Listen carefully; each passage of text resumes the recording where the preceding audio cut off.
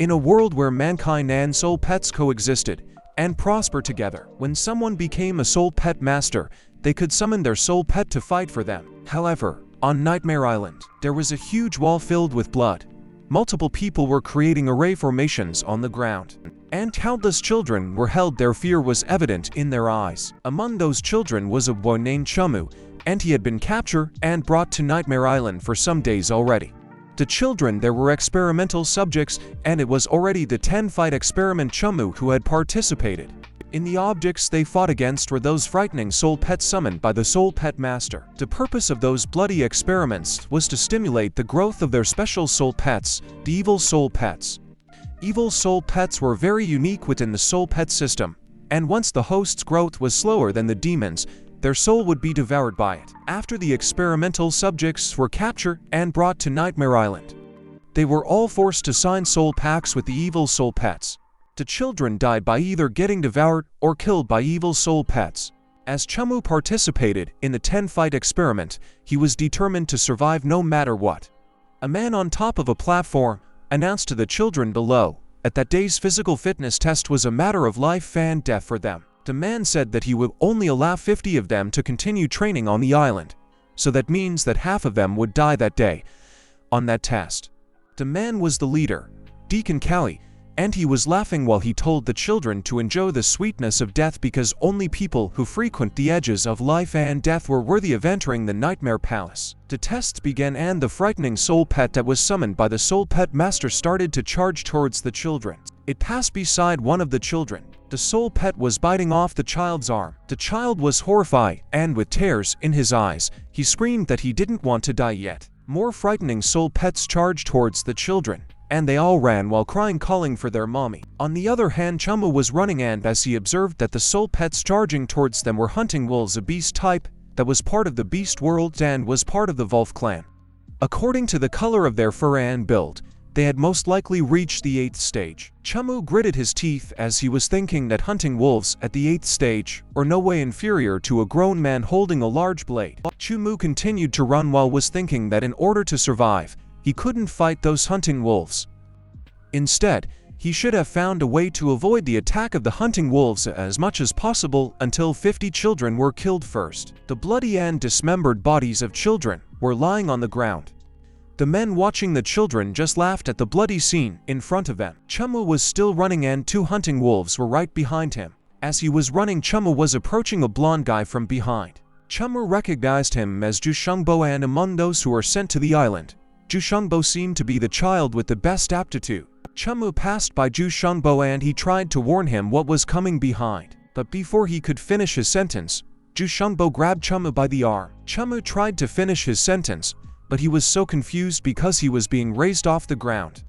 With an evil grin, Ju Shengbo threw Chumu towards one of the wolves. Chumu managed to touch the ground and use it to maneuver himself out of the hunting wolf's way. He tumbled on the ground, and the hunting wolf still had its eye on him.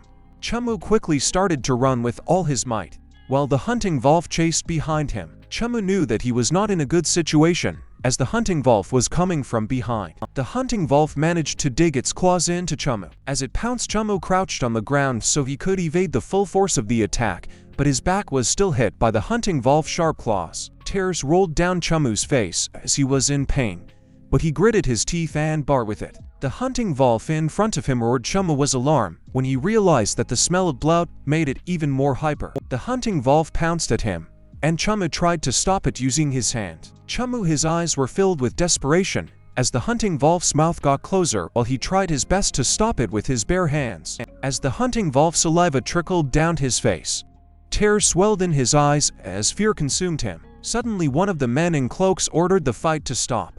Another man played his flute while he stood on a platform above the ground full of the children's tattered, lifeless bodies. Chumu started to stand up as the hunting wolf walked away from him. Cowie announced that there were currently 50 survivors left on the island, but it was only temporary because starting the next day, they could move independently around the island and were going to capture and sign a soul pact with soul pets to use as weapons in battle. Cowie said that the next bloody battle would soon begin. He ordered the children to return to their nests and feel happy about surviving. Cowie noticed Chumu, who was limping his way out, but Chumu lost consciousness and fell face first into the ground.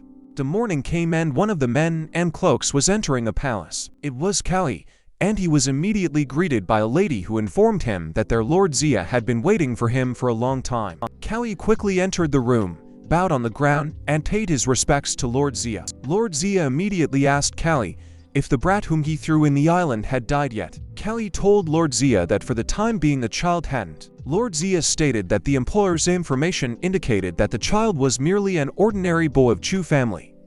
However, he was able to resist the draining effect of the white nightmare within him, and did not perish, which he found peculiar. Cowie suggested that he could dispatch the child on Lord Zia's behalf, allowing him to report back to his employer. Lord Zia advised him to leave the child be, as it appeared he still possessed some capability. He decided to let the child nurture his white nightmare first, as he was interested in seeing how long the child could endure. At the houses at the edge of a cliff, a few children were gathering around Chumu. Looking at Chumu's injuries, they wondered if he was dead. They said that he was bleeding so much that they were afraid he was not going to make it. Suddenly Duchen Mo arrived with a basin of water and told the other children to get out of the way. He threw the water at Chumu, who started coughing.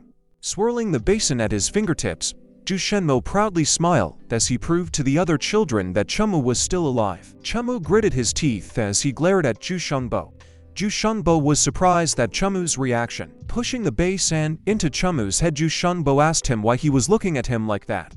Ju Shengbo pushed Chumu his head against the ground and told him that he might as well worry about the nightmare inside him if he had time to resent it.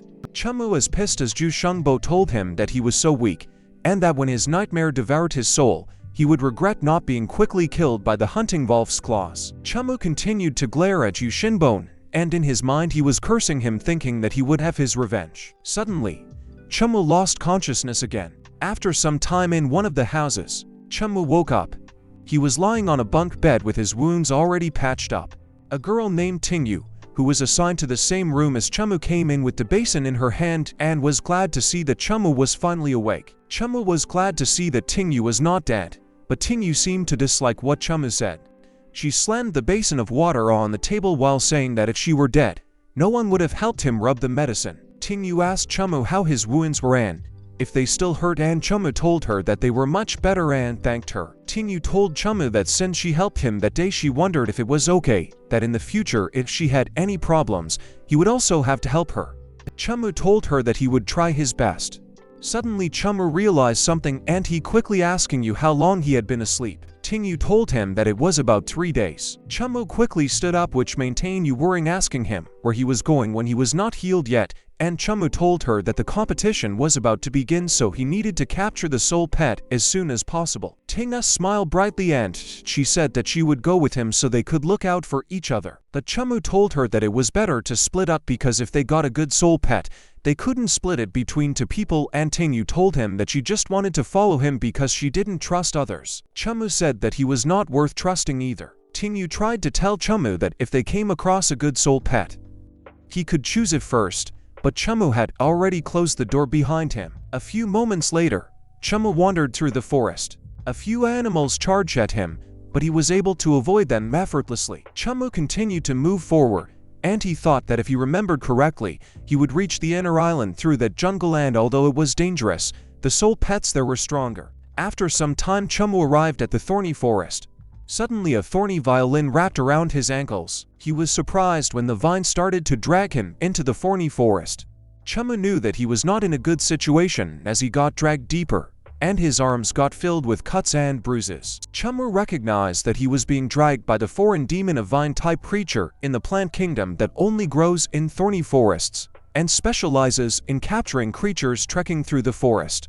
It was one of the more common carnivorous creatures of the plant kingdom. Chumu managed to cut the vine that was dragging him. He was able to break loose from the foreign demon's grip. Chumu started to travel carefully deeper into the thorny forest, but the thorn demon attacked him from behind with its thorny vine, breaking the thorns around Chumu. Chumu found it great as the foreign demon's attack actually helped him open up a path. Chumu continued to run while the thorny vine continued to chase him. The thorny vine was getting closer and was about to grab Chumu. Chumu continued to run without looking back and he screamed when he realized that he had jumped off a cliff, but he was able to evade the foreign demon's attack because of it. The cliff was high and Chumu was falling headfirst towards the trees below him. Chumu looked hopeless, but he realized that he was still alive because his clothes were snagged on a branch of a tree. But the branch broke, and he fell face down and into the ground. Chumu was lying down on the ground when he heard something move in the bushes. It was an animal with orange fur and sharp claws. Chumu was alarmed, and he quickly hid behind a tree while wielding his knife. Chumu was surprised when he saw a red cloud fox emerge from the bushes.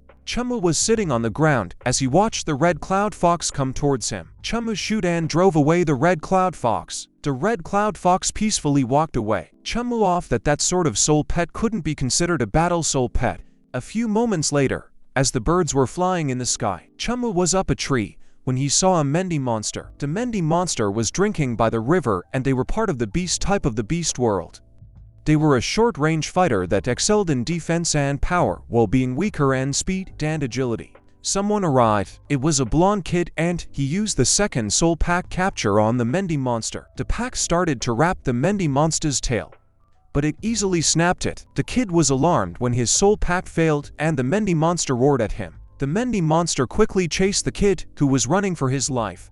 Meanwhile, Chumu, who was observing what happened, said that the kid was an idiot because if the soul pack failed, the soul pet would become enraged. Chumu decided that it would be better for him to do some preparation before making a soul pact with the soul pet. A few moments later, Chumu was creating a cage made of wood, and he hung it up the tree branch, placing a soul core fragment of soul pets, which many of the soul pets would feed on, under the wooden cage. Chumu was observing from a distance, and he said that the soul pet was attracted to the bait. A few hours had passed and the sun was beginning to set. Chumu said that half a day had passed, but there was not even a ghost in sight. Suddenly, a caterpillar fell on Chumu's head. It made its way to his hand, and Chumu just observed it. Its eyes twinkled, and it was drooling when it saw the food on Chumu's hand. Chumu intently looked at it. He decided to feed the caterpillar and he told us that he could go ahead and eat, but it must bring him good luck. Suddenly, there was a nose behind the bushes and Chumu was glad that finally something was coming. It was the red cloud fox from earlier and it was circling the soul core fragment that was on the ground.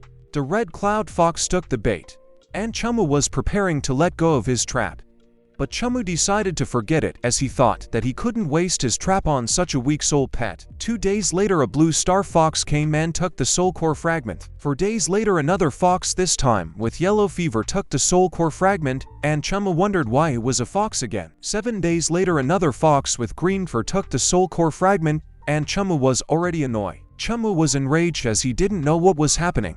He wondered if he bothered an entire fox's nest is there was another young fox. 10 days later, another fox was approaching the soul core fragment, and Chumu was already mad at that point. As the silver fox happily took the bait, Chumu decided to let go of his trap. But the silver fox was agile, and he quickly dodged the trap while carrying the soul core fragment in its mouth. Chumu was so enraged that he quickly chased the silver fox, calling it a bastard and telling it not to run. The caterpillar on Tumor's head decided to spew silk, which wrapped the silver fox's paws. The silver fox lay helplessly on the ground as its hind legs were bound by the caterpillar's silk. Chumu smiled, and he praised the caterpillar for doing a good job, as he didn't know it could spew silk, so it indeed brought him luck. Chumu smiled as he grabbed the fox by its legs and he said that it was time for him to get some meat. But suddenly Chumu noticed something. Chumu found it strange that the silver fox he caught also had a silver moon mark. Recalling the past few days, Chumu realized that it seemed that all the foxes he came across before had moon-shaped marks as well. But Chumu said that all the other foxes were all of a different species, so he wondered how it could be the same fox. But Chumu remembered that a book he read once described that in the realm of soul pets, there was a very rare situation called species mutation, and soul pets could use it to break through the shackles and mutate to a stronger species. Chumu realized that the silver fox in his hand had mutated multiple times in just a few days. Chumu said that a continuous mutation soul pet has unlimited potential. He quickly used the soul pact capture on the silver fox. Chumu was performing a soul pact with the silver fox, and he was looking at it intently. The silver fox was unwilling and the soul pact was broken and failed. Chamu got so mad that the silver fox dared to refuse him. Hitting the silver fox on the ground, Chamu said that the soul force in his body was full enough to attempt 9 more soul packs, so he would surely take it as his soul pet that day. A few hours passed and the sun was beginning to set. The silver fox was lying on the ground, and beside it was Chumu, who was cursing, saying that there was only 1 attempt left for the soul pact. Suddenly, the silk on the silver fox legs broke. It was smiling as it was already able to stand when Chumu noticed that. The silver fox quickly ran while Chumu was chasing behind it, telling it not to run away. The evening came and while catching his breath, Chumu cursed it, as he couldn't believe that he had to come into the foreign forest again. Suddenly, Chumu saw the silver fox get thrown into the air. The silver fox grated its teeth as it got slammed into the ground. Both Chumu and the silver fox were alarmed when the thorn demon's vines peeked out of the thorn forest. The thorny vines quickly attacked Chumu and the silver fox, but the 2 of them were able to dodge them. The thorn demon had also emerged from the thorn forest. It slammed its thorny vines into the ground, breaking some rocks into pieces. The thorn demon grabbed some rocks off the ground with its thorny vines. It simultaneously threw those rocks.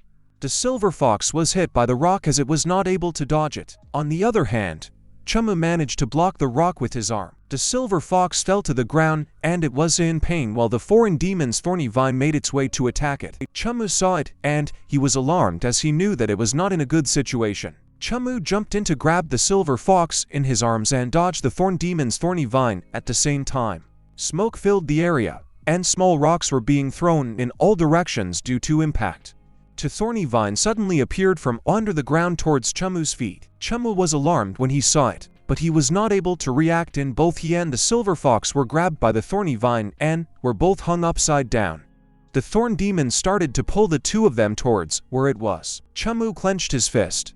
He opened it up and extended his hand to the silver fox, calling it little one and telling it that he knew that it didn't want to be captured by anyone, but it was currently too weak, so it was extremely hard to survive on the inner island. Chumu told the silver fox that it was eager to become strong, and he was someone who could help it stand at the very pinnacle of that world. Chumu used his soul pact capture on the silver fox and he told it to accept his soul pact.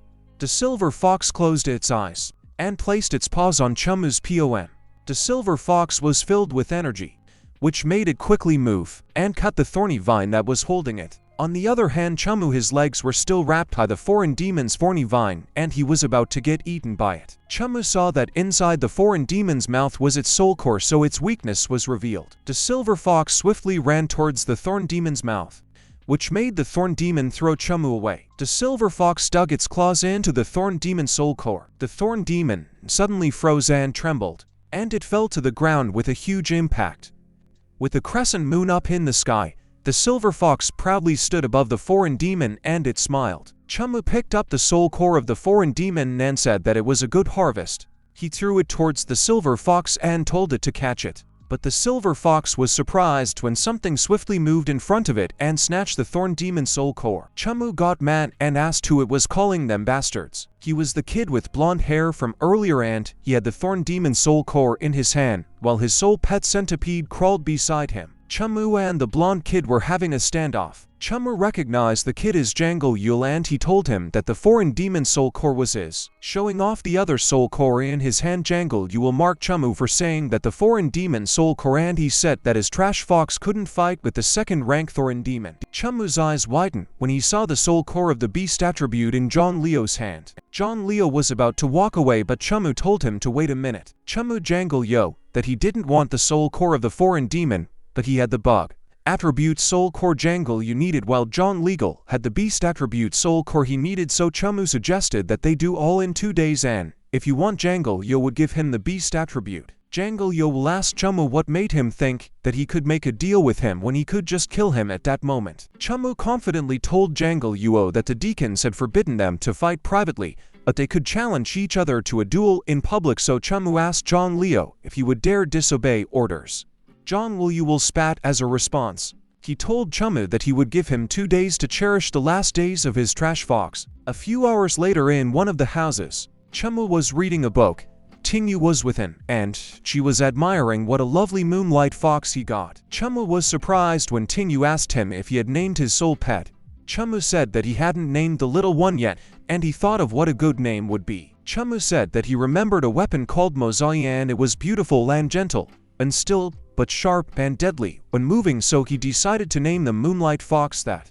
Mozai smiled, then Tingyu pointed out that Mozai seemed to like its name very much. Chamu continued to read the book he was reading. He was reading the details of the Moonlight Fox. And his Chamu closed the book. He looked disappointed, saying that the book said that Moonlight Foxes were low level with practically no techniques, and of those techniques, only 2 or 3 were used for attacking, so he asked how worse it could get. Tingyu asked Chamu if he was sure he wanted to use Mozai to challenge Zhang Luo all centipede, and Chamu confidently said yes. Tingyu reminded Chamu that if Mozai claws couldn't tear through the centipede's fleshy armor, it would be dangerous. Chamu stretched as he said that it was the reason why for the next 2 days he was going to train Mozai. Tingyu blushed this she asked Chamu if he wanted her to join him tomorrow. But Tingyu was disappointed when she saw that Chamu was already fast asleep. Tingyu said that she didn't know what Chamu was thinking when he chose such a weak Moonlight Fox, that as she stared at Mozai, her eyes turned to hearts and she started drooling, saying that Mozai was really cute. The next day Chamu went into the forest with Mozai. Standing in front of a tree, Chamu told Mozai that his speed was already fine, so they would start training Mozai his attack power. Chamu ordered Mozai to use the claw attack on the tree. Mozai did as it was told and used its attack on the tree. But as it finished delivering the claw attack, there was not much damage to the tree. Chamu made a facepalm, but he ordered Mozai to continue. Mozai continued to attack the tree from all angles and directions. In the process, Mozai paws got injured, and it started to complain at Chamu. Chamu furrowed his brows as he looked at Mozai. He knelt and marked the tree with his knife.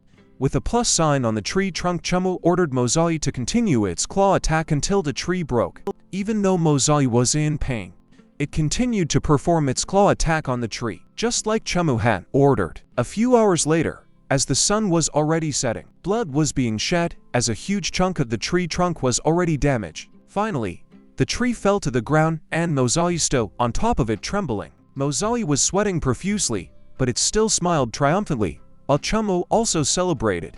Chamu told Mozai to go back to the soul pet space to get some rest. Chamu absorbed Mozai because a soul pet master has a separate soul pet space after signing a soul pact with a soul pet, and the soul pet's physical strength and body would recover faster in the soul pet space than in the outside world. Chamu looked at the mountain ahead and said that he was heard that there were some good herbs on the mountain, so he wondered if he could find them.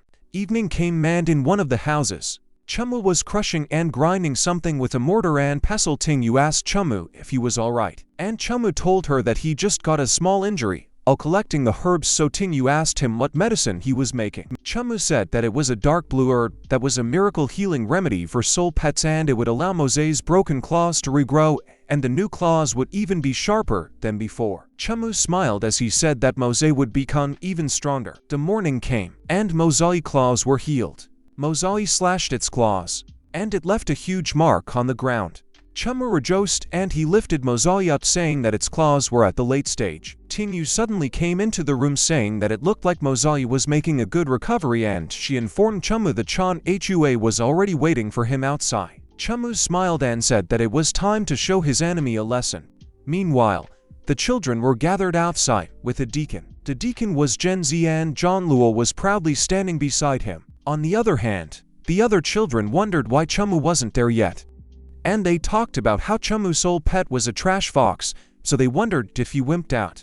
Suddenly one of the children said that Chamu who had arrived. It seemed that it was a friend of Zhang Luo, as Zhang Luo will told him not to worry because with just Chamu's trashy fox, he would take Chamu down within 3 moves. Meanwhile, as Chamu and Tingyu made their way towards the crowd, Tingyu noticed something. She'd whispered to Chamu that the long-haired person opposite them seemed to be juking, and she heard that his soul pet was a scaled snake, which was a high-ranking soul pet that ranked 6th. Gen Z closed the book that he was reading, and he announced that anyone who had nothing to do with the duel should stay away. Chamu and Zhang Luo all stood in front of each other while Gen Z was by their side signaling the start of the fight. Zhang Luo and Chamu immediately summoned their soul pets. As Mosi faced the centipede, Gen Z announced that the duel had begun. Zhang Luo immediately attacked with the tail of his centipede, and Chamu warned Mozai to watch out. Mozai was able to dodge the centipede's attack effortlessly. Chamu ordered Mozai to run around the centipede in circles, which Mozai obeyed. Mozai started to attack the centipede with its claws,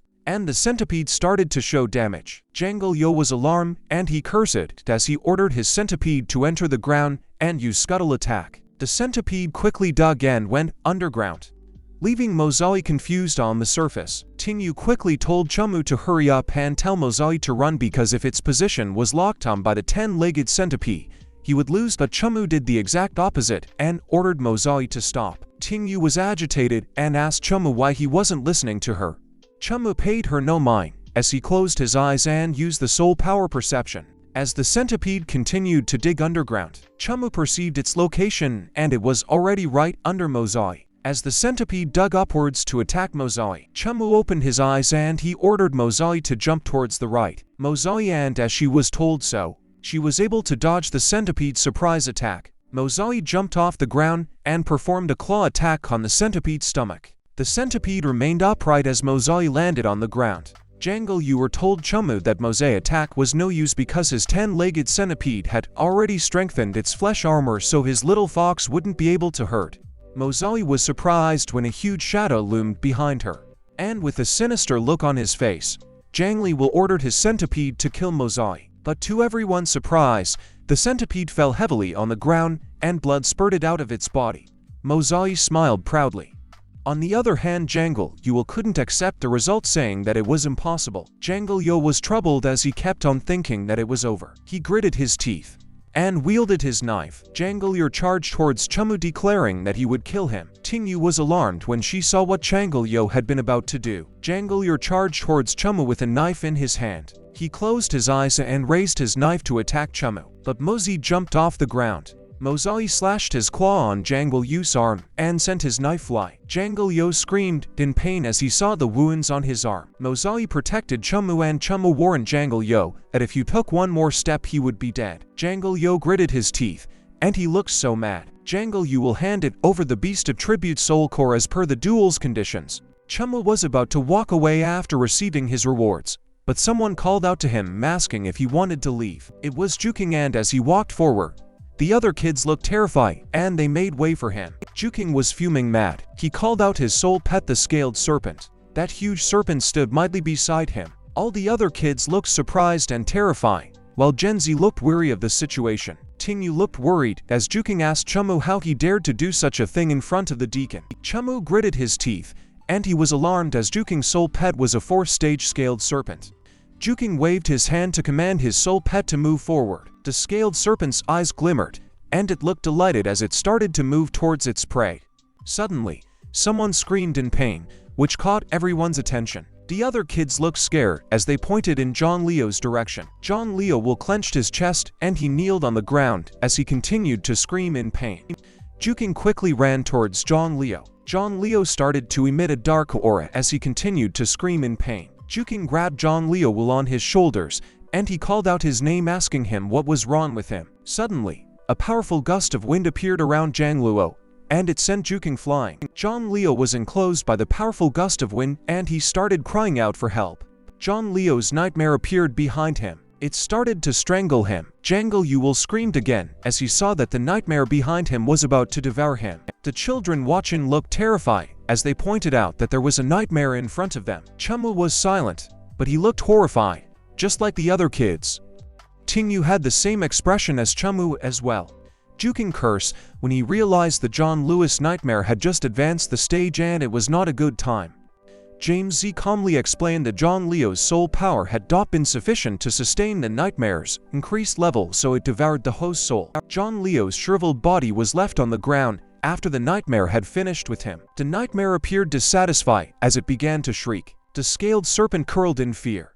Mozoi also trembled in fear. The other kids started to cry, wondering if they would die there too. Suddenly, Genzi took a step forward toward the nightmare with a golden plate in his hand, startling everyone, including the nightmare. Genzi started to chant an incantation to capture the nightmare. The golden plate in his hand emitted an aura. The nightmare began to be sucked into it.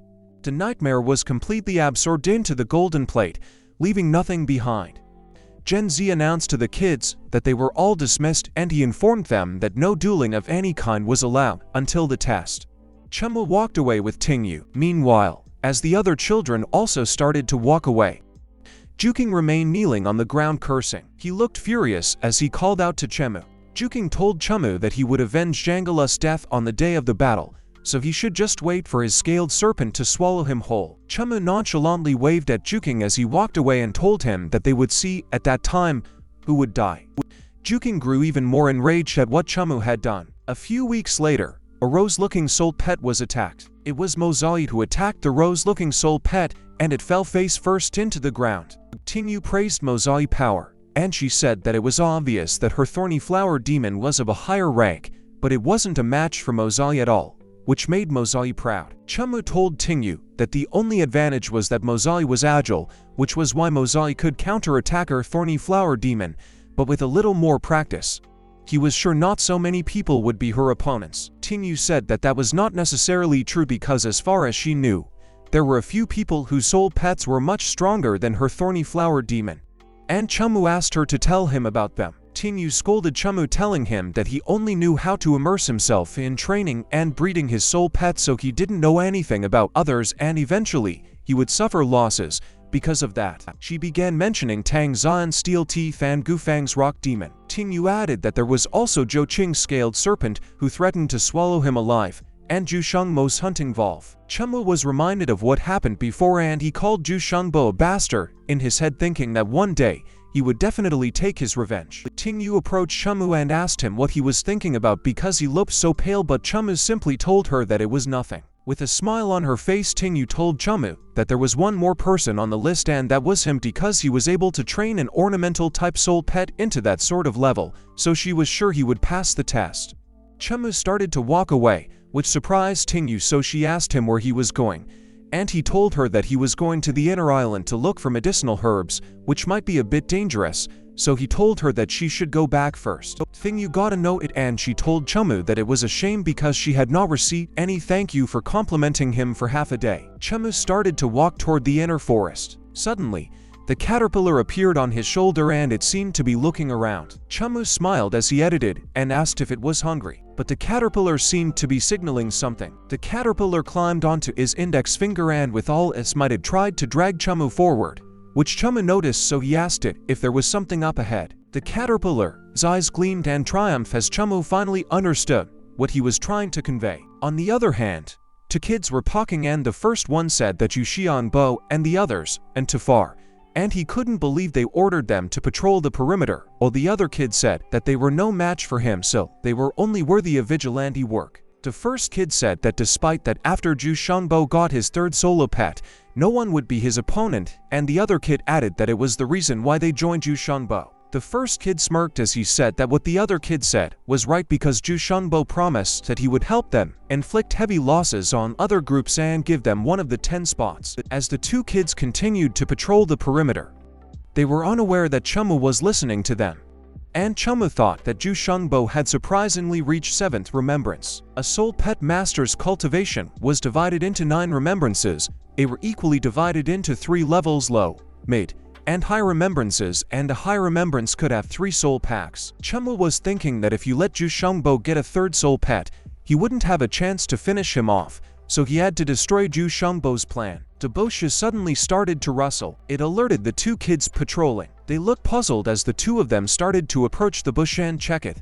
Suddenly something jumped out of the bushes, and the other kid looked horrified as he caught a glimpse of Mozoi's tail. He was startled when he saw the first kid falling to the ground with a huge wound on his torso, and he said that someone had just passed them. Chamu appeared in front of him, and he was surprised. The kid was in a panic, and he immediately summoned his rock monster. The rock monster, which was a medium-ranking rock monster species of the elemental kingdom, appeared, and it looked like a humanoid standing 1.3 meters tall with a strong bill and particularly bulky arms. He quickly jumped off the ground and lunged forward to attack. Chamu managed to dodge the rock monster's attack.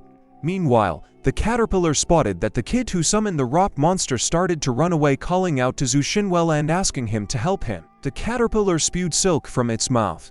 He covered the kid's mouth, and he could no longer ask for help.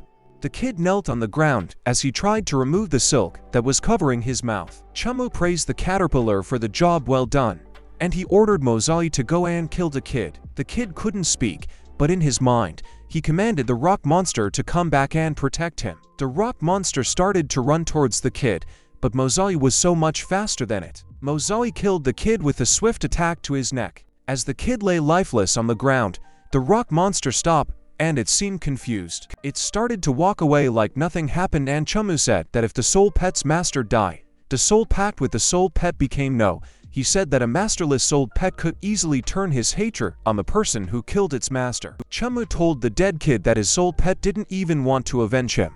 So it seemed that there was no affection between the two of them. Chamu asked the caterpillar if he could find out what other people were doing. The caterpillar quickly moved. Chamu thought that he was such a reliable scout. A few moments later, the caterpillar was on the move, and Du Shenbo, who was with two other kids, wondered what the sound he was hearing was.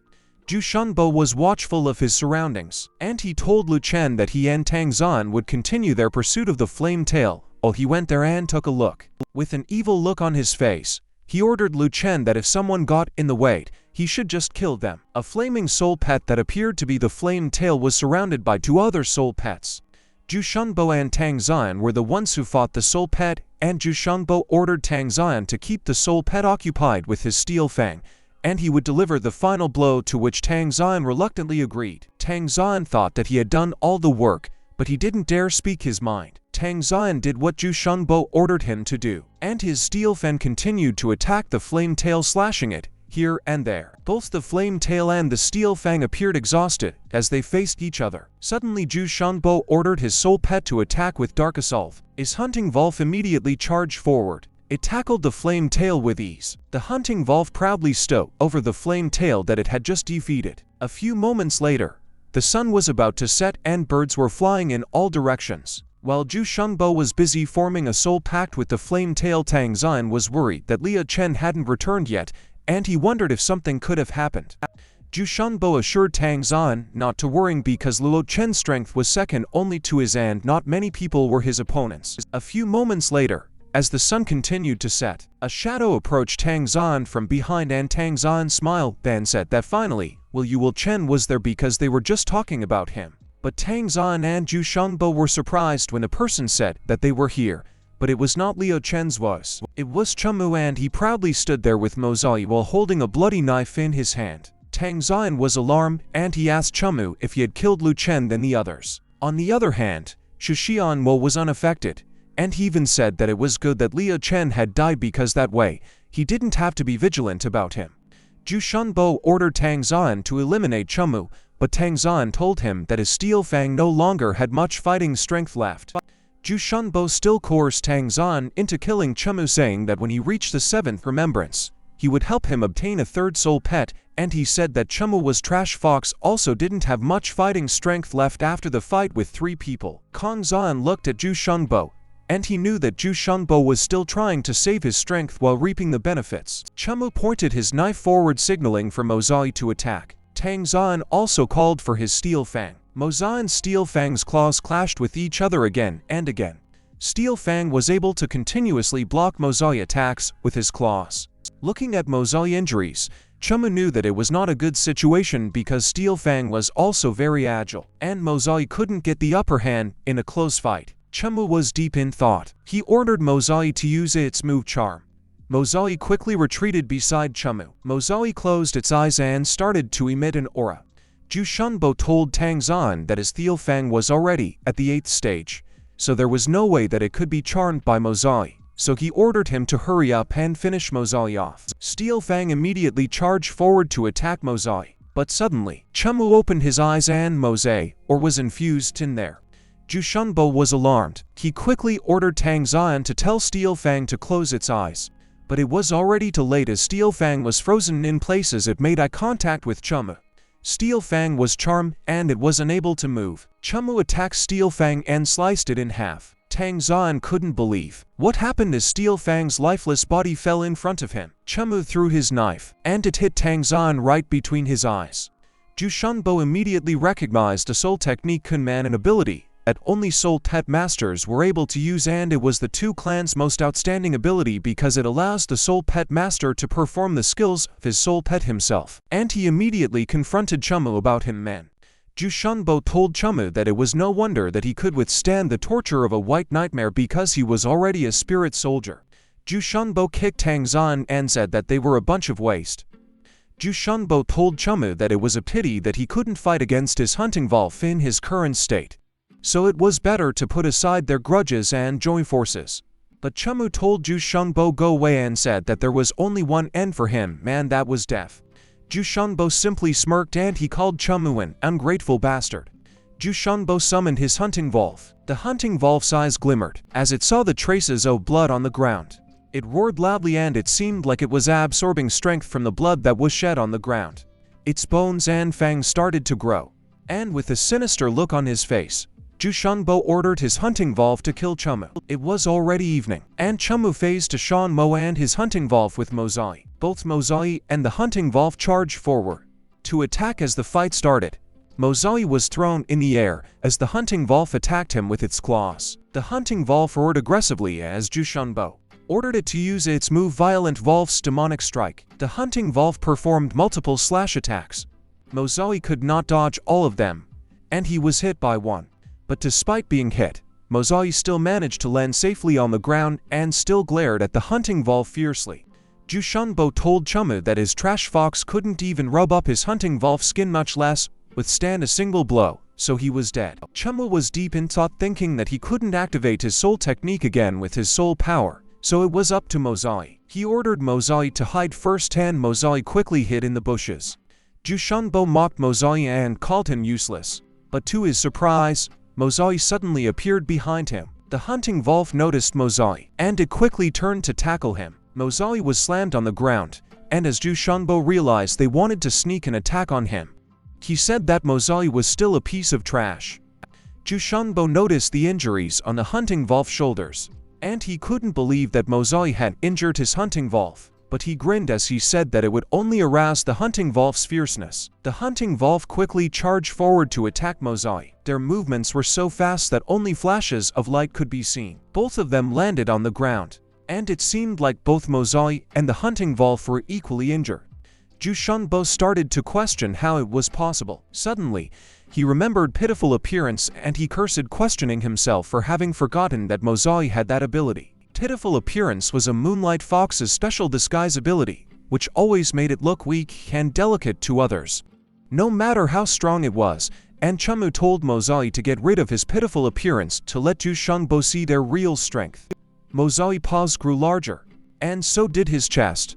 Although he still had that pretty appearance, his size was bigger and he was emitting a great deal of aura.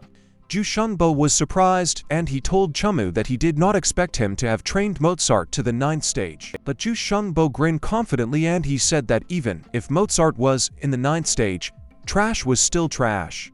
He smiled sinisterly as he ordered his hunting wolf to go into bloodthirsty research mode. The hunting wolf began releasing a huge amount of aura. Mozai was alarmed. The hunting wolf could move so quickly that it was suddenly beside Mozai and attacked him, but Mozai could still dodge the attack. Chumu was alarmed when the hunting wolf's attention was directed towards him. He sweated profusely as he realized that he was not in a good position. But before he could react, the hunting wolf had already pounced on him, slamming him into the ground. Chu Mu told Chumu to go to hell, while the hunting wolf was on top of him. Chumu looked up at the sky. He was looking intensely at the crescent moon. Chumu told Mozai to use his move Moonlight Charm. The hunting wolf sent something and it looked behind. The huge slashing aura was coming towards the hunting wolf, and before it could react, its head was sliced off its body. The lifeless hunting wolf collapsed on the ground. Chu Mu looked terrified, and he couldn't believe it as he remembered the moon essence, a Moonlight Fox's species ability that only works under the moonlight. It not only improved the fighting strength and recovery, other attributes would also be improved as well. Chu Mu quickly ran away. Chumu quickly ordered Mozai kills Yuxianbo. The scream could be heard in the forest. That sent the birds flying in turmoil. Chumu thanked Mozai for his hard work and both of them seemed happy. He called Mozai back into the soul pet space and told him to get some rest. Suddenly Chumu, his chest throbbed. He grabbed his chest as he was in pain, and he knew that he was not in a good situation. A nightmare appeared behind Chumu as he knelt on the ground due to pain. He was sweating profusely as he bore with the pain when he realized that the white nightmare had appeared. The white nightmare shrieked. Chumu cursed saying that the White Nightmare came at a time when he was already weak, and that the White Nightmare was already strangling him and trying to devour him. Chumu started to meditate, and he tried to calm himself down to think of a way, and he thought that it might not be too late to enter a state of meditation to cultivate and speed up his soul power recovery. The White Nightmare shrieked again and strangled him more to absorb more soul power from him. Chumu called the White Nightmare a bastard and asked for it to give him a break, saying that if it wouldn't let him quietly cultivate, there was no way he could give him soul power. The Nightmare was taken aback for a bit, and it continued to suck up Chumu's soul power. Chumu trembled as he continued to meditate, while he kept telling himself that he could do it and he would not die there because he had to survive his current situation.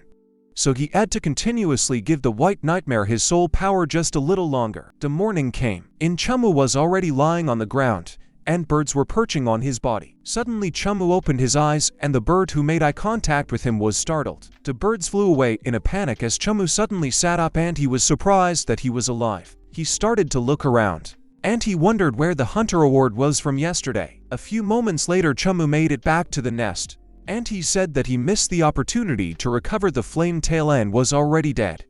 But he really did not expect to get a precious fire attribute soul crystal from it. He was thinking that after a few days, when Mozai injury recovers, he will give the fire attribute soul crystal to Mozai, and Mozai will be a fiery Moonlight Fox as a result. Chumu happily hopped away, and the kids he passed by were confused by his behavior. On the other hand, at the Nightmare Palace, someone was reporting to Cowie that something bad had happened.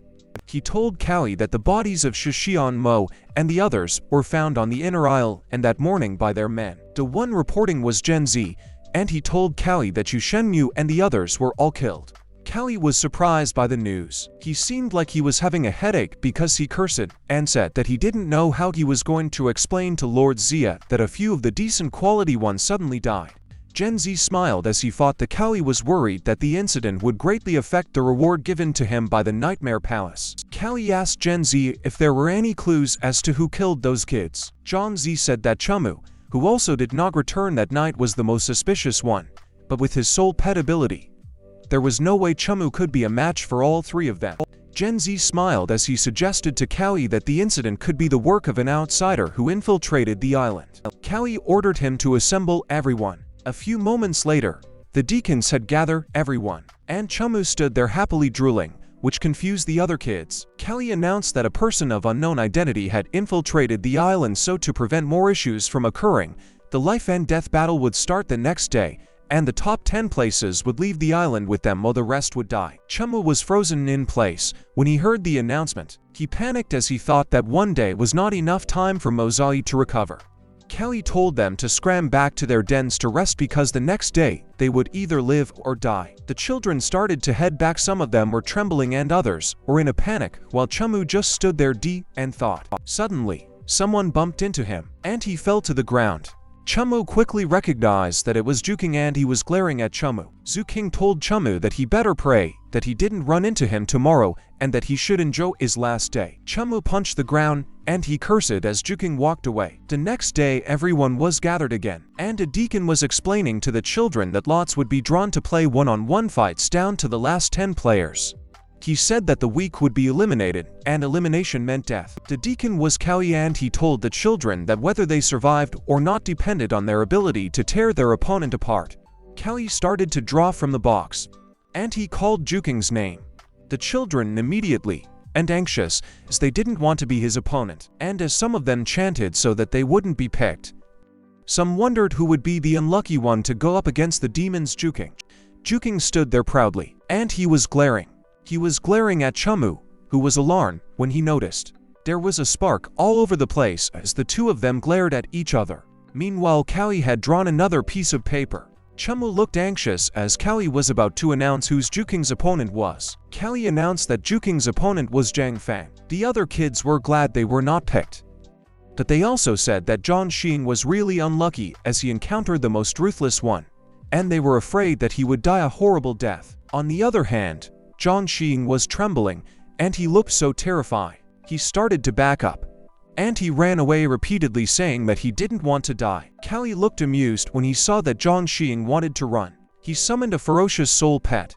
It chased after Zhang Xing, and in a flash Zhang Xing died, as he was slammed by the beast into the ground and was lying in a pool of his own blood. Cowie warned anyone who dared to run away again. He gestured his hand at Zhang Fei Xian, who was being devoured by his soul pet, and said that their fate would be just like his. The children fell silent and they all looked terrified. Juking smiled when Cowie told him to get out of there because his opponent was dead, so he counted it as a victory. He purposely bumped into Chumu and told him that he was quite lucky because he didn't run into him that day. Chumu said nothing, but he clenched his fist as he looked at Juking walk away. The battle continued, and in the 5th round Cowie announced that Lanyu won, and he told him that he could get lost to his place to rest. On the next fight, Chenjua won and Cowie told him to leave, saying that wounded people like him would definitely lose the next day. The other children pleaded with Cowie to give them another chance, as he ordered the other deacons to take the losers and feed them to the wolves. Cowie drew the next group to face off. He read the paper in his hand and called Chumu. Chumu quickly turned his head to look at his opponent when Cowie announced that it was hung down. Chumu looked at a red-haired girl who was talking to Tingyu. The red-haired girl was hung down, and she was telling Tingyu that it turned out that her opponent was Chumu. Tingyu looked worried, but she did not say anything. Han Den apologized to Tingyu, and she said that she was afraid that her roommate was about to change. Tingyu said nothing and she looked away. Suddenly she looked at Han Den again, and she told her that she was afraid that she was the one who would be eliminated. Tingyu just looked at Han Den as she walked away. She let out a heavy sigh. Meanwhile, Han Den and Chumu are facing off against each other. Han Den smiled as she told Chumu that she knew his soul pet was a low-ranking Moonlight Fox and that he was lucky to have survived that long. Chumu did not say anything and he simply looked at Hong Kong with an uninterested look on his face. Han Den told Chumu not to blame her for being merciless because she was also doing it to survive. Han Den started to summon her soul pet. She smiled sinisterly, while Chumu looked at her attentively. Without hesitation, Chumu quickly threw something at her. It was his knife and Han Den was so surprised as it pierced her throat. Han Den collapsed on the ground and the fight quickly ended. The other children couldn't believe what they saw, and they asked what sort of battle it was. The deacons quickly turned to ask Cowie what they should do in that situation. Cowie clapped as he praised Chumu for seeing the opponent's weakness and striking without hesitation. And he said that Chumu was much colder and shrewder than he looked. He said that unfortunately, that trick wouldn't work again and the others were bound to be on guard. And just as Cowie said, every child Chumu passed by was on guard, and they were trembling. Unbeknownst to them, Chumu was also nervous, and he was glad that it was a quick battle because it finally bought Mozai a little recovery time. As Chumu passed by Tingyu, she looked at him with worrying in her eyes, and she thought that Chumu was the scariest as everyone was deceived by his appearances. The next day, everyone gathered again for the life and death battle. The children looked alert and determined. Chumu glanced over at Juking, who was looking at him, as he thought that Mozai had only recovered above 50% in one night. Cowie announced that it was the day of the final battle, saying that the one who survived got to leave the island, and he signaled the start of the battle. A few moments later, the last battle was Chumu versus G7. G7 looked confident, and he told Chumu that his manly monster would smash his little fox. But Tingyu, who was watching the battle, said that it was another tragedy. And the girl behind her smiled, as she wondered if Tingyu had a crush on Chumu because she trusted him so much. The battle started, and Ji-sen quickly summoned his man the monster. Chumu also summoned Mozai. Mozai's legs still had injuries, and Tingyu pointed out that Mozai's fighting strength seemed not to have recovered yet, so it was still in a weak state. Upon hearing what she said, the girl beside her said that if Mozai was in a weak state, he would definitely lose. But Tingyu told her that it was not necessarily true. Meanwhile, in the battle, the manly monster had charged forward to attack Mozai. Mozai was able to dodge it and land behind the manly monster. The manly monster quickly turned to attack Mozai, and Mozai was able to dodge it again by jumping in the air. One of the children watching was in awe that the Moonlight Fox was so flexible, and another child said that Mozai was very good at finding his opponent's weakness. Suddenly, the manly monster had lost sight of Mozai and was unaware that Mozai was just right behind it. Ji-sen was alarmed, so he quickly told his man the monster that Mozai was right behind, instructing it to turn around while calling in an idiot. As the manly monster was about to attack Mozai again, Mozai circled around the manly monster at such tremendous speed that the manly monster was having a hard time catching up. Ji-sen was now worried, and so he urged his man the monster to immediately attack. On the other hand, Chumu smirked as he thought that the manly monster was being harassed to the point of exhaustion, so this was the time when it was at its weakest. Moos immediately uses his move charm. The Mandy monster suddenly freezes, and it goes into a trance. Ji-sen is distressed when he realizes that his Mandy monster is hypnotized. He calls his Mandy monster an idiot again and orders it to hurry up and wake up immediately. At that moment, Chumu orders Mozai to get rid of the Mandy monster.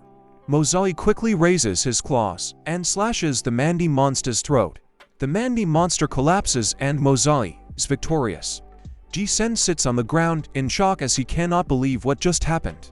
The deacons drag him out of the arena. Cowie claps his hands saying that the battle was very good, and he announces that the 11 people left behind were the winners. But he smiles sinisterly and reminds everyone that the island rules were that only 10 people could live. The children are startled and they look at each other. Someone clenches their fist. It is Juking, and he quickly raises his hand, telling Cowie that the other day his opponent was killed by him, so he doesn't have to fight around. He says that he is willing to fight Chamu and whoever loses would be eliminated. Juking smirks as he thinks that Mozai was wounded and had just been through a battle, so Chamu couldn't fight him. Cowie laughs, telling Juking that it was a good suggestion, and as he asks Chamu what he thinks, Chamu seems agitated. Chamu looks determined, and he says that since Juking was that eager to die, he would grant him that wish. Juking smiled sinisterly at Chamu while Chamu glared at him. Cowie laughed as he said that it was go, and he told Juking and Chamu that it would be up to the two of them to decide victory or defeat. Juking and Chamu stood in front of each other and Cowie signaled that the battle had begun. Jo Ching immediately summoned his scaled serpent. On the other hand, Chamu summoned Mozai. Juking immediately ordered his scaled serpent to eat Mozai, calling him a trash fox. Mozai quickly jumped off the ground and attacked the scaled serpent on its belly. But as Mozai landed on the ground, he was surprised when the scaled serpent's tail was already beside him. Chamu quickly told Mozai to fight from a further distance and not give the scaled serpent a chance to constrict him. Surely enough, just as Mozai jumped away from the scaled serpent, its tail wrapped around so Mozai wasn't caught in it. The scaled serpent quickly used its sharp tail to attack Mozai, and Mozai was able to dodge it by jumping off the ground. Mozai landed on the ground, and he quickly hopped away from the scaled serpent. Juking ordered his scaled serpent to use its move, Poison Splash. The scaled serpent did what it was told, and it spewed out a blob of sticky green liquid. Chamu and Mozai were both able to dodge it, and the poison hit the ground. Unfortunately, the liquid splashed into Mozai's tail, injuring him, and he groaned in pain. While Mozai was distracted by the pain, the scaled serpent took the chance to jump and pounced towards Mozai. Mozai was still able to dodge that attack. Mozai countered by slashing the scaled serpent on its belly. As Mozai jumped away from the scaled serpent, he was startled that he was coming in Chumu direction, and Chumu was also surprised. Mozai landed onto Moos' shoulders, and he was wincing in pain as his claws were damaged. The scaled serpent smiled proudly as it showed off its unscathed body, and Juking said that Mozai had a laughable ripping claw because it simply couldn't break apart his scaled serpent's defense. Juking ordered his scaled serpent to stop playing games with Mozai and to hurry up and finish Mozai off. Juking ordered his scaled serpent to unleash its move, Vicious Devour, and the scaled serpent immediately released its aura, which formed into a greater image of it. One of the children recognized the Vicious Devour, and he said that Chumu was going to die because people and soul pets were devoured by it. Their skin was bitten apart before the overarching venom poured inside, causing their bodies to ulcerate. Tingyu got worried and she told Chamu to run, but Chamu was still calm, and he smiled at Mozai. He told him that it was time to use his new skills. Mozai hopped off Chamu immediately and he faced the scaled serpent with determination in his eyes. He looked back at Chamu and grinned. Mozai emitted a blue aura, which shrouded him as he charged forward.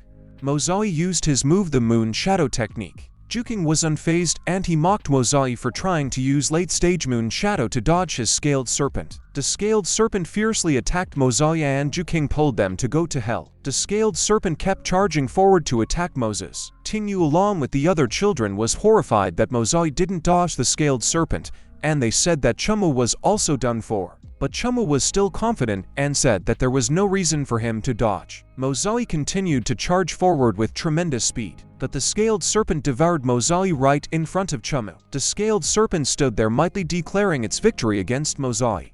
Juking confidently ordered his scaled serpent to send Chumu to reunite with his Moonlight Fox, but to his surprise, the aura of his scaled serpent started to dissipate.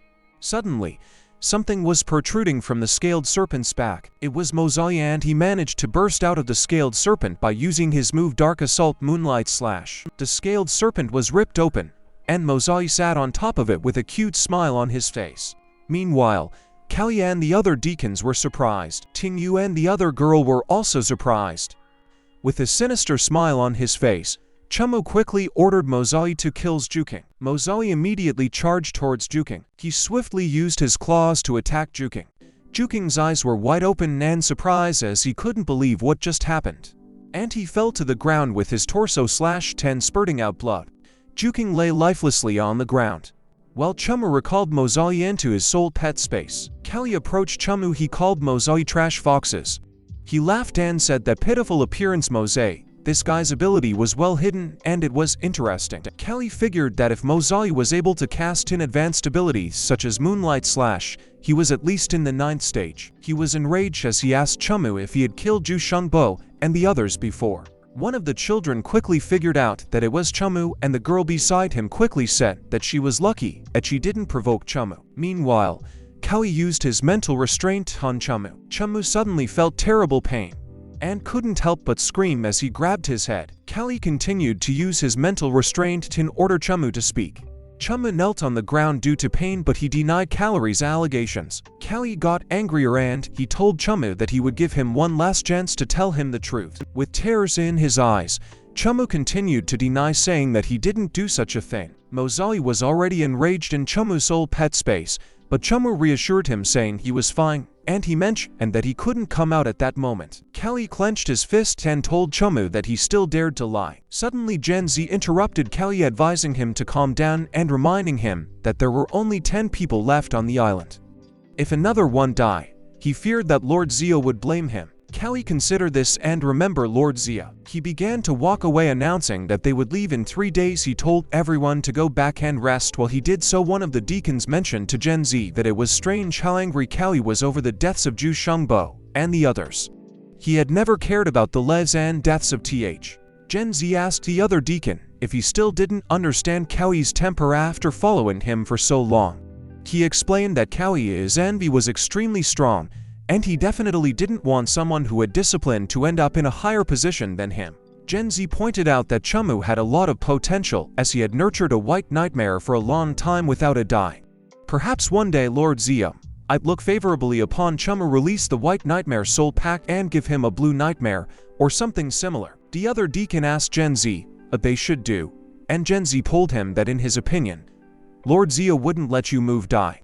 He believed there was a high chance of him receiving a high-ranking position in the Nightmare Palace in the future. The other deacon realized that if Cowie tried to kill Chumu, they should protect him and find a chance to report it to Lord Zia, so that Cowie would be eliminated and they would be promoted. They both laughed together. A few hours later, evening came and the crescent moon was up in the sky. Chumu sat by the edge of a cliff, giving a golden and red soul core to Mozai. It was the fire attribute soul core and the beast attribute soul core. Chumu believed that these attributes could significantly enhance Mozai's combat ability, and that he should prepare for the next racial mutation in advance. Chumu thought that the possibility of Mozai transforming into a powerful 9-tailed demon fox would be greatly increased, while the probability of changing into a weaker race could also be reduced.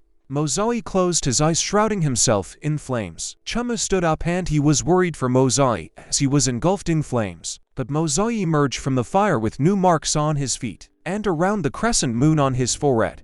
Mozai stood there mightily as he was shrouded in a powerful aura. Chumu grabbed Mozai, and he was so happy as he told Mozai that he evolved to the 2nd stage. While Chumu celebrated, something rustled in the trees behind him, so he quickly asked who it was and demanded that they come out. A red symbol that looked like an eye emerged from the trees.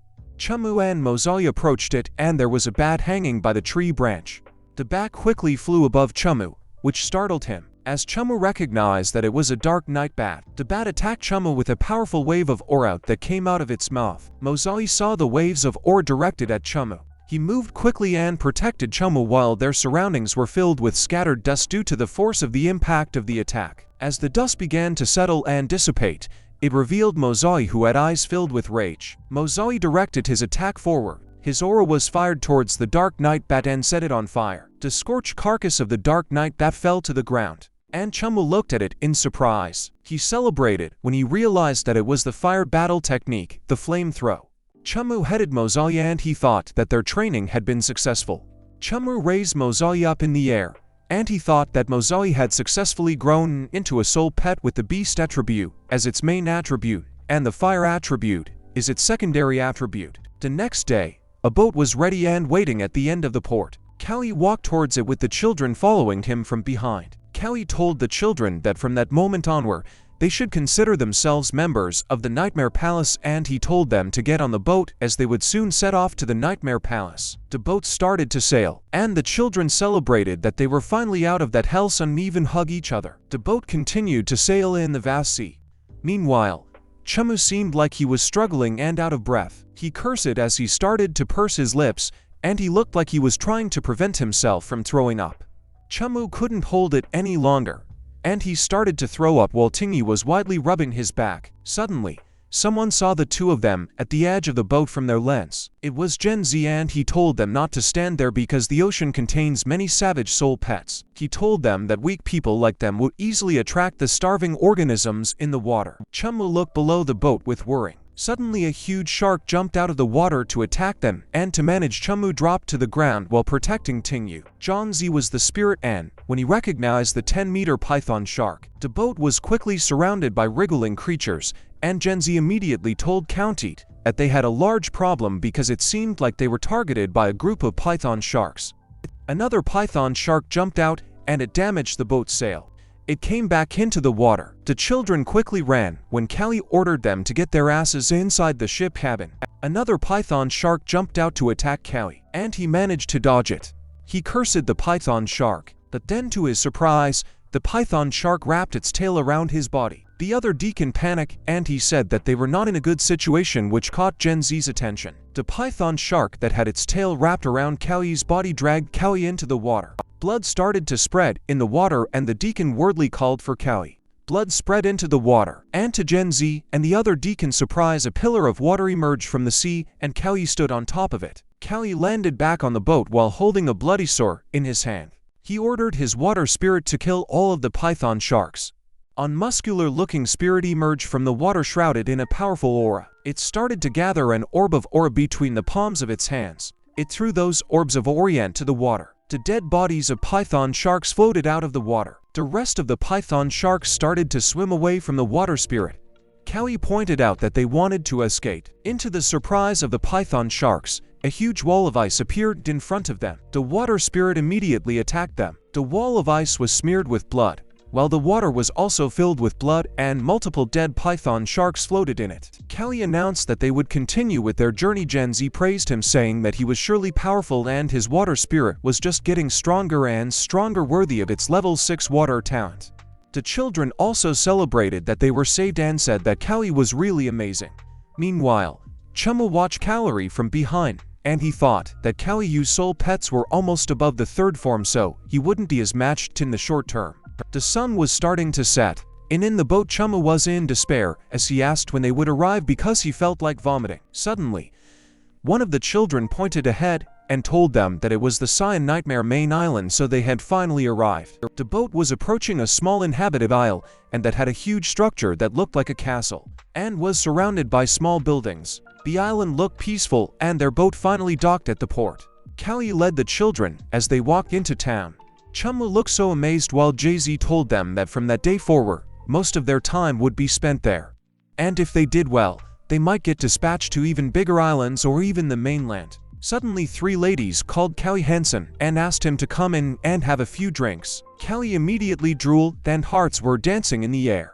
He told Gen Z that the rest was up to him, and Gen Z agreed. Cowie immediately buried his face in the bosom of one of the ladies, and Gen Z got annoyed by it. Gen Z continued to lead the children and told them they were currently the lowest of servants. In a few days, he would bring them into the Nightmare Palace to let them fight against members of other islands. He informed them that jobs and responsibilities would be assigned according to their strength. Chumu was taken by surprise when Gen Z glanced at him while saying that he hoped that one of them would achieve a higher rank. Chumu was speechless. A few moments later, they arrived at a small house, and Genzi told them it was their new residence, and each of them could have a single room. He assigned Go Fen as the team leader responsible for coordinating everyone. Genzi distributed gold coins and told the children that each of them would receive a gold coin to buy necessary supplies. Chamu smiled as he looked at the gold coin and said that Mozai needed development.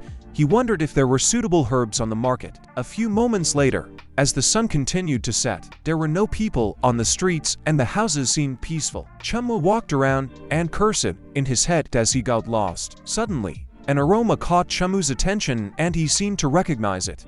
The aroma was coming from a store, and Chamu followed it inside. An old man was concocting something behind the counter and asked Chamu what he needed without looking at him. Chamu asked the old man if he had any heavenly blue grass. The old man quickly became friendly and told Chamu that they had it and one plant would cost 2 gold coins. Chamu felt ashamed and speechless as he looked at the single gold coin in his hand. The old man's attitude immediately changed when he saw that Chamu only had 1 gold coin and told him that he was a poor child. The old man told Chamu that if he didn't have money, he should find another place. Chamu rummaged through his pockets, and as he showed the old man the soul cores, he asked him how much those were worth.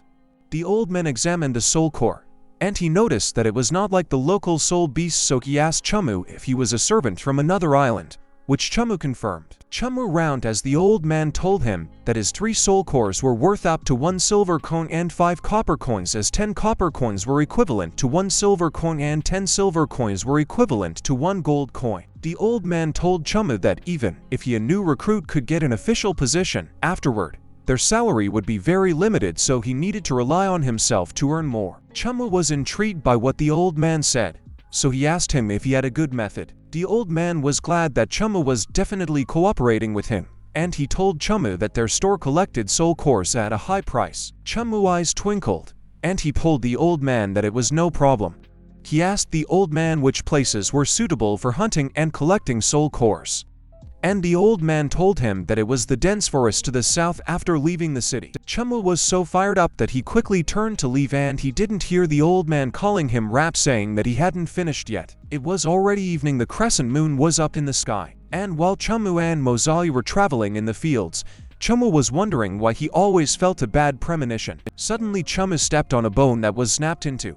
Multiple glowing eyes and huge silhouettes suddenly appear in front of Chamu and Mozai. On the other hand, in one of the houses, 2 people were having a toast.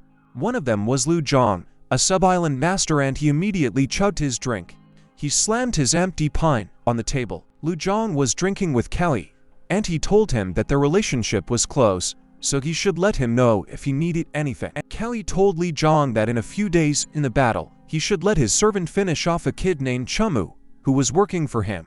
Cowie was enraged and he called Chumu the son of a bitch, saying that he killed 3 of his servants who should have survived. Lu Zhang was surprised when he heard that Cowie mentioned and that Chamu killed 3 servants. Cowie patted him on the shoulder and told him not to worry because Chumu's soul pet was a Moonlight Fox. Lu Zheng told Cowie not to worry because he would tell his servants to take care of Chamu. The 2 of them continued to celebrate as the night went on. A few days later at the store, the old man was drinking from his cup as he thought that 2 days had passed, and Chamu hadn't come back yet, so he was afraid. But before he could finish his thoughts, someone arrived at the door. The old man was surprised, as it was Chamu, and even though his clothes were tattered and he had wounds all over, he stood there triumphantly. Chamu placed the bag on the table, and he asked the old man to settle the bill. A lot of soul cores were inside the bag, and the old man was surprised that Chamu had brought back so much from that forest alive. The old man counted 31st grade soul cores, which cost 2 gold coins, 10 second grade soul cores,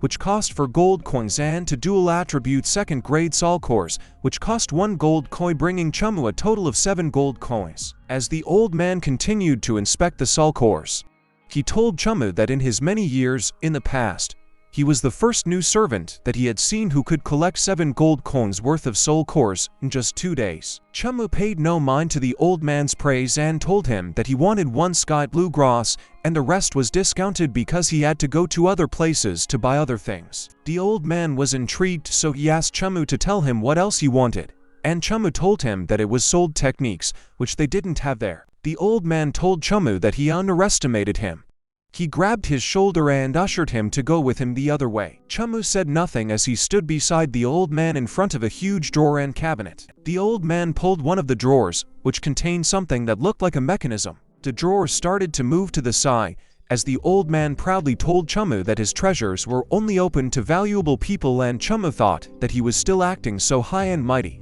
even though he was a crooked businessman. Chumu, his eyes widened when he saw what was behind the drawer. A lot of shining valuable items were neatly stacked inside. The old man tore Chumu inside and told him that he had many more soul techniques, there namely the blood-sucking technique, Heart of Water, Demon Beast Language, and Rapid Freeze. Before the old man could finish introducing his soul techniques, Chumu interrupted him, asking him to sell him the soul technique Rapid Freeze, which made the old man tell him that he had good vision because the Rapid Freeze technique could be used in both offensive and defensive situations, he said. Chumu's expression quickly changed, and it was now filled with worry. The old man happily waved at Chumu, thanking him for spending 7 gold coins and asking him to come visit next time. While Chumu was holding the items he bought in his hands, crestfallen, as he thought about his hard-earned money. Suddenly, Chumu was surprised when the old man asked him to wait a moment. The old man tossed a pill bottle to Chumu and asked him to take it. Chumu immediately recognized that it was a good healing medicine, but he told the old man that he had no more money. The old man laughed as he told Chumu that he loved those with potential, as doing business with them was like an investment. So in the future, if he wanted anything, he should come to him, as the price was negotiable. The sun was starting to set, and as Chumu arrived at their new residence, he looked surprised. There was blood all over the place, and worrying filled his voice when he asked what happened. Chumu summoned Nozai. He approached the door to their new residence, and slowly peeked through the gap. He saw Tingyu and the other children tending to their wounds inside. Chumu quickly approaching Yu to ask her what had happened and where the others were. Tingyu explained that a few foremen had come and distributed a few decent quality soul cores to them in preparation for the competition. Still, several people from other sub-islands stared at the soul core is in their hands. She said they were forced to exchange with them, and when they refused, Go Feng got mad at Chumu, questioning where he was those days. He asked Chumu if he knew that the competition would be held in the form of teams. He said that since they had been bullied like that with their soul pets hurt, he was questioning how they were going to compete with people from the other. Chumu ignored Du Thing's remark and asked what the competition format was. Tingyu answered that 10 soul pets on both sides would fight at the same time, where trainers did not participate, and the winner could get the soul technique. Chumu walked up the stairs and confirmed that he understood. Guo Feng was mad as he said that Chumu was too self-centered, and he simply didn't put them in his eyes at all. Chumu heard him and told him not to worry because what they had suffered that day, he would help them all get it back in the arena. The evening came, and in the residence, someone sneezed. It was Thing Yuan. As she covered herself with her blanket, she thought that the weather on the main island was so strange, as cold as winter at night. Meanwhile, in the next door room, icicles were growing out of the ceiling. It was Chumu who was occupying that room, and he said that the rapid freeze technique had finally been practiced. Chumu slapped with a balloon of mucus on his nose. The next day, the servants arrived at the nightmare arena and they were amazed. John Z led them in and instructed them not to look up when they went in. He explained that on top of the throne was the master of the main island, and below him were the sub-island masters, and any disrespect from their gaze could attract lethal disasters. The master of the main island told Cowie that he had heard that the servants he brought that year were a bunch of useless people, as his island had only reported Go Fen, who had the highest rank, can 9th rank rock demon, and Chumu, who had a Moonlight Fox. Cowie told the master that a little accident had happened and a few stronger ones had died. So that year, he didn't hope for anything from that group. We will make a sub-island master told Cowie that he never knew he was that interesting. The other sub-island masters laughed and Cowie stood there and humiliation. A few moments later, it was announced that the match would begin with the first match between Team Cowie and Team Guan. Go Feng immediately recognized the other team, so Chumu asked him if he knew those guys. Cowie men's team leader Zhao Feng smirked as Go Feng said that they were the ones who had snatched their soul core. Zhao Feng smiled as he told his team that they should feel free to play and have a good time, because it turned out that the opponents were the softballs, and his team agreed. Du Feng was slightly in a panic as he still told his team not to be afraid because they were careless last time, but if they coordinated well, they still had a chance to win. The two teams stood in front of each other, and the host instructed them to summon their soul pets.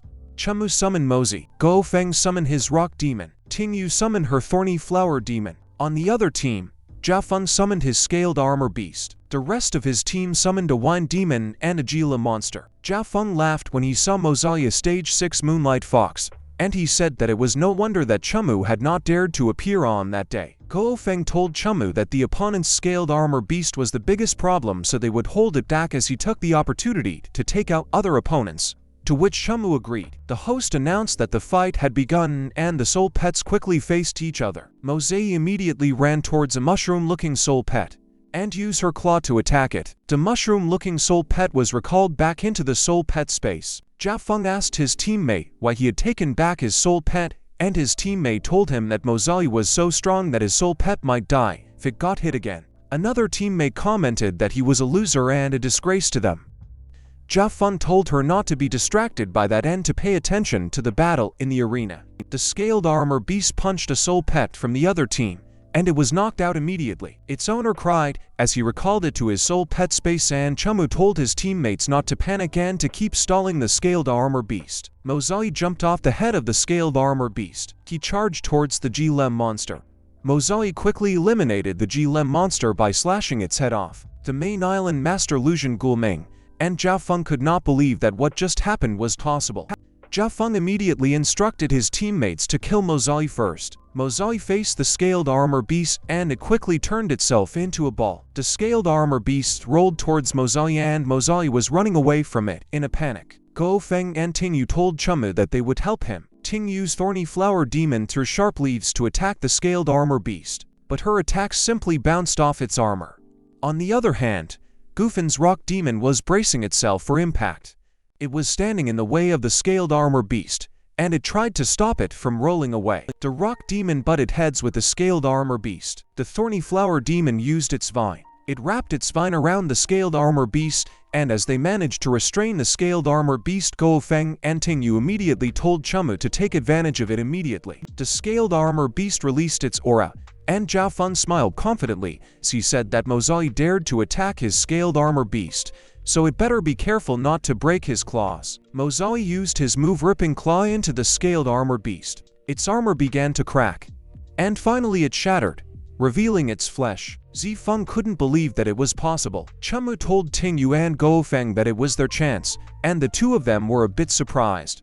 The thorny flower demon threw its sharp leaves at the exposed flesh, while the rock demon punched the same area. Their attacks were swift, and finally they were able to take down the scaled armor beast. Jia Feng called them bastards, and he gritted his teeth as he recalled the scaled armor beast into his soul pet space. Jia Feng told his teammate that he got careless, so he would leave the rest to his wine demon.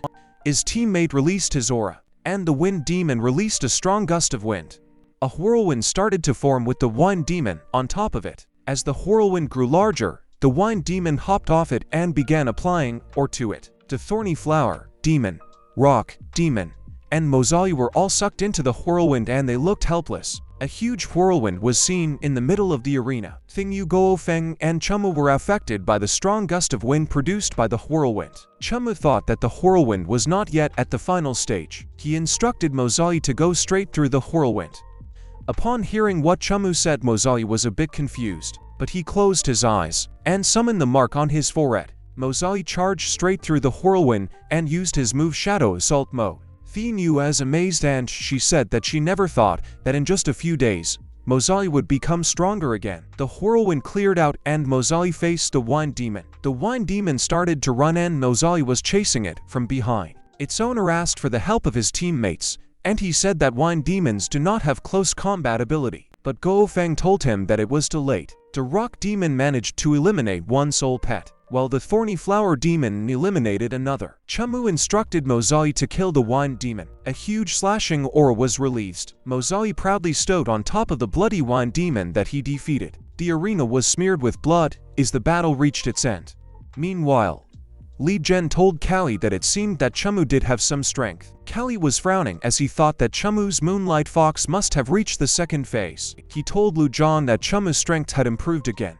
Lu Zhan told Cowie not to worry because his servants were better than the group of losers underwhelming. The two of them proudly smiled as Cowie agreed. Back in the arena, the host announced that it was Cowie's servant's victory.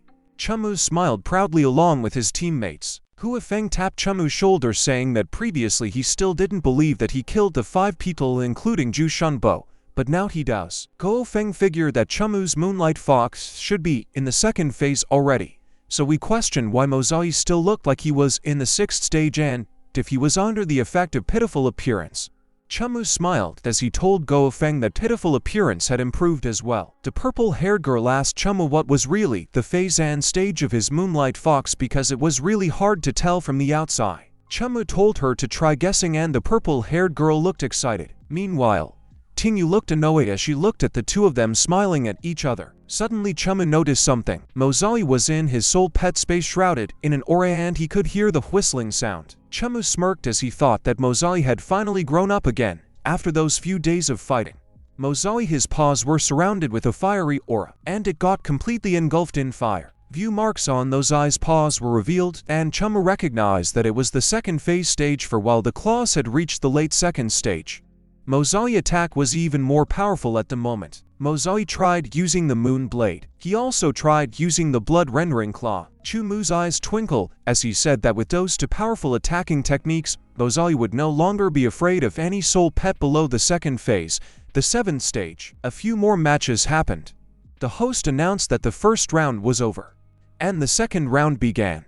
Lu Zhan and Callie smirked at each other as the host announced that the team is facing off in the next match were theirs. Li Jiang suggested to Callie that they went to the battlefield to spectate, as it would be even more interesting that way. And Cowie said that it was just what he wanted. The host instructed both sides to summon their soul pets, and Lu Jiang team, which was led by Wayne Kelly, will summon Number at the 2nd phase 3rd stage, a Wine Fairy at the 2nd phase 2nd stage, and a Thorny Demon at the 2nd phase 5th stage. Kelly's team was surprised when they saw that all the soul pets of the opposite team were above the 2nd phase. Hua Feng told them that the opponent was very strong, so they had to use defensive skills immediately after the fight started. And if they couldn't beat them, they should decisively recall their soul pets so they wouldn't die. Chamu also looked concerned. The host announced that the battle had begun, and Tingyu immediately made the first move. Her thorny flower demon created a wall of thorns to defend everyone on their team. The servants on Lu Jiang team were surprised when Kellio pointed out that their opponent was playing defensive right off the bat, and his teammate told him that she would deal with Tingyu. She instructed her authority demon to use its move, Vine Slash. The thorny demon's vine charged towards the wall of thorns. The Vine Slash quickly passed through the wall of thorns and it was about to attack the thorny flower demon. But suddenly, the rock demon grabbed its vines and Hua Feng signaled his teammate to attack immediately. The thorny flower demon immediately attacked with its sharp leaves. One of Wang Kilio's teammates instructed their Wine Fairy to use its move Whirlwind attack. The rock demon and the thorny flower demon were absorbed by the whirlwind. YZ, who was on Cowie's team, thought that if things went on, they were sure to lose. He smiled as he thought that as long as his white-feathered eagle held out the longest, the higher he would rank in individual strength. Suddenly, a soul pet with a huge claw jumped off the ground. It was a hunting wolf, and he caught the white-feathered eagle, who was up in the air with its sharp fangs. Wai Shai was distressed, and he couldn't believe that it was possible. Tingyu gritted her teeth while the purple-haired girl said that the other side was too strong, so they better take back their soul pets before it was too late to avoid something. Q Feng and the others immediately took back their soul pets and admitted defeat. Wang Kelio was proud and called them a bunch of trash. Suddenly, a soul pet rushed forward.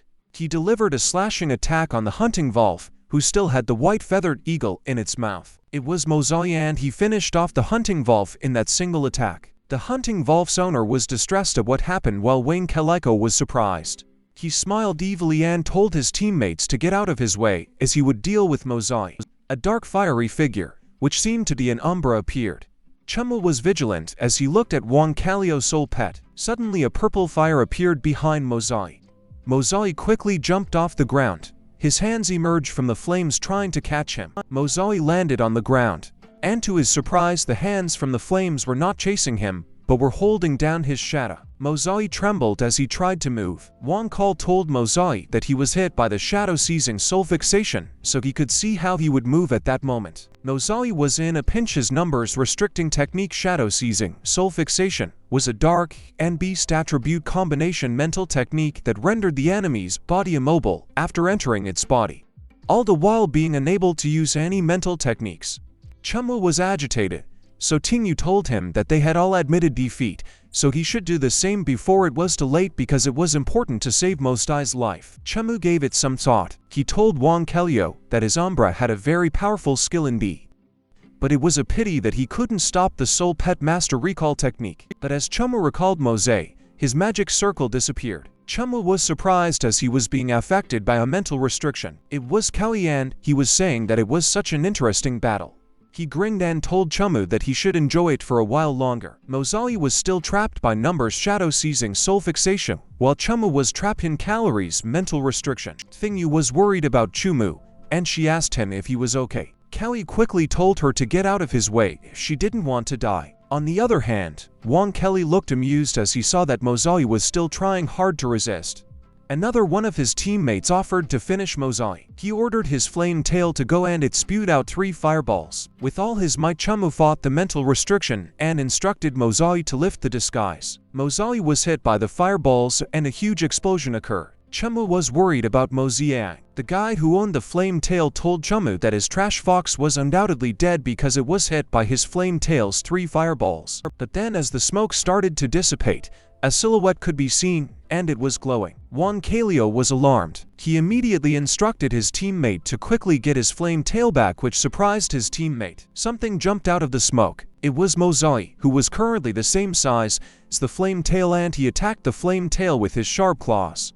Wang Kaleo couldn't believe that it was possible, and on the other hand, his teammate was mourning for his flame tail. Kali got more enraged, and he cursed, calling Chumu a bastard and saying that he even dared to lie to him. The other deacons were surprised to see that Mozai was already at the 4th stage of the 2nd phase, and they figured out that it had been in disguise before, but they wonder how Mozai could be immune to the flame tail's fireball attacks, which made them realize that it was possible if he had all. When Kaleo was in a panic, Kanti immediately told his teammates that they had to work together to kill Mozai. The other soul pets immediately gathered to gang up on Mozai. The foreign demon grass prepared to attack. The night owl monster was also prepared to attack. The red scorpion also did the same. Mozai stared at them intensely as an aura surged through him. On the other hand, Goofeng and Tingyu cheered for Mozai in their minds. Chamu told Moza that their current situation was to kill or get killed.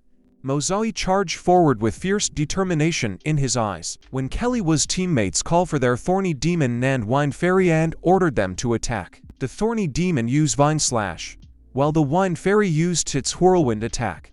With incredible speed, Mozai managed to dodge both of their attacks. The thorny demon's owner was annoyed and said that Mozai was too cunning. The owner of the foreign demon grass ordered his pet to attack Mozai. The thorn demon grass quickly swirled its leaves like a helicopter's rotor blade. It charged forward to attack Mozai. Chumu tried to instruct Mozai to use a move, but he was interrupted by Cowie mental restriction. Cowie told Chumu that they would see how long his soul power could last. Mozai was distracted when he saw what Cowie was doing with Chumu. Mozai couldn't dodge the foreign demon grass attack and was launched up in the air due to the powerful impact. Chumu tried his best and instructed Mozai to use his move Flame On. Mozai did as he was told and set the foreign demon grass on fire. The foreign demon grass screamed in pain. Its owner got worried and said that he would take back his thorn demon grass first because flames were too deadly for plants. When Kaleo told him that he was a fool because the flames would continue to burn in his soul pet space, the kid sneered at Wang Keleko and told him not to lie. But the kid puckered his lips and it seemed like he was trying to prevent himself from throwing up.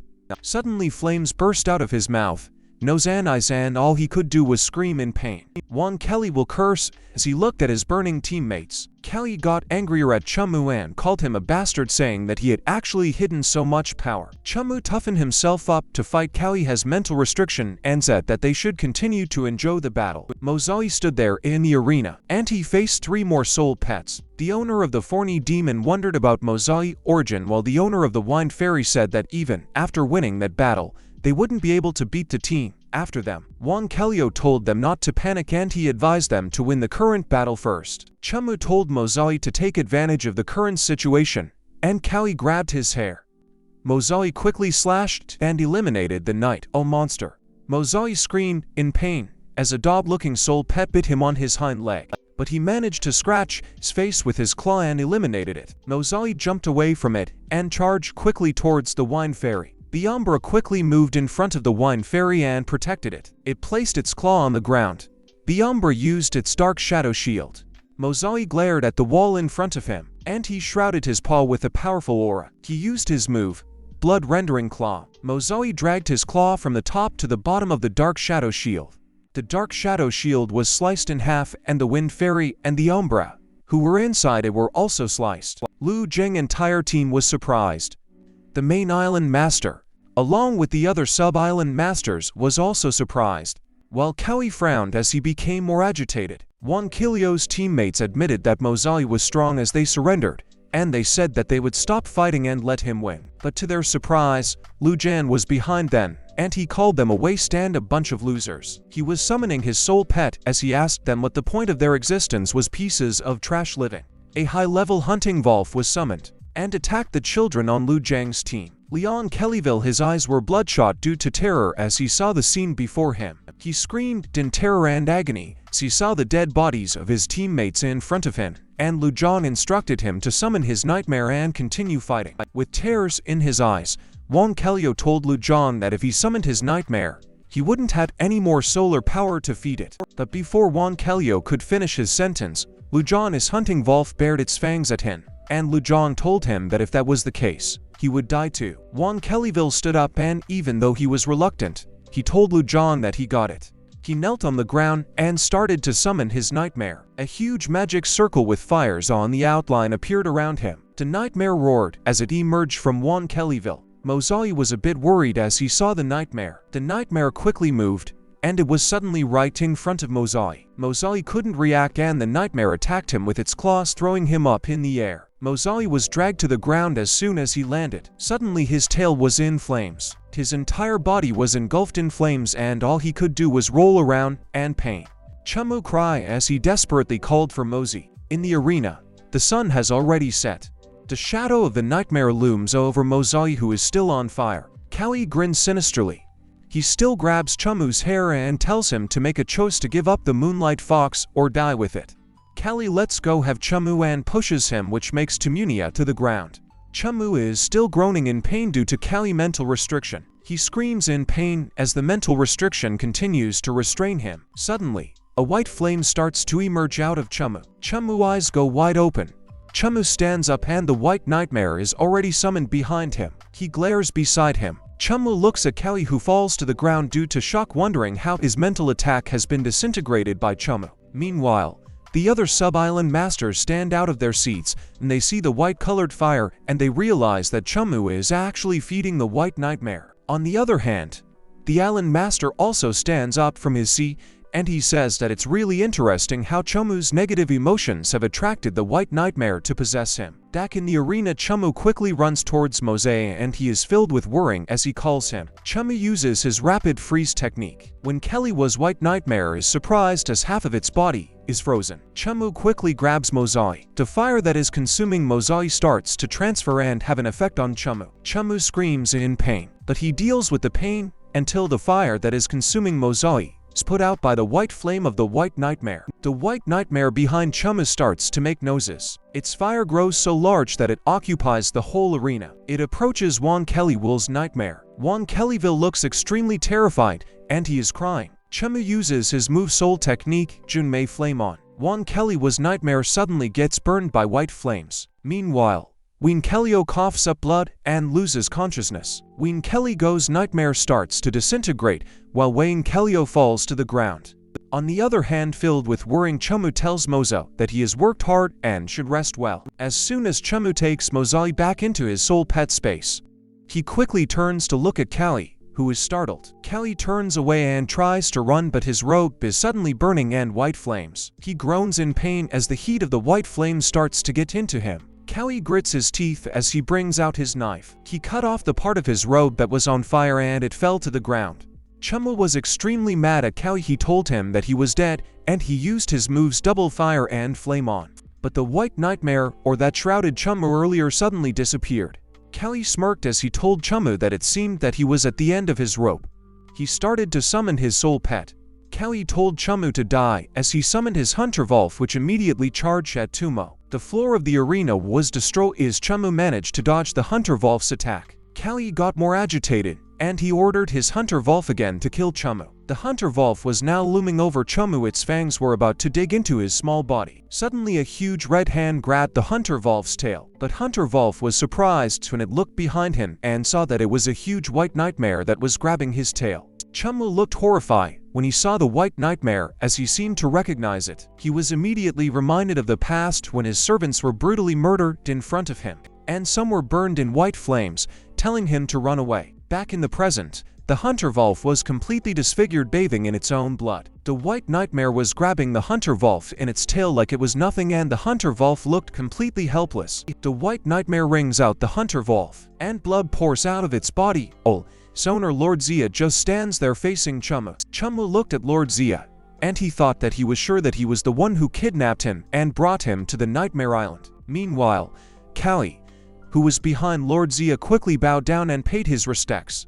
He told Lord Zia that Chumu's soul power was not enough to feed his white nightmare anymore, so he simply wanted to help him get rid of Chumu. But Lord Zia told Cowie that there was no need to explain because he had been there watching the entire thing from the beginning of the competition, including when he used his mental strength to prevent Chumu from recalling his soul pet. Lord Zia told Cowie that he tried to kill Chumu, who has the potential to nurture a white nightmare. He ordered the other deacons to take Cowie away, and they immediately comply. As Cowie was being taken away, Chumu was looking at him, but his consciousness was starting to diminish. He fell to the ground with a huge thud. Meanwhile, on the audience bench, a young beautiful lady was watching the situation intently. A few moments later, it was already morning, and in a boat that was traveling by sea, Chumu woke up. Lord Zia noticed that he was awake and pointed out. Chumu was in a panic, and he quickly asked Lord Zia why he kidnapped him and brought him to the Nightmare Island, which slightly amused Lord Zia. Lord Zia told Chumu that his clan had fallen, as it had already left the list of the top 4 clans in Ganglia City, and in fact, they may be disqualified to elect positions for the Battle of the Realm, so he should know perfectly well what losing that power meant. Chumu gave it some thought. He asked Lord Zia if the person who hired him to kill him was young Lubin. Lord Zia nonchalantly told Chumu that he couldn't say if it was him specifically, but it was someone from the Young Clan, and the Young Clan did not give him what he wanted, so he would deal with them eventually. Lord Zia told Chumu that the reason he was telling him those things was simply because he admired his potential and believed that he could become a strong individual one day, so the little princess told him to give him a way to survive. Chumu was puzzled when he heard about the little princess.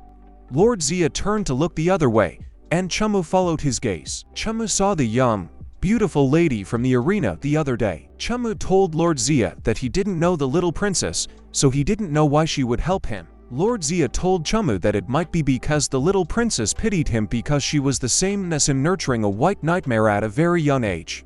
And currently, it had already reached the 4th phase. He told Chumu that he currently had 2 roads to choose from. Chumu was told by Lord Zia that the first option was that he could return to his clan, and Lord Zia would retract his white nightmare so he could live an easy and comfortable life, but he wouldn't be able to surpass him for the rest of his life. Chumu was deep in thought as Lord Zia told him that the second option was for him to go to the prison island. Lord Zia told him that the island opened once every 3 years, and every time they sent 3,000 prisoners in, and after 3 years, only 1 person survived. Lord Zia told Chumu that if he could walk out of it alive, the unusually talented white nightmare would be his, and they would accept him as a member of their nightmare palace. Lord Zia said that those were the 2 different paths. The first might let him struggle, but live on with his pitifully declining clan, while on the second path, as long as he walked upon it and survived, he would have the qualifications to become a god among men. Chumu was sweating profusely as he gave it some thought,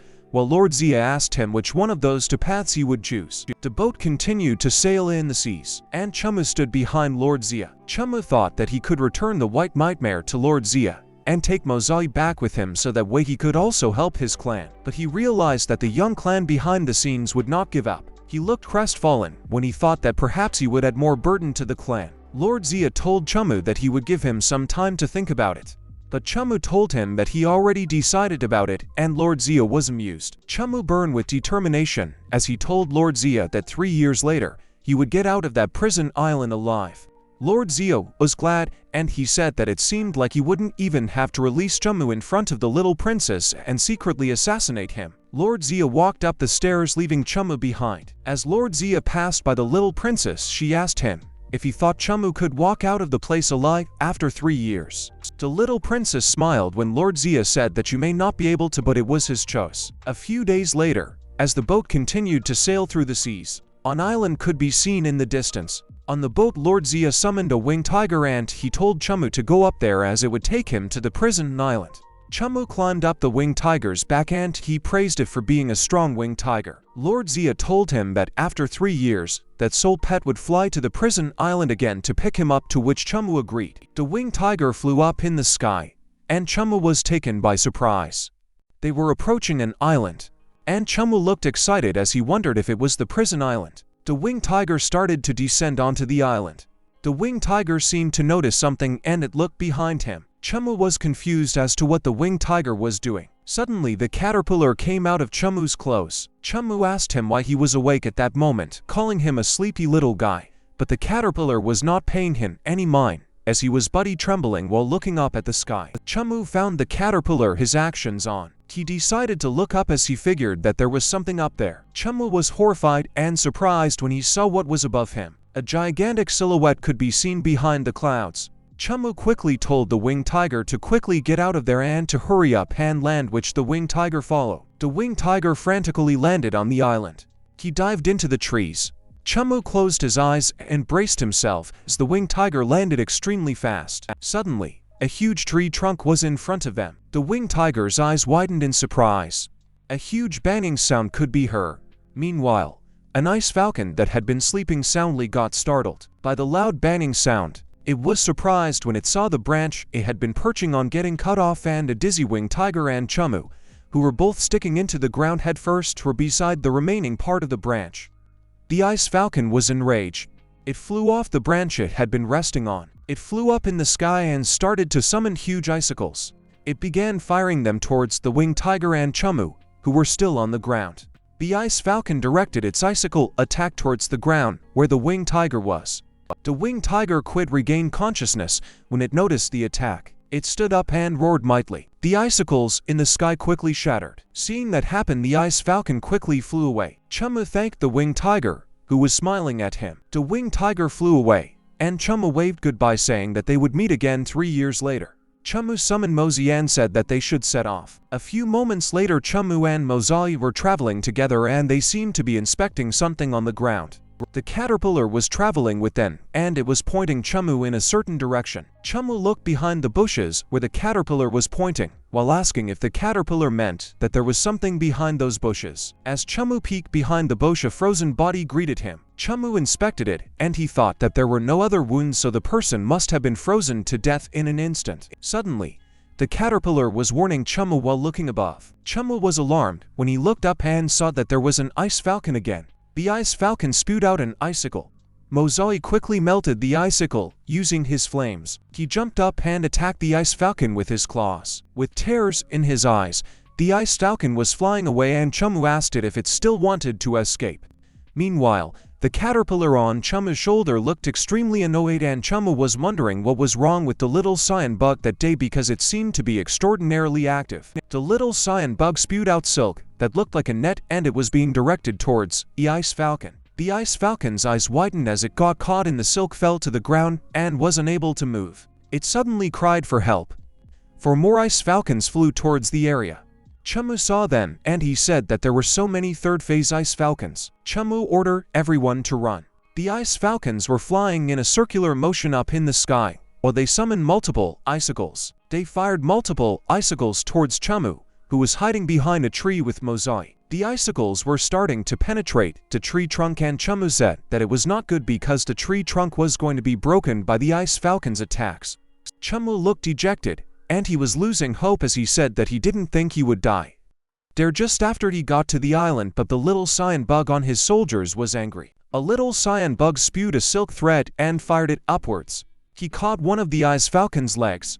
The little cyan bug pulled itself upwards through the silk thread, and upon seeing that, Chumu got worried, and he told a little cyan bug to come back quickly. As the little cyan bug neared the ice falcon's feet, Chumu told him not to be a hero and instructed him to quickly sever the silk thread. But the little cyan bug didn't listen to Chumu. Instead, he wrapped himself in his own silk thread. The ice falcon was surprised when it noticed the ball of silk attached to its legs, and it spewed more silk threads in all directions. One of the silk threads hit a tree trunk, while the others caught the rest of the ice falcons. Chumu was surprised at what he had just witnessed. A huge spider web was in front of him with the wrapped little cyan bug in the middle, and he was surrounded by the ice falcons, who were also wrapped. Chumu quickly recognized that the little cyan bug had gone through the pupil stage. Suddenly, Chumu heard a noise from the trees behind him. He hid behind one of the tree trunks and observed. He saw a bald man who was surprised to see the gigantic spider web in front of him. As the bald man examined the spider web, Chumu knew that the bald man was one of the prisoners, and he thought that he couldn't let him affect the little cyan bug's pupil stage. Chumu showed himself behind the bald man along with Mozali with a sinister look on his face, and the bald man was alarmed. When he turned to look at Chumu, he was amused as he said that there was another person looking for death. The bald man told Chumu that it was his bad luck that he had run into him. But unbeknownst to him, more silk threads were moving and hanging behind him. Chumu was surprised to see that, as the silk threads wrapped themselves around the bald man, who was already in a panic, asking what it was that was wrapping around him. The bald man quickly summoned his demon tiger while he was being wrapped up by the silk thread, and, in the process, his bag fell to the ground. The demon tiger appeared, but it was quickly caught up in the silk threads. Tears filled the demon tiger's eyes as it helplessly got tied down by the silk threads. Chumu looked uneasy as he realized how powerful the silk threads were, because even a fourth-phase demon tiger couldn't rip off the little cyan bug's white silk. The bald man's sword fell to the ground as he and his demon tiger got completely wrapped in the silk threads. Chumu looked apprehensive as he tried to reach out to one of the silk threads. He touched it and quickly moved away. There was no movement from the little cyan bug. Both Chumu and Mozali were relieved, and Chumu said that fortunately, the little cyan bug could distinguish them. Chumu inspected the bag of the bald man that had fallen to the ground. Inside it, there were sold technique books and dry food, and Chumu said that the bald man had a lot of treasures, so it was a game for him. Chumu was reading a book, and he thought that the pupil stage was usually seen in the beast's world bug type. So he wondered what kind of soul pet the little Xian bug was. He was surprised when he found something. There was information in the book regarding cocoon species, saying that many of these species would have an abnormal metamorphosis when entering the second stage, and the longer the cocoon species took to metamorphose, the higher the species rank. Chamu flipped the page and said that the description fit the little cyan bug. He was curious about its appearance and abilities after the cocoon stage. Chamu looked disappointed. In the book, there was no sketch of its appearance, no description of its abilities, and no tips for training regarding the little cyan bug. Chumu closed the book and said that he was not sure what the little cyan bug would turn into in the end, but he was still quite excited and looking forward to it. Chumu told Mozilla that they would guard the cuckoo until the little cyan bug came out, and Mozilla energetically agreed. 7 days later, Chumu and Mozilla looked extremely bored as nothing seemed to have happened yet. They stood in front of the cocoon, and Chumu pointed out that it was getting bigger and bigger. Mozilla was surprised when Chumu said that it was not a good idea to stay there all the time, as they also needed to become stronger as soon as possible. Mozali looked worried as he touched the cocoon. Chumu told Mozali not to worry because the cocoon was very thick and strong, so not many soul pets could penetrate its defense. With a smile on his face, Chumu told Moza that they should go somewhere else at the moment and come back to check on the cuckoo after a while. A few moments later, the two of them started to walk, and Chumu was carrying the ball of man's items with him. A few birds were up in the sky, and as Chumu and Mozali reached a cliff, Chumu wondered if it was a dead end. Chumu said that it was a cliff there, so they should go back the way they came. But Chumu was puzzled as Mozali did not listen when he called him, and instead, he was crouching at the edge of the cliff looking down onto something. Chumu followed what Mozali was doing, and he asked him if there was something down there. He saw a cave where ice crystals are growing out, and Chumu excitedly said that there might be a special ice attribute treasure hidden there. Chumu observed the surroundings near the cave and saw that the place was inhabited by ice falcons. Maybe there were some special ice attribute soul pets hidden there. Chumu started to descend toward the cave through the vines hanging beside it. He and Mozai successfully arrived at the cave's entrance without alerting any of the ice falcons. A strong gust of wind immediately greeted Chumu. He noted that it was so cold there and the wind was also strong. Chumu immediately instructed Mozai to use its Mu flame on. Mozai was wrapped up in flames and Chumu easily strolled inside the cave, noting that the soul technique he had just learned came in handy. Suddenly, Chumu noticed the light around the corner ahead. He followed it and appeared quite surprised. In front of him was a huge ice crystal with a silhouette inside. Chumu approached it and examined it, pondering what might be inside the ice crystal. The ice crystal started to crack. Chumu quickly took a step back as the ice crystal started to crumble. The ice crystal completely shattered. Inside was an ice air fairy belonging to the elemental world and being an ice-type fairy species with a high-class warrior rank. Chumu instructed Mozai to stay alert because although the ice air fairy was still in the second phase 6 stage, it could already create such a large iced-over cave, so its strength could not be underestimated. Mozai jumped off the ground. The ice air fairy was puzzled when she noticed Chumu and Mozai. Chumu instructed Mozai to use his Mu flame on. The ice air fairy appeared surprised when Mozai charged towards her wall wrapped up in flames. Mozai managed to land his flames into the ice air fairy's chest. The ice air fairy was slammed against the wall behind her and it was destroyed. Mozai used the blood-rendering claw, leaving a burning mark on the ice air fairy, but the fire quickly went out. The ice air fairy did not take too much damage and she now looked extremely annoyed. She summoned multiple swords behind her. She directed the swords to attack Mozai. Mozai moved swiftly and managed to dodge the ice air fairy's attacks. But the ice air fairy raised her hand, pulling the sword that had been pierced into the ground. Mozai was surprised to see the swords coming at him again simultaneously. Chumu quickly instructed Mozai to run around in circles. Mozai did what he was told, and the ice air fairy was puzzled about what he was trying to do. Mozai continued to run while he was still wrapped up in flames. The swords that followed him around started to melt, and the ice air fairy was in a panic as she got surrounded by flames. Chumu smiled as he thought that the ice air fairy was really silly and cute and it had no combat experience. However, after his training, it would definitely become a powerful soul pet. While creating a soul pact, Chumu told Mozai to continue to restrain the ice air fairy so he could capture her. Suddenly, there were cries from the outside. Chumu was alarmed as he quickly recognized that those were cries of ice falcons. A flock of ice falcons flew towards the cave. Chumu was agitated as he stated that they were not in a good situation because the ice falcons were alarmed. While the ice air fairy continued to panic, Chumu thought that he needed to capture her quickly, and so he began to form a soul pact with her.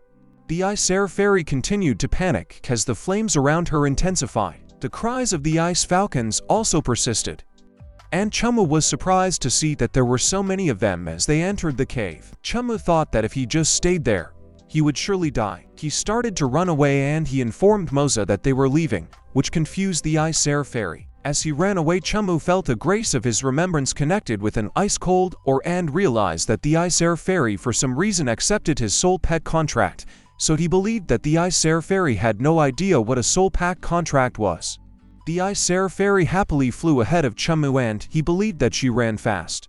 Suddenly Chumu panicked when he saw the ice falcons behind him and cursed as he asked the ice air fairy she had learned the ice falcons again. The ice falcons began to throw icicles at Chumu. Both Chumu and Mozai panicked as Mozai summoned fire behind them to protect them from the icicles. A few moments later the sun was already up in the sky, and Chumu hid in another cave, reading a book that stated any ice anew technique in the hands of the ice air fairy would reach perfection when performed because it was the sole pet in the warrior rank with the best innate ice talent. The ice air fairy was currently sleeping and Chumu pulled her by her ears as he told her that it seemed she was more amazing than he thought. Suddenly Chumu heard someone say that the mountain cave was not bad so they would rest there. And another person agreed, saying the place seemed relatively safe. As they reached the cave's entrance, one of them, the one wearing a bonnet, spotted Chumu and pointed out that someone was in the cave. The other person suggested they should kill Chumu, to which the man wearing a bonnet concurred, and so they summoned their soul pets. Both of them summoned ice falcons. Chumu was enraged when he saw the ice falcons and cursed them, asking if they held a grudge against them. Suddenly, the ice air fairy woke up, and immediately used her Mu Frost Ice Blade, piercing the Ice Falcons with her swords. The two men cursed and ran away in a panic as the rest of the Ice Air Fairy swords chased them. One of the swords damaged the backpack of the man wearing a bonnet. Chumu pointed out that they wanted to run and instructed the Ice Air Fairy to use its move, the Ice Wall. The Ice Air Fairy quickly followed Chumu's instructions and released her aura. Chumu was immediately astonished at what he saw. The entire entrance of the cave was blocked with an ice wall trapping them inside, but the two men were not trapped with them. Chumu clenched his fist, but he saw the Ice Air Fairy crying. Chumu patted her on the head and told her that it was okay because after all, she didn't have enough combat experience, but in the future she would quickly understand what he meant. After a while the ice wall crumbled. Chumu looked around the area.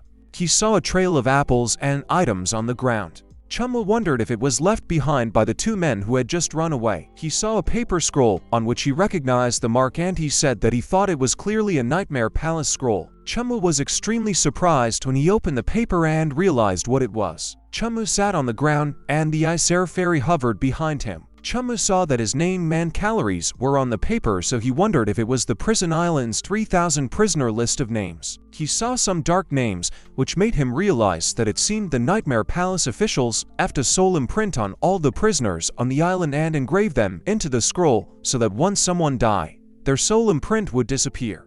The Ice Air Fairy noticed that there was something behind the paper scroll that Chumu was holding, and she pointed it out to him. Chumu quickly flipped the paper over. He quickly realized that it was a part of the map of the prisoner island. Chumu thought about the map and the prisoner list, and he decided that he needed to catch the two men earlier to ask for clarification. Suddenly, the Ice Air Fairy grabbed the map. She pulled it from Chumu's hands, which surprised him. The Ice Air Fairy danced in the air while holding the map in her hand, and Chumu tried to call her, telling her to give him back the scroll and to stop fooling around. The Ice Air Fairy was startled when Chumu said it looked like he needed to give her a name. Chumu suggested to her the name. The Ice Air Fairy leaned in towards Chumu with a smile on her face portraying agreement, which made Chumu blush. Chumu smiled proudly and said that Ning seemed to like her name, so he claimed that he was such a naming genius. A few moments later, the sun had already set, and Chumu was still looking for the two men, thinking that they must have run away that way. Suddenly, he heard someone asking to be saved. Chumu quickly jumped on a branch and saw that the man wearing a bonnet from before was being harassed by another person whose face was being covered by tree leaves, asking him to hand over the map. The man in the bonnet said that he didn't really have it because the deacon gave the map to the other prisoners, and he said that he knew the person who had it, so he offered to help them and find him. Upon hearing what he said, Chumu couldn't believe that the map was distributed by the deacon, so he wondered if a map had other uses. The man told the man in the bonnet that if he didn't have the map, he should die, and he summoned his soul pet. The man had a ferocious-looking soul pet, and the man wearing a bonnet tried to beg him to spare him. But the man did not listen to the man wearing a bonnet, and his soul pet immediately chomped down on his throat. Chumu recognized the soul pet is the blood beast, which was the young clan soul pet, so he wondered if the young family was also on the prison island. The man told his blood beast that they should go back and rejoin the others. As the man walked away, his face was revealed from behind. Chumu looked extremely angry when he recognized that the man was young Jeet. Chumu quickly recalled his past, where he was lying on the ground and a kid was stepping on his head. The kid told him that he was the same as his two family, all trash. The kid stepping on him was young Ji, and another kid approached him cursing him and demanding that he let go of his brother. Chumu was crying and he recognized the kid as his brother Tuning. Tuning quickly summoned his soul pet, a hunter Wolf. Young Jeed smirked and he told Tuning that he had petty strength. Blood was splattered all over the place, and Tuning kneeled in front of his hunting Wolf, which was lying lifelessly on the ground. Yun Ja had laughed as he said that it was as expected because the Chu family was really filled with trash. Back in the present, Chumu glared a young giant as he instructed Mozai to come out.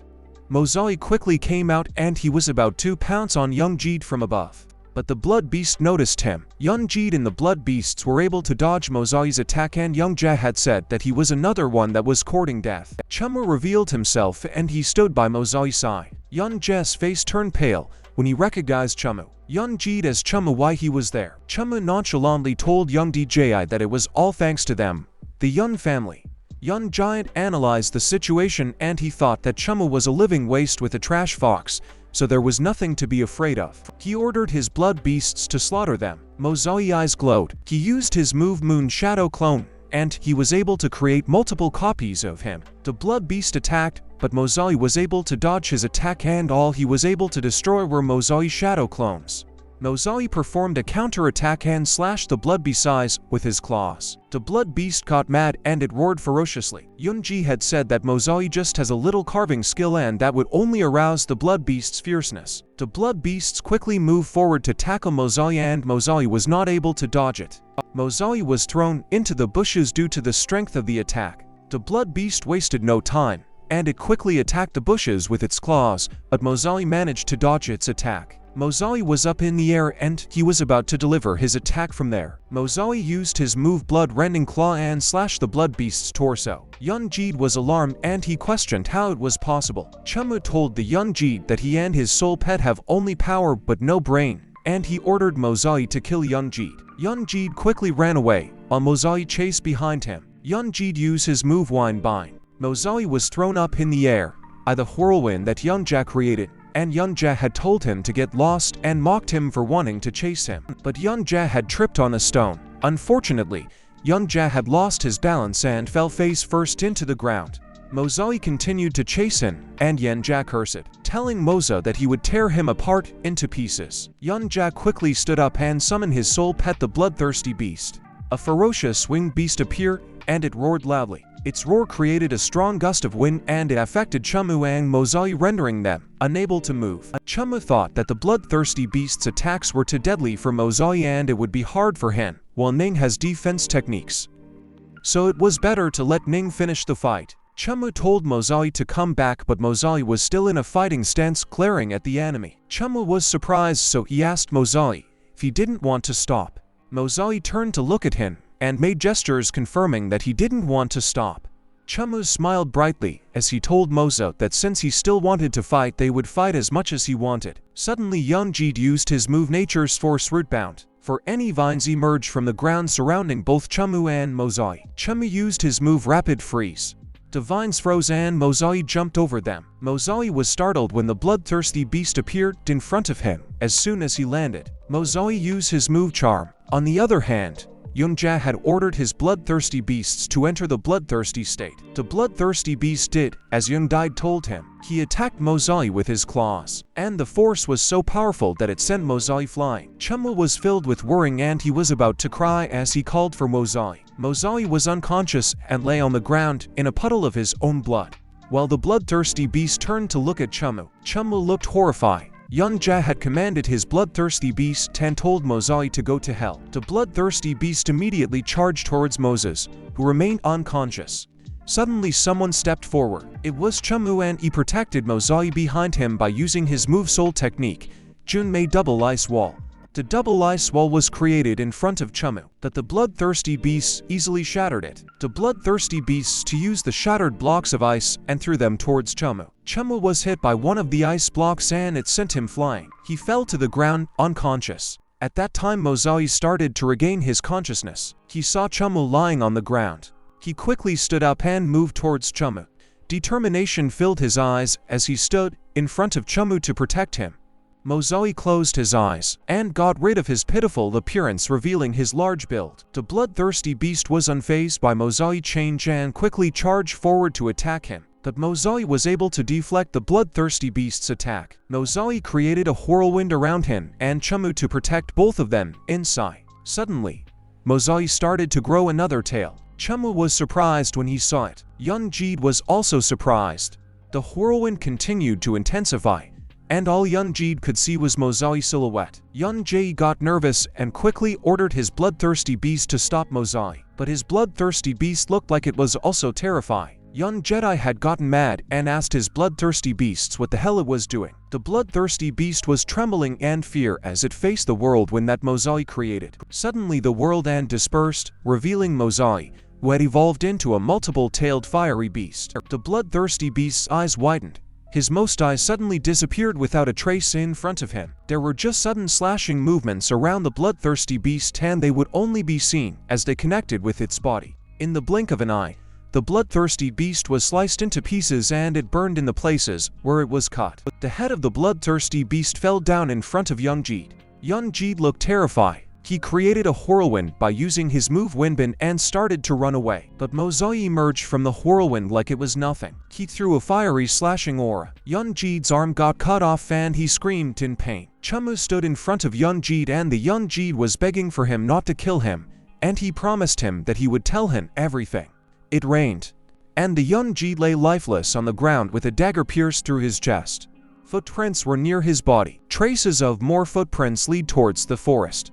Finally, the footprints ended at the entrance of a cave protected with vines. A campfire and an open bag were inside the cave. Chumu inhabited the cave reading a book he mentioned and that Mozai had transformed into an evil flame six-tailed demon fox, so it was no wonder he became strong. Mozai arrested near the campfire and Chumu stated that at that time, the treasure of the prison island was definitely his. Chumu closed the book in his eyes, recalling information from young Jeet. He was told to encourage the 3,000 prisoners to kill each other. The Nightmare Palace had hidden a generous reward at certain locations on the island. Yun Ja had told Chumu that the front side of the scroll contained the list of dead and alive prisoners, while the backside was a map to find the treasure.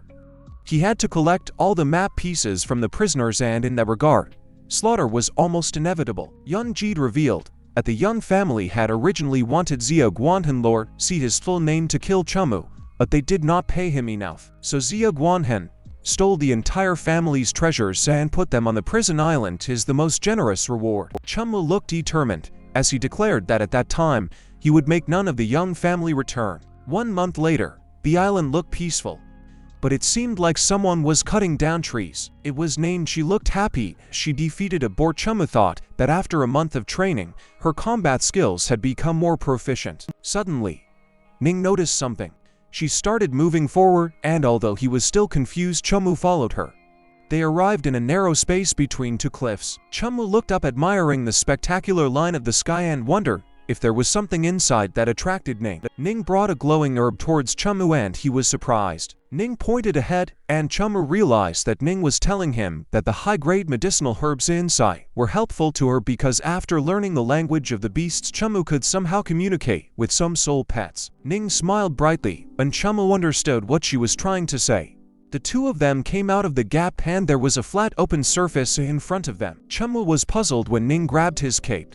He smiled when he realized that Ning was directing him towards the high-grade medicinal herbs, and he quickly recognized the cold grain ginseng, which was the most immediate medicinal ingredient and was of great help towards the growth of an ice-type soul pet. But suddenly a glowing pair of eyes appeared. Chumu was alarmed and he quickly ordered Ning to use her ice armor. Ning immediately gave herself and Chumu an ice armor. Suddenly the beasts charged forward to attack the two of them, and Chumu panicked. Ning immediately used her move Double Ice Wall and protected the two of them, but the beast easily shattered her double ice wall. Nene was surprised and she was not able to react when a slashing attack hit her. She was slashed into pieces, while Chumu was knocked over by a huge paw. Chumu was sent flying back and he crashed into the gap. Chumu looked terrified as he wondered what just happened earlier. A huge ferocious-looking tiger ran, mightily shaking the rocks around him. Chumu was alarmed when he recognized that it was a fifth phase, the multicolored devil tiger. Chumu was in the gap while Ning was left in front of the multicolored devil tiger still in pieces. Chumu called her to come back into his soul pet space. He thought that thankfully Ning was an elemental kingdom soul pet, so it was no blood arteries or internal organs, or else that one claw strike would have probably taken Ning's life. Suddenly Chumu was alarmed. The multicolored devil tiger tried to attack him with its claw, but good thing Chumu managed to dodge it by doing a backflip. Chumu continued to do backflips until he was far away from the opening. Chumu thought that the crevasse was so narrow and he seemed to have realized something. Seeing the angry multicolored devil tiger in front of him, Chumu realized that it was trapped there. As the tiger walked away, Chumu wondered if he had to give up the medicinal herbs there. Chumu smiled when he realized that there was a way and he was getting something from his back. He pulled out a space ring that could store soul pets that have not signed a soul contract, and Chumu said that ring of young Jeet may come in handy. Chumu said that the fifth stage multicolored double tiger already possessed a certain level of intelligence, so he could communicate with it in the language of demonic beasts. The tiger was surprised when he heard Chumu speak his language, saying that as long as he agreed and entered the space ring in his hand, he could take him out of that place. The tiger got mad and it roared loudly into the gap. Chumu was protecting himself from the strong gust of wind as he told the tiger that he believed that he had already discovered that there were many people on the island and that he would be killed by them if he was trapped there. The multicolored devil tiger proudly turned his back on Chumu, and Chumu told him that since he didn't believe him, he would just leave. The tiger continued to ignore Chumu. After a few moments of silence, the tiger peeked to see if Chumu was still around. Meanwhile, Chumu was dragging the board that they had defeated earlier, while Mozai was helping him push it from the back. The tiger's eyes widened in surprise when Chumu threw the boar in front of him. Chumu bid the tiger farewell, telling him that that was the food he was giving him, and that it should be enough to feed him for a few days. So hopefully one day his companions would find him and help him escape. A few moments later the sky went dark and gloomy, and while he was walking away from the gap, Chumu's chest lit up. It was the map and his Chumu pulled it out. He thought that it shone, so he wondered if a prisoner with a scroll could be nearby. Chumu opened the map but it did not light up. He opened it the other way, and it lit up. Chumu thought that it seemed that the prisoners were in the direction where he opened the map. He decided to bury the scrolls first so the prisoner wouldn't find him. Chumu stomped on the ground to fix the soil that he just dug up. He marked the tree that was near the scrolls. On the other hand, young Julian told his companion young Jiggly that the scroll lit up earlier. So there was a prisoner nearby holding a scroll, but young Jingli told him to ignore it at the moment because they had a different matter to deal with first. Young Julian smirked and agreed, saying that if they captured the multicolored devil tiger, their uncle would definitely reward them. Meanwhile, Chumu observed them from behind a tree trunk and he quickly recognized them as the two brothers Young Jingli and Young Ganglion from the Young family. The two of them arrived at the gap between the two cliffs. Young Julian said that he would tease the tiger first, and Yun gently reminded him to be careful and keep some distance between him and the tiger. Yun Jingling confidently told Yun Jinglu that he knew that. Yun Julian arrived at the end of the gap where the tiger had its back turned towards him, and Yun Jianlian thought that it looked like a fifth-phase multicolored devil tiger. Yun Jinglian told his soul pet when spirit to come out. They produced multiple whirlwinds, which startled and disturbed the multicolored devil tiger. The tiger got extremely mad and it tried to reach out to Yun Ganglion, who had already backed out into the gap. Yun Jillian laughed as he teased the multicolored devil tiger and he called it a dumb devil tiger, daring it to come and hit him. Yun Ganglion was unaware that Chumu took advantage of the narrow path and climbed between the two cliffs to observe him from above. Chumu smiled sinisterly.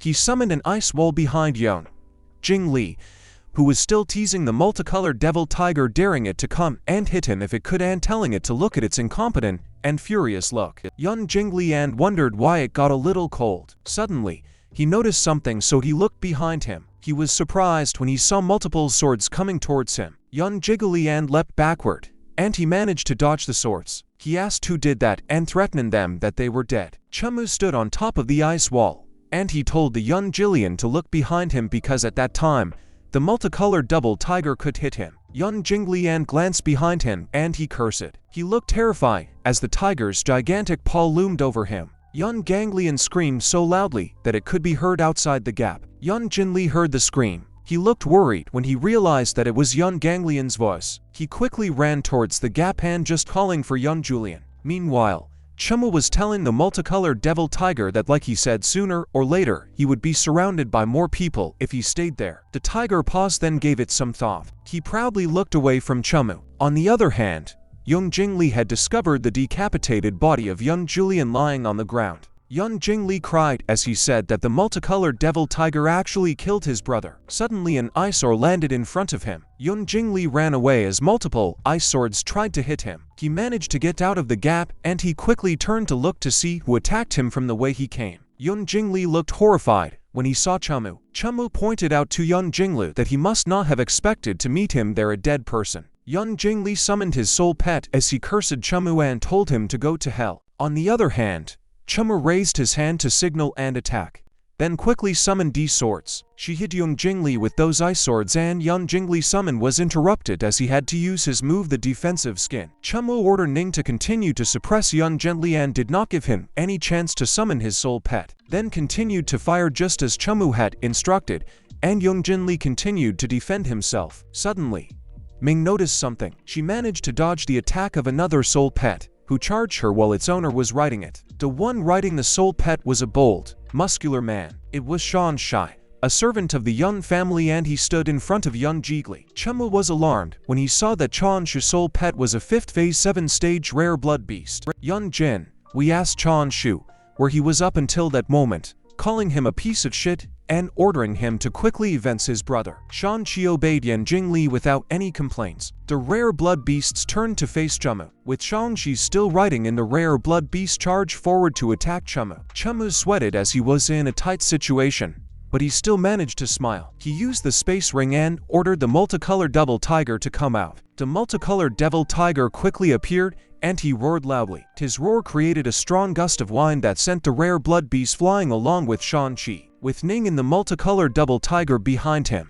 Chumu proudly asked Yun Jingli if he truly thought that only he had a helper. Soul Pet Master was divided into several realms, such as Soul Apprentice, Soul Warrior Soul, Master Soul Lore, and many more. Remembrances and souls define the stages of cultivation. With Soul Pet Master, their cultivation stage was divided into 9 remembrances, which count is 1 soul, so to increase 1 realm, a Soul Pet Master had to increase 1 soul, and every time a Soul Pet Master raised 1 soul, they could summon 1. No matter what rank a Soul Pet Master was in, he could make a soul pact with any species of soul pet. However, when we know Soul Pet Master would ever make a soul pact with a high-ranking soul pet, because if someone did that, the soul pet would rebel and would not listen to any of the commands of the Su. And once the soul pet left the master, it would be impossible to recall it, and unless it died, it would forcibly occupy one of the Soul Pet Master's soul pet spots and summoning positions. When Chumu first became a For Remembrance Soul Apprentice, he signed a soul contract with a higher ranking soul pet,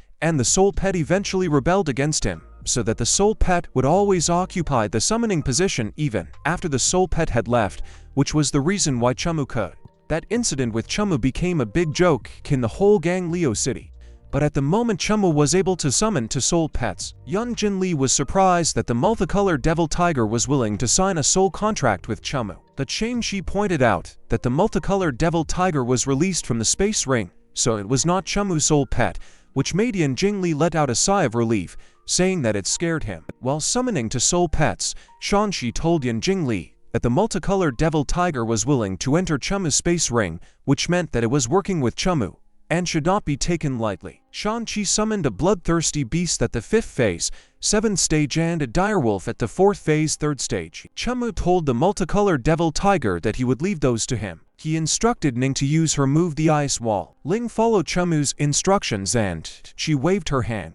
A line was created in between Chumu and the multicolored devil tiger, and ice wall also appeared between Chan Si and Yun Jinli, surprising both of them. The ice wall was very tall and divided the area into 2. The multicolored devil tiger faced the bloodthirsty beast and the direwolf. On the other hand, Ning faced the rare blood beast. The rare blood beast immediately charged forward. It used its claws to attack running, but she managed to block them with her arms. Ning took a step back to assess the situation. Her arm bore the marks of the rare blood beast's claws, but it healed immediately. Yun Jingli gritted his teeth as he thought that Chumu's ice air fairy strength was strong. But he realized that Chumu could only summon 1 soul pet, so he summoned another soul pet and said that he would see how long Ning could hold out. Yun Jingli summoned to Blade Wing Demon in the 4th phase, 3rd stage. Both the rare blood beast and the Blade Wing Demon charged, happening simultaneously. The rare blood beast used its move Blood Poison. On the other hand, the Blade Wing Demon used its move Blade Wave, then closed her eyes and concentrated. She summoned an ice wall to protect herself, and it blocked both enemies' attacks. Chumu used his move Rapid Freeze. The rare blood beast was surprised when his paws were frozen in place. Ning immediately summoned multiple ice swords. She waved her hand forward to direct the swords towards the enemies. Her ice swords managed to take down the Blade Wing Demon. They also pierced the rare blood beast that was frozen in place. But despite that, Yun Jingli was unfazed, and he smiled as he summoned another soul pet, telling Chumu to remember that he forced him. Yun Jingli summoned a devouring star valve in the 3rd phase, 3rd stage. He instructed the devouring star valve to use its move, the devouring star, and it swiftly moved towards Ning, and she was not able to react to the attack. She looked at the side where the devouring star valve had just attacked her, and she looked horrified. Her arm was gone, and the devouring star valve held it in his mouth. The devouring star valve chomped on her arm, which became shattered dice. Thing threw a tantrum, and she lay on the ground refusing to fight. Yan Jingli laughed as he said that it was a surprise that Chumu's soul pet was actually rolling around and acting like a spoiled child, saying that it was a joke. Chumu calmly told him to come back to his soul pet space. Yan Jingli proudly told Chumu that he wanted to see what other trash soul pets he had. Chumu summoned Mozai. Yan Jingli laughed hysterically when he saw the Moonlight Fox, and he told Chumu that he truly was worthy of being the #1 Joe in their ganglion city. Yan Jingli ordered his devouring star valve to devour Mozai for him, calling him a little thing. The devouring star valve flicked its lips as it followed Yan Jingli's orders. It jumped forward to devour Mozai, but Mozai's eyes glowed, and Mozai transformed into the evil flame six-tailed demon fox. Mozai swiftly moved to the side, and the devouring star valve was surprised when he beat him at the back of his neck. The devouring star valve was quickly engulfed in flames, and it writhed in pain on the ground. Yan Jingli could not believe that it was possible that the devouring star valve cultivated by his young family with a lot of money was killed in seconds. He ordered the Blade Wing Demon to leave Mozai alone and kill Chumu for him. The Blade Wing Demon immediately did as instructed and used its move Blade Wave on Chumu. Chumu smirked as he used his Mu Soul technique, John May Ice Armor. Yan Jingli told Chumu that they would see how long his ice armor could block, and he ordered his Blade Wing Demon to keep attacking. On the other hand, Chumu instructed Mozai to use its move Evil Stare, which startled the Blade Wing Demon. The Blade Wing Demon became more anxious as Mozai continued to glare at it. Chumu explained to Yan Jingli that the Evil Stare technique causes the opponent's sphere to continuously enlarge, so it seems that his soul pet was trash. Mozai quickly charged towards Yan Jingli, who was about to summon a bloodthirsty beast. A huge slashing attack happened. Yan Jingli looked horrified as he saw the bloodthirsty beast he just summoned get sliced into tiny pieces with just a single slash attack from Mozai. In desperation, Yan Jingli called for Shan-Shi, calling him a bastard and ordering him to break the ice wall to come help him. As if right on cue, the ice wall behind Yan Jingli was shattered. But instead of Shan-Chi, the multicolored devil tiger appeared. A chopped off arm dropped on the ground, and Yan Jingli looked horrified. He cried and knelt on the ground, refusing to accept that what happened was true. Chumu smiled evilly and he told Yan Jingli not to worry, because not a single one of the young family members would be able to escape from him. Suddenly, the multicolored devil tiger walked forward, and it leaned into Chumu's face. Chumu was scared as he wondered if the multicolored devil tiger wanted to eat him too. But suddenly, the multicolored devil tiger dropped another arm on the ground. He quickly turned away and left Chumu, and Chumu couldn't help but think that the multicolored devil tiger was so strong that he killed Shan-Shi, a soul master who was famous in Gangly City, without any injuries. Chumu drooled as he imagined how good it would be to have a powerful soul pet like a multicolored devil tiger. But his daydreaming was broken when Mozai got mad and bit his head. Chumu told Mozai not to worry because he would become even stronger than the multicolored devil tiger, and Mozai was pleased. Suddenly Chumu noticed that the multicolored devil tiger had specially taken Change's hand earlier, so he glanced at it. He saw that there was a ring on Change's finger. There was shaking his space ring, which was relatively small compared to Youngji's space, right, so could only be used to store items, and Chumu wondered what could be inside. He closed his eyes, and the ring in his hand started to glow. Chumu recognized what the content of the ring was. Chumu saw that Change's space ring had a soul armor, and Mozai was surprised when Chumu suddenly called Shan-Chi bastard, exasperated that he had such a treasure on him. Chumu wore the ring on his index finger. He closed his eyes and thought that as long as he injected his soul energy into the soul armor would automatically integrate into his soul, and with a single mental transmission, the soul armor would instantly appear. Chumu activated the soul armor. A shiny translucent part of the armor started to appear on Chumu's feet, hands and head. Chumu was in awe as he looked at the complete set of armor he was wearing. On the other hand, Mozai's eyes twinkled, and he was drooling as he jumped towards Chumu. Mozai seemed excited, and Chumu understood that Mozai wanted the armor too, so he told him not to worry because soul pets have special armor too. So perhaps other young family members would happen to have beast-type soul armor.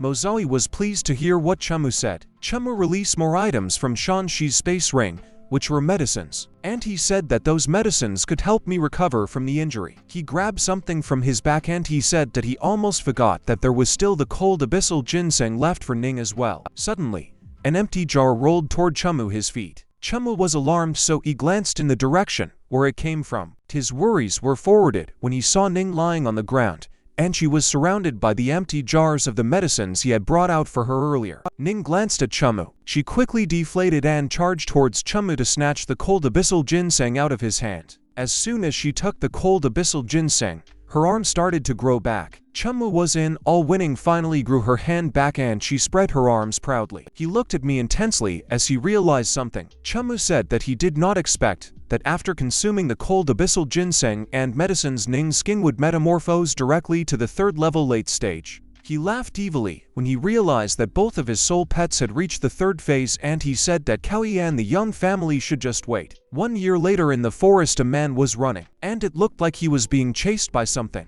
As the man kept running, he thought that the bow chasing him was the devil. Suddenly a soul pet that looked like a tree trunk appeared.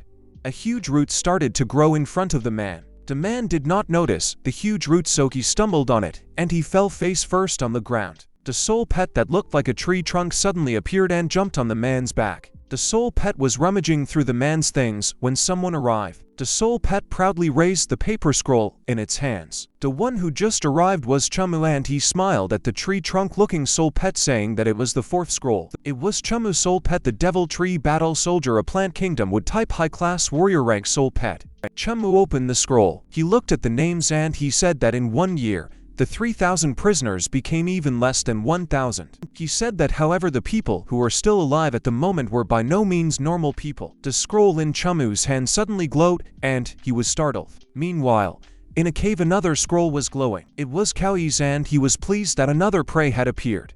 He grinned evilly as he wondered who was the lucky one that time. Cowie grabbed his knife and told the girl he was with that the scroll was lit, so she knew what to do. The girl looked up and stared blankly ahead. She was one of Chumu's teammates from the arena. Cowie got mad and he yelled at the girl whose name was Sinzu. Sinzu stood up and she reluctantly confirmed with Cowie that she knew what to do. She looked crestfallen and she thought that it was happening again. She walked out of the cave with the knife behind her. Shinjo remembered the time when she acted helpless and a man promised her that he would spare her life if she behaved well. When his guard was down, she grabbed the knife behind her and slashed the man's throat.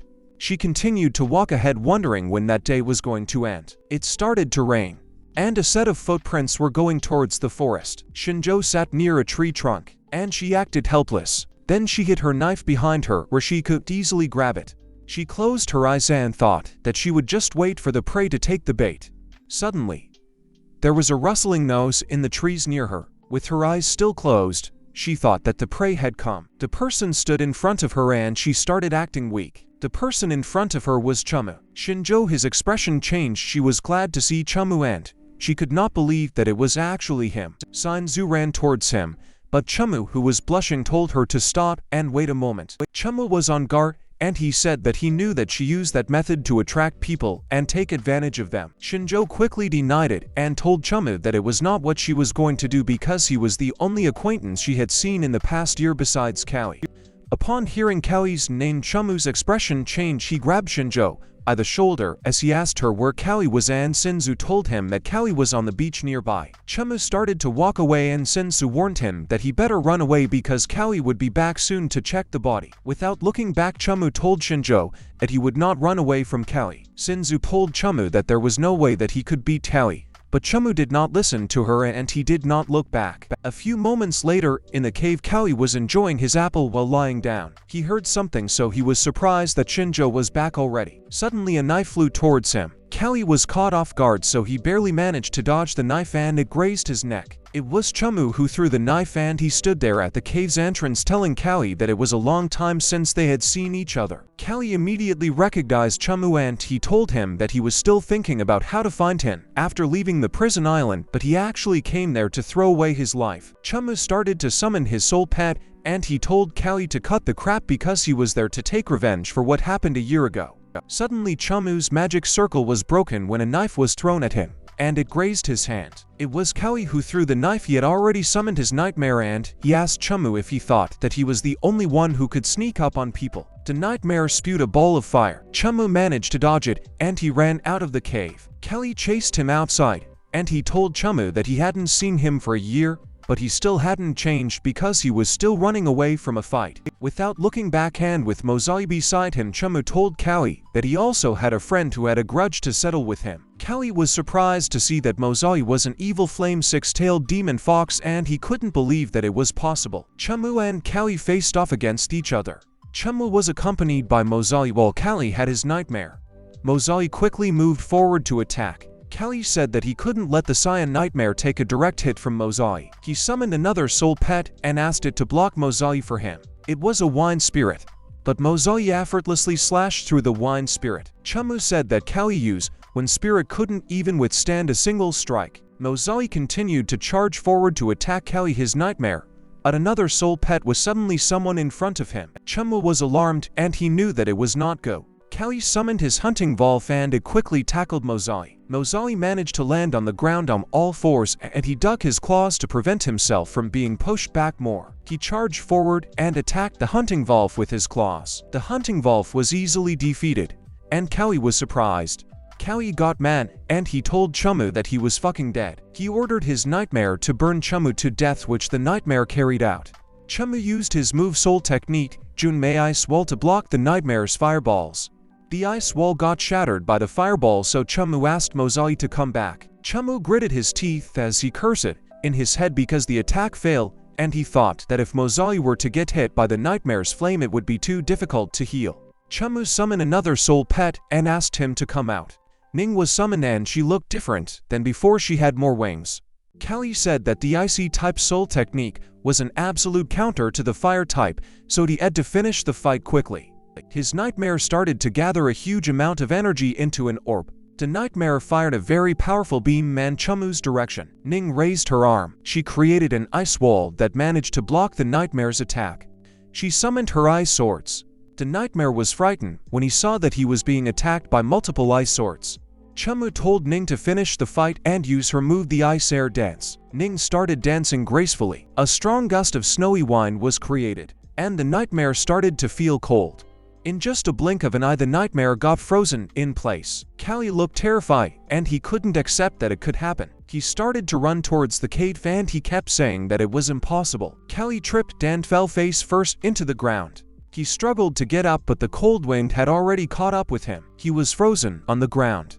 Chumu materialized a huge chunk of ice in his hand, and he told Cowie that he should let him cut his ticket to hell. Cowie's frozen head fell to the ground. Someone walked by the beach.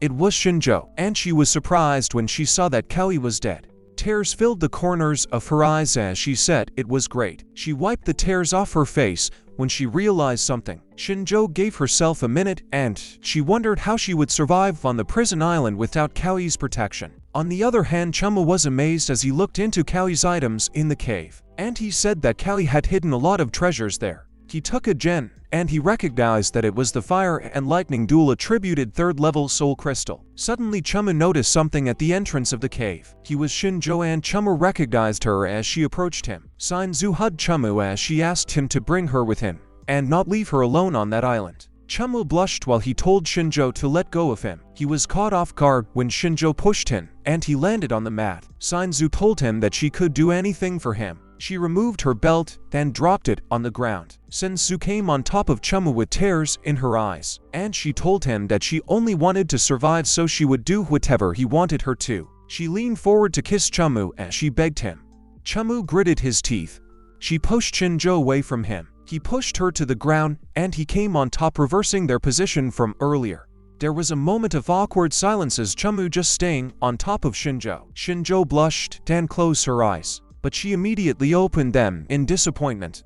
Chumu had stood up and turned his back on her, so she asked him why. Chumu looked mad as he told Shinjo that her life and death were of no concern to him, and he also doesn't need such a burden, so she should be lucky he hasn't killed her already. Shinzu cried, and she grabbed Yumu's scarf, begging him not to leave her for the sake of being Tina's friend. Chumu got more mad, and he told Shinjo that he shouldn't think that he didn't know that she passed the test on the Nightmare Island by selling her body there too. He said that Tinyu worked hard and risked her life to pass the test, so a pest like her who sold herself to survive was not worthy of being called her friend. Chumu told her that if she followed him she would die that day. Shinjo let go of Chumu's scarf. She was left in the cave alone sobbing, It rained outside when Chumu came out, and as he walked away, he wondered how Tingyu was doing at that moment. He remembered Tingyu's smiling face and he thought that he was sure she would be fine. Chumu stood by the shore when he noticed that the rain had stopped. 2 years later in a forest, birds were eating some grains on the ground.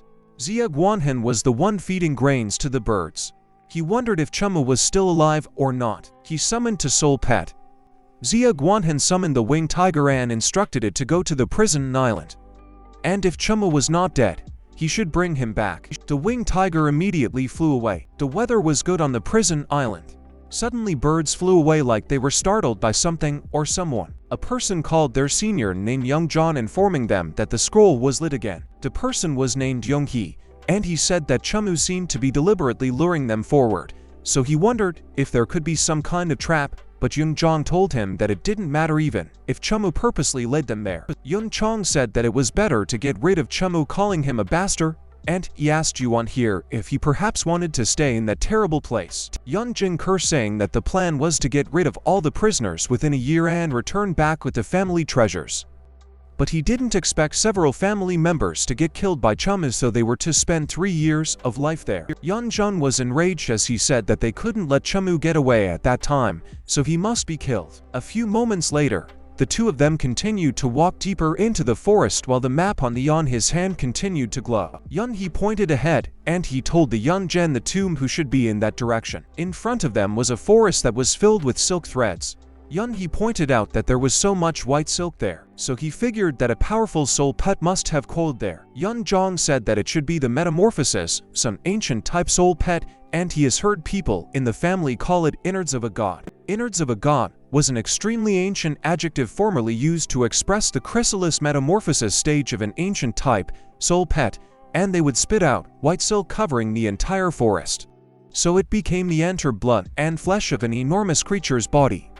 Therefore, it was coin. Yun He told Yun Zhong that they better leave for the time being. Yun Zhong asked Young He what he was afraid of.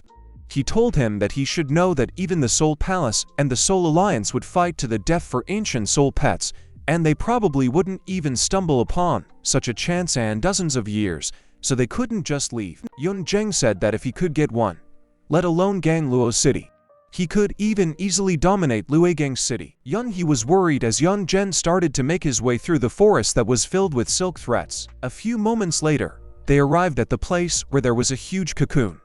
It was so big that it was even bigger than the trees. Yan Zhong expressed his excitement as he wondered if what he saw were the innards of a god. Yun He was nervous and he told young gentleman he had a bad feeling about the situation. So he suggested that maybe they should leave the place. But Yun Zhang rejected Yun his idea and he asked him if he couldn't see that the bug-type soul pet was still in its chrysalis. Yun Zhen laughed as he ran towards the cocoon, claiming that it was his. Yun Zhen ran ahead, while Yun He ran behind him asking him to wait. A few moments later, they arrived at the place where the cocoon was, and Young He was startled when they saw that Chumu was there petting the gigantic cocoon. Yun Zhong did not recognize Chumu as he just said that he met another prisoner alive, and he told him that he could also go to hell. On the other hand, Young He noticed that the map in his hand was glowing. He had an idea who the person was, and he was about to inform Young John about it. But Chumu had already faced the two of them. Chumu smirked, while Young John was surprised when he saw him. Young John immediately started to summon his soul pet, and he told Chumu that the soul pet behind him was his and he would never get it. Yun Zheng summoned the Thunder Fairy and the Blood-Winged Trioptic Beast. The two soul pets immediately charged at Chumu. On Chumu's side, Mozai stepped in. He blocked Yun Zhen's soul pets from attacking Chumu. The Thunder Fairy summoned the Rain of Lightning. It directed the lightning forward. An intense amount of lightning struck the area as Young Zhen ordered his Thunder Fairy to kill Chumu first. Smoking remnants of the lightning sparks filled the area where Chumu stood. Young Zhen was proud of he stated that Chumu dared to steal the soul pet from him. Yang Gong he said that as expected of Yun Jin, Chumu had no power to fight back in front of him. But Yun Zhong noticed something. The smoke started to dissipate, revealing the silhouette of a horned creature.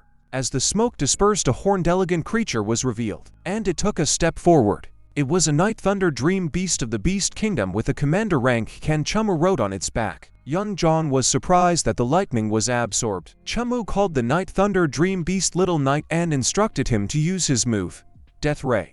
Little Knight did as Chumu instructed, and he started to gather energy in the orb between his horns. He fired a powerful beam of light from it. Yunjun was anxious and he stated that things were not good. He summoned a circular aura in front of him. It was enlarged and Yunjun used his move Radiant Shield. The huge shield protected Yanzhong and his soul pets along with Yunhee. Yunhee questioned what kind of luck Chumu had to get a soul pet of commander rank, not to mention the fact that it was the dark and lightning dual type. Yunhee was startled when Yunjong scolded him, telling him to cut the crap and summon his soul pet so they could finish things quickly. Yunhee looked downhearted as he summoned his two soul pets. It was a blood-winged trioptic beast and a Terravolve. Chumu looked at them intently, and he seemed to be deep in thought. He ran away on Little Knight's back while Mozai ran behind him, and he taunted Yunjong and Yunhee to catch him if they could. Yunhee was triggered, so he volunteered to go after Chumu, and he stated that Chumu was that at that time. His blood-winged triptych beast and a Terravolve chased after Chumu and his soul pets. Chumu glanced behind him. The little mice suddenly stopped running and turned to face Yunhee's soul pets that were chasing them. He used his move, Dream Shatter Nightmare Descendants. Yunhee and his soul pets were hypnotized. Suddenly, a swarm of bees appeared in the sky. Yunhee immediately ran away screaming that there was a swarm of bugs. Yunhee ran away with his soul pets and he told Yunjun to run away as well. Yunjun called Yunhee an idiot, and he asked him what bug swarm he was talking about. But Yunhee was so focused on running that he just ran past Yunjong and did not answer his question, which annoyed Yunjong. Yunjong told Chumu that the Dream Beast's mental attack only worked on a cowardly loser like Young, and he got agitated as he asked Chumu if he thought it would work on him as well. Chumu did not answer him, and he just laughed, telling Yunjong that it looked like his dog had abandoned him. Chumu told Yunjong that his young family was just a group of trash that only clung together, so without Yunhee, he was nothing. Yunjun got mad, and he told Chumu that even without Yunhee, he could still kill him. He summoned another soul pet as he asked Chumu if he thought he was the only one with a powerful soul pet. Yunjong ordered his soul pet to come out. A gigantic 1,000 feet poisonous centipede appeared in front of Chumu. The 1,000 feet poisonous centipede appeared from the ground, and it towered over Yunjang's other soul pets. The 1,000 feet poisonous centipede charged forward to attack Chumu. Chumu jumped off the Little Knight. Chumu Little Knight that he could easily restrain the Thunder Fairy attack, so he should try to pin down the centipede. Chumu also instructed Mozai to take the opportunity to cross the centipede and finish the blood-winged trioptic beast. Chumu instructed both Little Knight and Mozai to go. The two of them followed Chumu's instructions and charged forward. The 1,000 feet poisonous centipede used its move Poison Splash. Little Knight fired his powerful beam of light, while Mozai's eyes were filled with fire. Little Knight's attack collided with the 1,000 feet poisonous centipede. Mozai jumped off the ground to attack, which surprised the blood-winged trioptic beast in the 1,000 feet poisonous centipede. The 1,000 feet poisonous centipede's attention was on Mozai, who was charging towards him. Suddenly Little Knight used his move the Thunder Step. The 1,000 feet poisonous centipede was electrocuted by Little Knight's attack. On the other hand, Mozai passed by the 1,000 feet poisonous centipede just like Chumu instructed and charged towards the blood-winged trioptic beast. The Thunder Fairy used its move Lightning Ray, while the blood-winged trioptic beast created a whirlwind to attack Mozai. Mozai moved swiftly and he managed to dodge the attack of the two soul pets. Yunjin was anxious when he saw that Mozai was so fast. Mozai went faster and created another image of himself. He charged towards the blood-winged trioptic beast, who looked confused. Blood spurted out of the blood-winged trioptic beast as Mozai used his move the illusion Evil Flame Claw. The blood-winged trioptic beast was burning as it crashed into the ground. Its eyes were filled with tears as the flame continued to burneth. Yunjin was alarmed when he realized that illusion could actually do real damage, and he wondered how much stronger Chumu had become in the past few years. Chumu reminded Yunjin that he was already said that none of his young family would leave that prison island alive. Yunjin cursed as he saw his blood-winged trioptic beasts get burned to death. Meanwhile, at a distance, the fire from the blood-winged trioptic beast was visible in the middle of the forest that was filled with silk threads. Someone who was riding their blood-winged trioptic beast saw the fire in the forest. The man was young Land King. Suddenly someone caught his attention. He got curious when he saw a trembling blood-winged trioptic beast behind a huge rock. Young Linking checked it out and he saw Yunhee with his blood-winged trioptic beast and Terravolve trembling and fear behind the rock. Young Linking wondered if it were a mental attack. He directed his aura at Yunhee to release him from the mental attack. Yun Linking came back to reality. He saw the mad Yun Linking asking him what he did alone and where Yunjun was. He immediately told the online king that they encountered Chumu on that prison island, calling him a Chu family brat. And he reported that Chumu repeatedly disrupted their work, and Yunjun was already chasing after him. The Yun Linking kicked Young He and told him to lead the way because that day Chumu were dead. Both Young Linking and Young He traveled over the forest riding on their blood-winged trioptic beast. Young He pointed ahead and told Young Linking to look. Young Linking was surprised when he saw Yun Zhen fleeing riding on his flying soul pet. Yun Zhen saw Young Linking, and he told him that he was truly coming at the perfect time because Chumu was chasing him in the woods, so he asked him to quickly help him kill Chumu. Yun Zhen quickly joined their group, and with Young Linking leading them, they charged in the direction where Young Zhen was fleeing earlier. Chumu rode on Little Knight, and he was alarmed when he saw a blood-winged trioptic beast flying towards him. Chumu cursed when he recognized the Yun Linking, and he was on edge when he realized that the monster was sent to the island too. He quickly pulled Little Knife to turn and he told him to retreat. Chumu quickly retreated deeper into the forest while still riding Little Knight. Yun Linking pursued him from behind riding his blood-winged trioptic beast. The blood-winged trioptic beasts that Yun Lankang was riding his move Blood Feign Hurricane. Multiple whirlwinds approached Chumu from behind. Chumu looked back and he realized that he was in a bad situation. Suddenly something hit the whirlwinds. The whirlwinds disappeared into thin air. It was the Devil Tree Battle Soldier who stopped the whirlwinds, and Chumu said that the whirlwinds had a destructive power because even after relying on the Devil Tree Battle Soldier and soul armor, he only barely managed to avoid them. Yun Linking was amused and he said that he couldn't believe that Chu didn't die. He dove forward to attack Chumu. The Devil Tree Battle Soldier, who rode on Little Knight behind Chumu, noticed Young Linking's attack from behind. He jumped off Little Knight and faced the online king. Chumu saw what the Devil Tree Battle Soldier did, and he told it to come back to him. But the Devil Tree Battle Soldier did not listen, and he raised his arm to attack. He used his move Root Net to hinder Yun Linking from chasing behind Chumu. But Young Linking simply smirked and he said that the Devil Tree Battle Soldier was overestimating himself. The blood-winged trioptic beast the Young Linking was riding continued to charge forward, and the Devil Tree Battle Soldier was broken into pieces along with his root net. The Devil Tree Battle Soldier's pieces crashed on the ground. He trembled in pain. Yun He pointed out that the vitality of the plant kingdom was more tenacious because the Devil Tree Battle Soldier was not dead yet. And the Yun Zhen told him that if he didn't have a fire attribute soul pet, he shouldn't waste time with it and just go after Chumu. Chumu stood in front of the innards of a god trapped, and the Young Linking told him that they would see where he could escape at that moment. But Chumu just smirked confidently. Yun Zhen got infuriated when he saw that Chumu could still laugh, and so he told Chumu that he would make his life worse than death. With confidence, Chumu asked them if they thought that he just wandered in there. The Yun Linking and Young Jin and Young He were surprised to hear what Chumu said. Suddenly, there were movements in the innards of a god. Cracks started to form in it. It hatched behind Chumu, but he was unfazed. Long, sharp legs came out of the cocoon, and it broke free from the silk threads. A huge wing was also spread out, and they also broke free from the silk threads. A mighty dragon roared loudly. Yun Linking looked terrified. The huge dragon glared at them, and the Yun Linking quickly retreated, while telling Yun Zhen and Young He to quickly run away. The dragon roared loudly and spread its wings open. A strong gust of wind filled the area.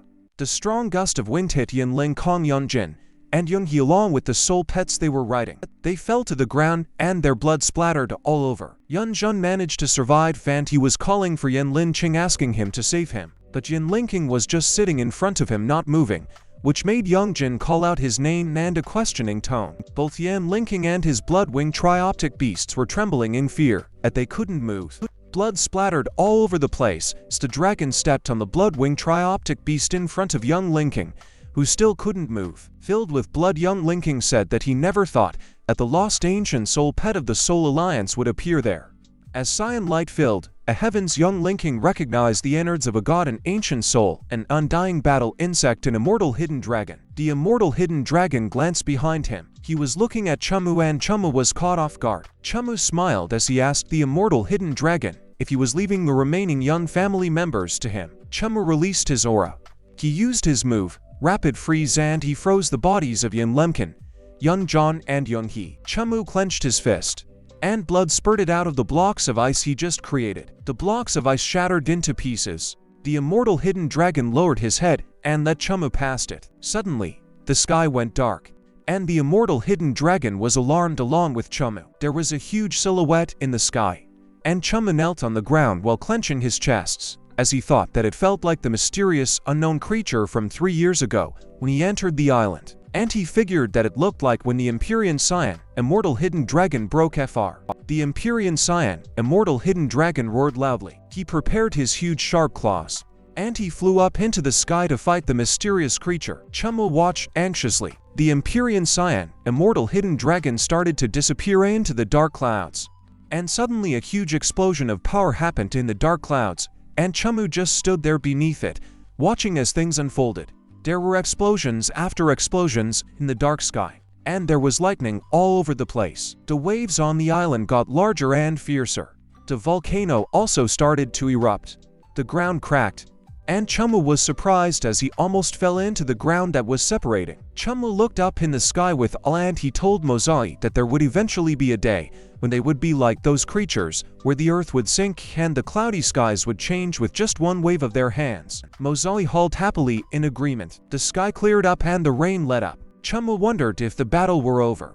The silhouette of the Empyrean Scion, immortal hidden dragon, could be seen in the sky, along with the mysterious creature. As the mysterious creature started to fly away, the Empyrean Scion, immortal hidden dragon, fell from the sky, and Chumu was worried as he ran towards it. He crashed into the ground.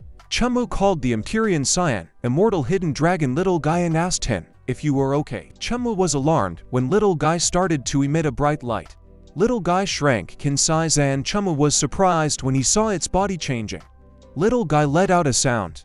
Chumu crouched on the ground to hear him clearly, and in beast language. Chumu asks little guy if he was saying that he has to leave because there was someone chasing him. Chumu was alarmed when little guy stood up and started to tremble. A huge lump formed in its throat. They moved forward into its mouth, and the drool started to ooze out of little guy's mouth.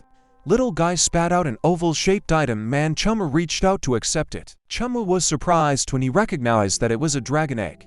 Little guy made out noses to talk to Chumu and beat language. Chumu looked glad when he understood what the little guy said, and he confirmed with little guy that if you wanted him to make a soul pact with the dragon, let it become strong so it would protect him and Mozai. Little guy nodded in agreement. He was alarmed when he noticed something in the sky. Chumu was alarmed as little guy quickly turned his head to look up at the sky. Little guy started to fly away, but it was still looking back at Chumu. Chumu told little guy not to worry because he would protect the dragon egg. As Chumu looked at little guy fly into the sky, he thought that little guy was so anxious, so there must be some incredible force chasing after him. Meanwhile, 3 flying soul pets were approaching the prison island. There were men that were wearing white cloaks riding the soul pets, and one of them reported to their lord that they found the traces of the Empyrean Scion, immortal hidden dragon, who had been missing for 4 years at Hangar Ocean, which was controlled by the Nightmare Palace. One of them exclaimed that the Empyrean Scion, immortal hidden dragon, had finally appeared. The Soul Emperor chanting said that each time the Empyrean Scion, immortal hidden dragon, pupates, it leaves behind the younger generation, so they should search to see if it left its hidden dragon egg on the prison island, to which the men in cloak immediately agreed. Chanting closed his eyes. He recalled that their leader told him that when the Empyrean Scion, immortal hidden dragon, fled the Soul Alliance, it brought an extremely valuable soul pet egg with it. So he ordered Chanting to get the egg back whatever it took him, no matter the cost. Chanting saw little guy, and he said that at that time he could not escape. Meanwhile, in the space between 2 cliffs, Chumu traversed that space with a map in his hand. And at that moment, the dragon egg was quietly lying in the space ring. As Chumu reached the end, he said that he didn't expect the treasure to be buried there.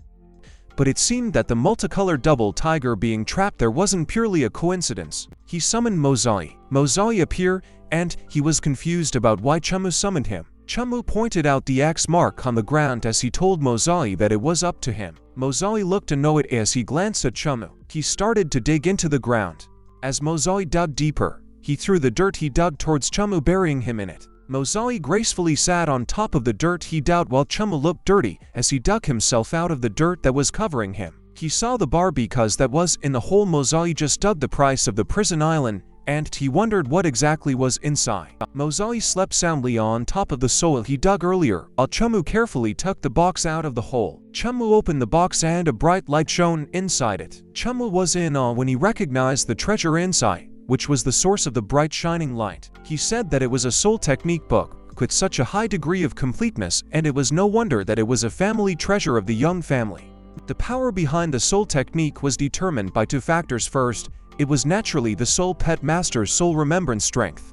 And second, it was how complete the soul technique book was that one studied from. Inside one soul technique book were various eminently complicated line imprints that even the strongest imprint master could not completely imprint a soul technique book. Normally, when the imprint design and a soul technique book reached the replication of 70, with the soul technique, it could be learned, but it would not reach the level of a complete 100 soul technique.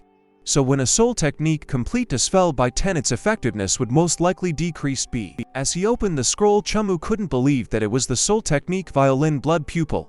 A complete violent blood pupil could cause a soul pet strength to directly increase by 1 phase. Chumu looked pleased as he said that he finally has a decent soul technique. Suddenly, orange wings flapped in the sky. Both Chumu and Nozai noticed it, and they turned to look at what it was. Chumu was surprised when he saw that it was the winged tiger. He rejoiced, saying that it finally came to pick him up, and he told Mozai that they should go as it was time to go back, to which Mozai held an agreement. Meanwhile, in Nightmare City, everything was peaceful.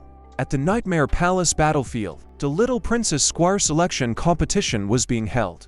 Si Guanhan was watching it, along with other guests. One of them was Shu Luling, and he asks the Guanhan what he thought about Jia Ming in the arena, as he was the #1 expert under him, and Si Guanhan said that in 3 minutes Jia Ming would win. Juling said that it was great, because if Si Guanhan thinks so highly of Jia Ming, the squire position would be given to him. But the other guests Suyu said that trash like Jia Ming wouldn't last 10 minutes under him. Shi Luling told Suyu that although he was the eldest son of the Blue Nightmare Palace Master, he may not be able to beat GMA. But someone placed a beautiful gem on the table. It was Suyu, and he said that he would bet a 4th level dual type soul crystal that he would get rid of GMA within 10 minutes. But if he couldn't, the soul crystal would belong to Rululing. Rululing asked Suyu what he would want. If he wants to, Suyu told Luling that he wanted nothing, because that was just to let him know that Jia Ming was merely a piece of trash in his eyes. The two of them glared at each other, and there was a spark of tension between them. The host announced that Jia Ming was the winner. The announcement took Luling and Su's attention off each other. Suyu jumped out of his seat. He jumped towards the arena and told Luling to start the countdown. Yet the lady that served the guests asks Guanhan if he thought that Suyu could really defeat Jia Ming within 10 minutes. And Zia Guanhan told her that Suyu would, because even though he was crazy, he had the power. Rululing was anxious as he asked how it was possible. The sky was clear and peaceful, and the host announced that Suyu won, and it took 7 minutes. Suyu told Jamming that he would not be his match even if he trained for 3 more years. Suyu bowed to the direction where the guests were, and he told Zia Guanhan that the selection of the young Princess Squire could be declared over because no one was more qualified for that position than him. But Zia Guanhan told him to wait a little longer. Suyu proudly told Zia Guanhan that the others there were no match for him. So he questioned him about why they would wait. Si Guanhan said that if the person he was waiting for comes back alive, the squire position might not be his. Suyu was puzzled, so he asked he had Guanhan who it was. Zia Guanhan looked up, and he told Suyu to look there. Suyu looked up just as he was told, and he was puzzled when he saw a huge shadow looming over him. It was the winged tiger's shadow, and Chumu was confidently riding on its back. Chumu smiled, and he hopped off the winged tiger. He was dirty and stinking, so Suyu immediately told Zia Guanhan that he should just say if he did not want to give the position to him, and he did not need to find such a comical thing. Si Guanhan ordered Fang Zheng to take Chumu down to wash up first, and Fang Zheng gladly agreed. But Suyu told Zia Guanhan that he did not have time to wait for Chumu to slowly wash and groom. Chumu was annoyed, so he told Suyu that if it was a battle, they should start immediately because he did not want to take a shower again because of his blood. Suyu was also pissed, and he told Zia Guanhan that he could never restrain himself in battles, so he might accidentally kill his subordinate Chumu. Zia Guanhan confidently told him to feel free if he could. Suyu told Chumu that he should pray that Zia Guanhan could save him in time, because that way, he might still live cowardly, and he told Chumu to summon his soul pet. Zia Guanhen clarified that the competition only allows summoning one soul pet and no switching is allowed. Chumu told Sueu that he should go first. Sueu was smug when he realized Chumu wanted him to summon his soul pet first so he could summon a soul pet to his advantage. As Sueu summoned his soul pet, he told Chumu that he wanted him to know that in front of absolute strength any trick was useless. Sueu summoned a blue nightmare. Chumu was a bit distressed as he acknowledged the strength of the blue nightmare. He summoned Ning. Saya laughed and he told Chumu that he turned out to summon such a garbage soul pet and it seemed like he only needed 3 minutes to get rid of him. Meanwhile, Julian was analyzing Ning, and he told Zia Guanhen that it was a top talent, I say a fairy, but even if it had top talent, it should not have been summoned to contend against a commander-ranked blue nightmare. Seguan simply told him to just wait and see. Sueu attacked immediately, and he ordered his blue nightmare to use its move Devil Fire. Ning quickly gathered an aura between the palms of her hands, and she summoned an ice wall. Sueu was alarmed. Ning floated above the ice wall she had just created. She started to dance. On the other hand, the blue nightmare started to freeze. The blue nightmare was frozen in places. Ning used her move Isra dance. Suyu was unfazed, and he said that Ning was ridiculous for daring to think that she could slow down and kill his blue nightmare with a long-range attack. A whirlwind of fire started to swirl around the blue nightmare. While being summoned, her sword Suyu told her that was such a slow ability before the ability was even cast Ning would die. The blue nightmare's eyes gleamed inside the world into fire and used its move Devil Fire Whirlpool. It charged towards Ning, who was still in the middle of summoning her swords. The blue flames consumed Nick. Tears filled her eyes while the whirlwind of fire consumed her and she was helpless against it. She disappeared into thin air along with the world into fire. All that was left was the blue nightmare that floated above the ice wall and loomed over Chumu. Saya said that Ning couldn't even take a single blow and he told Zia Guanhen that the victor was decided. Seguan calmly looked at his drink and he sounded amused to see question Su's words. Suddenly, there was a ripple and the shiny surface of the ice wall. Ning was inside it and she smiled victoriously. The blue nightmare declared its victory in the arena. Ju Luling sighed as he told Zia Guanhen that it was over and the fight was a bit boring. Zia Guanhen was unfazed, and he told Ru Luling that there was an ice-type ability called Ice Mirror and its appearance was very similar to that of an ice wall. He said that although it was smoother, many people without battle experience easily mixed the two up. Ru Luling was surprised when he heard what Sai Guanhan said. There was a ripple in the ice mirror, and Ning emerged from it. She emerged out of the ice mirror and she looked completely unharmed. Suyu was surprised when he realized that the ice fairy from earlier was just a fake. He realized that Ning finished summoning the ice swords above him, and cursed. The swords came down at high speed to attack. They pinned Sua's blue nightmare into the ground. Ning summoned another sword, and while wielding it, she started to approach the blue nightmare. Ning raised the sword. She plunged it into the blue nightmare's chest. Sayo looked horrified. Chamu told Sueu that in the usage of abilities and battling awareness, he was practically worse than some soul apprentice, and if it were not for Zia Guanhen saying that killing was not allowed, he would have been dead long ago. Sayo got mad, and he told you that he was a nobody, so he shouldn't even think of lecturing him. He summoned two more soul pets, one that looked like a serpent and another that looked like a wolf. Ning was alarmed and she took a step back. On the other hand, Si Guanhen intently observed what was going to happen next. Chamu smiled confidently. He summoned Mozai. Mozai closed his eyes, and when he opened them, he used his move, Evil Stare. Chamu reminded Su of his words as he returned the phrase to him, saying that in front of absolute strength, any trick was useless. Sai was now in distress, and as he took a step back, he asked Chamu who the hell he was. Zia Guanhen, along with Fang Xian, appeared behind Su with a smile on his face and asked him if he knew about the prison island within the Eternal Ocean. He said that Chumu was the 18-year-old king of Prison Island and that Chumu even broke his record for being the youngest king of the prison island. Sayu couldn't believe that it was possible that Chumu was actually only 18 years old.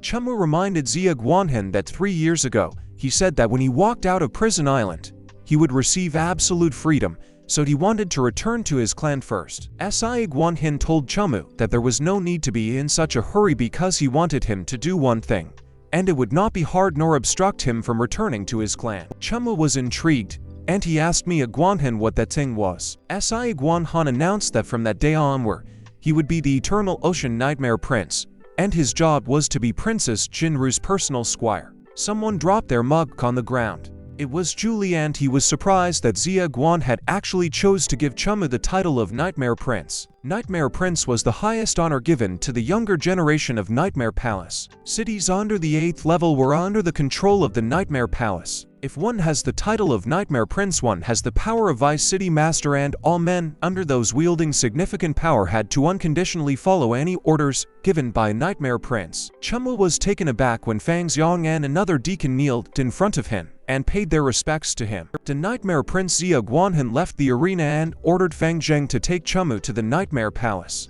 Before leaving, Zia Guanhan remembered something, so he glanced at Chumu and told him that his evil flame six-tailed demon fox was pretty good. Chumu said nothing, but he was definitely apprehensive about what Zia Guanhan said. Fang Zheng requested that Chumu follow her.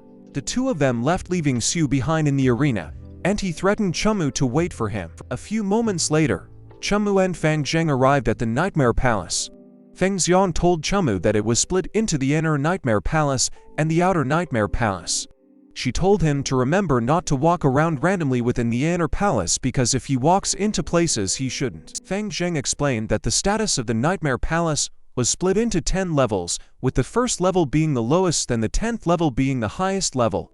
She said that the Nightmare Prince was a 7th level title, as she pointed at a door and told Chumu that it was his living quarter. As they entered Chumu's living quarters, Fang Zheng said that soon someone would leave 20 women into his room, and he could choose any two as his personal servants. Chumu cried as he remembered his previous living conditions and said that after years of sleeping in the open air, he could finally live in a comfortable room. Fang Zheng told Chumu that in the future, if Si Guanhan had any tasks, she would be in charge of delivering them to him.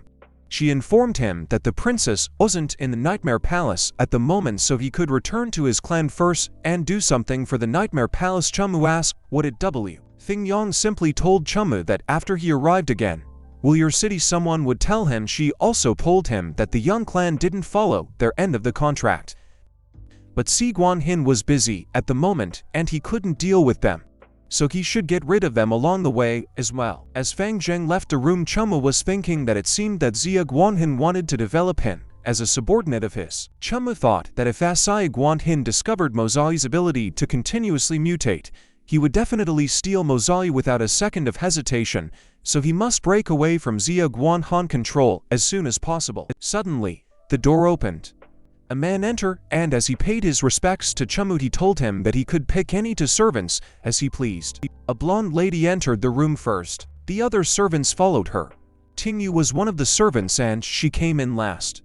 The atmosphere was gloomy, so the servants quietly stood there in front of Chumu. They were thinking that Chumu looked terrifying and was like a beast, so they were wishing that he wouldn't pick them. Chumu felt awkward as he felt that the atmosphere seemed a little off. Chumu was surprised when the man earlier told him that he heard that he was from the Eternal Ocean, and that one of the girls also happened to be from the Eternal Ocean. Unaware that the Nightmare Prince was Chumu, Tingyu was annoyed at what the man said, and in her head, he was calling him a bastard and was telling him to shut up. Without much thought, Chumu told the man that he would choose the girl, and he was about to enter a room, but the man told him that there was still one left to choose. Chumu quickly glanced at the servants and spotted the blonde girl, so he told the man that the yellow-haired servant was fine. He quickly entered the room as he ordered his servants to prepare some bathing water for him because he wanted to take a bath. Tingyu and the blonde-haired servant looked horrified as the other servants quickly fled the scene. The blonde-haired servant King, he asked Tingyu what they would do because Chumu, his eyes were so scary as if he would swallow them whole, and Tingyu told her that she also didn't know, so they could only do things step by step and hope. The two of them were alarmed when Chumu called for King He and asked her to come into the room. With tears still flowing down her face, King He quickly ran towards the room, and she told Tingyu that she would be going first. Tingyu was left in the room. A few moments later, Tingyu wondered what was taking King He so long, and while she called Chumu a beast, she wondered if he was doing something. Suddenly King He screamed and Tingyu was alarmed. She quickly charged into the room and told King He that she was there to save her. But Tingyu was both surprised and puzzled when she saw what was happening inside the room. King He was blushing as she admired Chumu, and she told him that he was so handsome. Tingyu quickly recognized Chumu and she blurted out his name in surprise.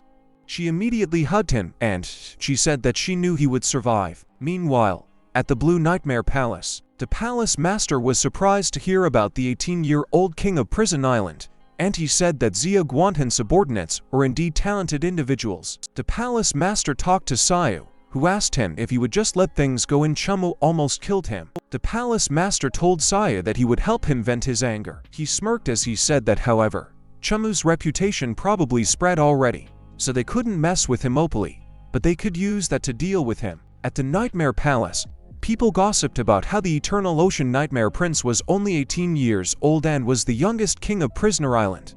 They said the glory had spread everywhere in the Nightmare Palace. Thus, many youth experts wanted to fight with him to increase their own fame. Meanwhile, Chumu used soul crystals to cultivate Ning and Mozai. Ting Yuan King he entered the room and informed him that they received another pile of challenge letters that day. Looking at the letters, Chumu said that it seemed he had to show those challengers what he was capable of. Otherwise, they would always look down on him. So he asked his servants which ones were relatively strong. Ting Yu picked some letters and said that those 5 were all very strong, such as Guan Zion, who was known as Cyan Nightmare Palace's strongest youth. There was also Nightmare Prince Yuan Shan and Feng Jing City's young master. Without question, Chumu told Ting Yu that he would accept those 5 challenges. Ting Yu asked him how he planned on arranging the times. Chumu told her that he does not have that much time, so she should arrange them all for the next day. Ting Yu excitedly said that he would make the arrangements right away, while King he was drooling, saying that as expected of Chumu he could take on 5 at the same time. Chumu smiled as he thought that it was time to test the results of the training of all the soul pets. Meanwhile, at the Blue Nightmare Palace, the palace master was surprised when he heard about Chumu fighting 5 challenges at once. Sayu confirmed with him, saying that it had never happened before, and Chumu was too arrogant. The palace master asked Sayu when the battle would start, and Sayu told him that it was the next day. Sayu also told him that he heard that the Cyan Nightmare Palace Master Sayu Guanhin and Lu Shanli would all be there to watch the battle. The palace master called for someone named Han Jia and ordered him to come with him to the battlefield, so they would see just how capable Chumu was. Chen Jia immediately agreed with the palace master's order. The next day, at the battlefield, there were a lot of people watching. Zia Guanhan along with the other guests was also there. Liu Shanli was sitting beside Zia Guanhan. The Cyan Nightmare Palace Master was also there, sitting beside Liu Shanli. Chumu looked ahead intently. He asked King He what the origin of the man in white clothes was, because he thought that everyone respected him a lot. And King He told him that the man was the famous Liu Shanli of the Nightmare Palace. She said that he was the Nightmare Prince Adjudicator with the 8th level title, which meant T. Liu Shanli smiled as he announced that they should begin. In the arena, Chumu was immediately surrounded by his 5 challengers. One of the challengers told the others that they could go first because if he went first they would have wasted their time coming there, so he would be merciful and give them the opportunity first. Another challenge or gave him the middle finger and told him that he would be the one who wasted his time coming, so he would fight him after he got rid of Chumu. Chumu was surprised the man took a step forward and told him to remember the person who would defeat him. While summoning his nightmare, he said that he was called Ghoul Zion. His nightmare started releasing snake-looking fires from its mouth. It threw those snakes towards Chumu. An explosion occurred. Chumu summoning, and he was able to dodge the nightmare's attack. Ning summoned her eye swords. She threw those eye swords towards the nightmare and they passed through the hole in the nightmare's attack. Ning continued to throw her eye swords. The audience saw that the eye swords were actually forming a linear and falling one after another towards the Cyan Nightmare, and they were in awe at Ning's strong control ability. As both the Cyan Nightmare and Ning threw the same attacks, the audience saw that it was a direct fight, a competition to see whose soul pet had more energy. The Cyan Nightmare ran out of energy, while Ning still had a sword flying towards it. Bullseye and panic, and he quickly admitted defeat, requesting Chumu to stop. But Chu did not stop, and Ning's sword pierced through the Cyan Nightmare's head. The Cyan Nightmare disappeared into thin air fuel. Zion was horrified. He felt so cold and his lower body started to freeze. In an instant, Guan Zion's whole body froze. The block of ice fell to the ground and was broken into pieces. The Cyan Nightmare Palace Master got mad at Chumu for daring to violate the challenge regulations by using frost poison to kill his disciple. Lu Shanli calmly took a sip of his drink and said that the soul of the soul pet was connected to the soul master, which was why the frost poison spread within him. He told the Cyan Nightmare Palace Master that it was his disciple's own fault that he did not resist with soul remembrance and time manned. Chu Mu told the other challengers that if they were worried about accidentally being killed by him, they should just give up the challenge because his fighting style did not involve comparing pointers to fight and stop. One of the challenges said that Nightmare Palace's regulations weren't something that could be changed by just words. And he did not like to change by all regulations, to which the other challenge is agree. Tanja was amused at what Chumu said, that he did not like the method of comparing pointers to fight, and he said that it was perfect because he also liked killing for fun. He asked Lu Shanli if he could participate, and Lu Shanli said that it was fine as long as Chumu did not object. Tanji jumped into the arena to face Chumu. He removed his cloak and asked Chumu to let him be his opponent. The Nightmare Palace's battlefield was still filled with people. A few of them were excited when they saw that Tanji was about to fight. Tingyu immediately told Chumu to be careful because Tanja was the strongest youth within the Blue Nightmare Palace and defeated his opponent's soul passed with one of his own. The Blue Nightmare Palace master looked glad as he thought it was the perfect time to finish off Chumu, and we can see a Guan Han's power. Suddenly a lady entered the battlefield. The audience quickly recognized her and they were in awe when they saw that Jinru was there too. Jinru looked graceful as she entered the battlefield along with her servants, Xia Guanhen, Lord Cyan, and the Blue Nightmare Palace master all kneeled in front of Jinru. Chamu and Tanji also did the same. Jinru told them that they might rise. The Blue Nightmare Palace master immediately offered for Jinru to sit beside him, but he was embarrassed when Jinru ignored him and passed by him. Jinru sat in the middle of the other guests. Lu Shanli asked Jinru what brought her there, and she told him that she heard that her squire was going to fight 5 people at the same time. Lu Shanli laughed as he told Jinru that after the first challenger was killed, the 4 remaining ones all cowered, so the next person who faced Chumu was Tanji. The 4 remaining challengers were all ashamed when they heard that they were labeled as cowards. Lu Shanli asked Jinru who she thought would win. Jinru said that Chumu was her squire, so naturally she thought that he would win. Meanwhile, Chumu and Tanji were glaring at each other. Tanji called for his Blue Nightmare and told it to come out. He summoned 2 Blue Nightmares simultaneously. The audience was surprised as the 2 Blue Nightmares were in the 5th phase, 4th stage. The 2 of them quickly charged towards Chumu, who had summoning in the Devil Tree Battle Soldier. Chumu quickly instructed Ning to stay in the air and give the Devil Tree Battle Soldier ice armor, while he told the Devil Tree Battle Soldier to go underground. Ning and the Devil Tree Battle Soldier quickly did as they were told. Tanjoi instructed his Blue Nightmares to use their move Flaming Meteor and to crashing Ning with it. The Blue Nightmares quickly summoned something right above Ning. Ning was alarmed when a huge stone started to appear within the magic circle, but suddenly, vines sprouted out of the ground. The 2 Blue Nightmares were surprised as the vines wrapped around them and restricted them, but fire started to inflict the vines. The 2 White Nightmares were able to escape from it. On the other hand, the fire quickly spread through the vines and came straight into its source on the ground. Ning quickly threw one of her eye swords. She hit the vine and managed to cut off the part that was inflicted with fire. Tanjoi Kirsten said that it was so annoying. He ordered his Blue Nightmares not to waste their time with those 2 soul pets and told them to attack Chumu directly. The 2 Blue Nightmares quickly did as they were ordered. The 2 Blue Nightmares were about to hit Chumu with their fists. Chumu used his move Soul technique when gusts of wind started to gather beneath Chumu's feet. He jumped high up in the air and dodged the Blue Nightmare's punches. When the Blue Nightmare's punch landed on the ground crumbled and the 2 Blue Nightmares fell into the deep pit. The vine suddenly appeared again. It restricted the movement of the 2 Blue Nightmares.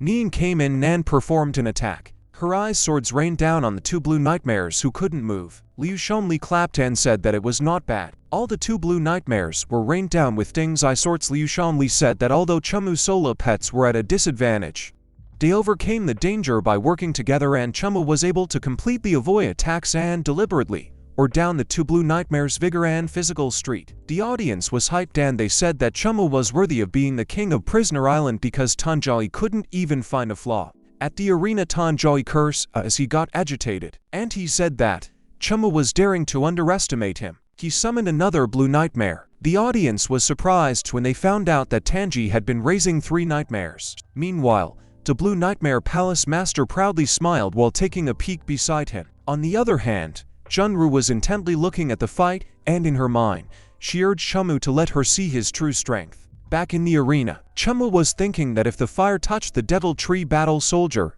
he would be killed instantly, so it was better to let Mozai go. Chumu realized that it was impossible for one person to feed 3 Blue Nightmares with just his own soul power. He thought that Tanjai must have used some other methods to provide the nightmares with soul power, so there would definitely be mistakes in controlling them in battle. Chumu summoned Mozai. Shunru wondered if Chumu was not going to summon a third soul pet. Si Guanhan told Jinru that he remembered that Chumu seemed to have lost the soul. Jinru was surprised when she realized that Chumu had always been in a state where he lacked a soul pet summon, and she wondered how on earth Chumu survived until that day. Meanwhile, Chumu grinned and he used his move, Violent Blood Pupil. Mozai glared at the enemy. He charged forward with his paws filled with aura. Mozai made an abrupt stop. He turned his body and swung his tail forward. The Blue Nightmare defended itself from Mozai his attack with his arm. But Mozai his attack was so powerful that he sent the Blue Nightmare flying up in the air. Mozai faced the two other Blue Nightmares. Tanjai ordered his Blue Nightmares to use some flame lances. The two of them did as they were told, and they immediately wielded fire lances. They raised their arms in preparation for throwing the fire lances into Mozai, and simultaneously the two Blue Nightmares threw the fire lances forward. There was a bright light in the direction where the fire lances were going. It was Mozai who produced the bright light, and he looked at the fire lances that were coming towards him intently. The fire lances charged towards Mozai. Tanjai said that they would see how Mozai dodged that attack. Suddenly Ning summoned her ice wall and it deflected the fire lances. Liu Shanli said that it was not bad because although the ice wall couldn't stop the fire lances, Ning actually changed the angle of the ice wall to alter the fire lance trajectories. Chamu instructed Mozai to use his move, Death Assault. Mozai his eyes turned bloodshot. He moved quickly in all four directions. Mozai created more images of himself and the Blue Nightmares, or surprised as three of those images appeared behind them. Mozai's attacked with his tail again, and one of the Blue Nightmares was sent flying just like the first one. The images ganged up on the last remaining Blue Nightmare. The Blue Nightmare was helpless as Mozai attacked it using his move illusion Evil Flame Claw. Mozai Flame started to affect the Blue Nightmare, and in an instant, the Blue Nightmare was engulfed in flames. The Blue Nightmare turned into a small flame. The small flame charged towards Tanji. The audience was alarmed when they saw that Tanji's soul pet was dead, as they thought that Tanji would also end up like Yujin. But Tanji joined the palms of his hands together. He created a barrier that blocked the small flame that charged towards him. Liu Shanli pointed out that Tanjai had experience and he quickly used his soul remembrance to guard his soul in his mind. But Tanjai looked like he was in pain, and Liu Shanli said that despite using soul remembrance to defend, Tanji still suffered some soul damage from the evil flame. Chia Jai kneeled on the ground. To his surprise, Ning suddenly appeared in front of him, then was summoning something above her. The huge rock was starting to come out of Verning's magic circle. Tanjai knelt helplessly on the ground. His Ning used to remove Ice Meteor. The Blue Nightmare was alarmed. It summoned to fire lance in his hand. It threw the fire lance forward. On the fire lance hit the gigantic ice meteor. Huge rocks, the pieces of the destroyed ice meteor, fell from the sky, and Mozai was dodging them. As he managed to dodge the rocks, Mozai was about to charge towards Chinjaya, while one of his Blue Nightmares was lying on the ground. But suddenly a huge hand grabbed one of Mozai's tails. He looked behind him, and it was one of the Blue Nightmares. Chumu ordered Ning to stop the other Blue Nightmare, and the Blue Nightmare was surprised when its half-body got frozen. Lu Shanli looked entertained as he mentioned that Chumu did not give his opponent the slightest chance to catch his breath. He complimented Chumu, stating that the synergy between him and his soul pet was truly amazing. On the other hand, Tanjai was in a pinch, thinking that if things went on as they were, he would definitely die. The Blue Nightmare used its flames on Ning eyes that held it in place, managing to escape.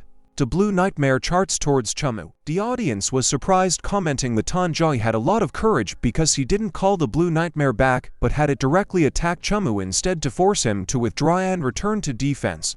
They noticed that Chumu still did not make Mozai return, wondering if Chumu wanted to commit. The Blue Nightmare was about to grab Chumu with its huge hands. Chumu was unfazed and simply smirked. Suddenly, Chumu's White Nightmare appeared, grabbing Tanjai Blue Nightmare by its neck. The sky was blue and peaceful, while on the ground traces of a fight could be found, like the rubble on the ground and the dust and smoke that slowly dissipated with the wind.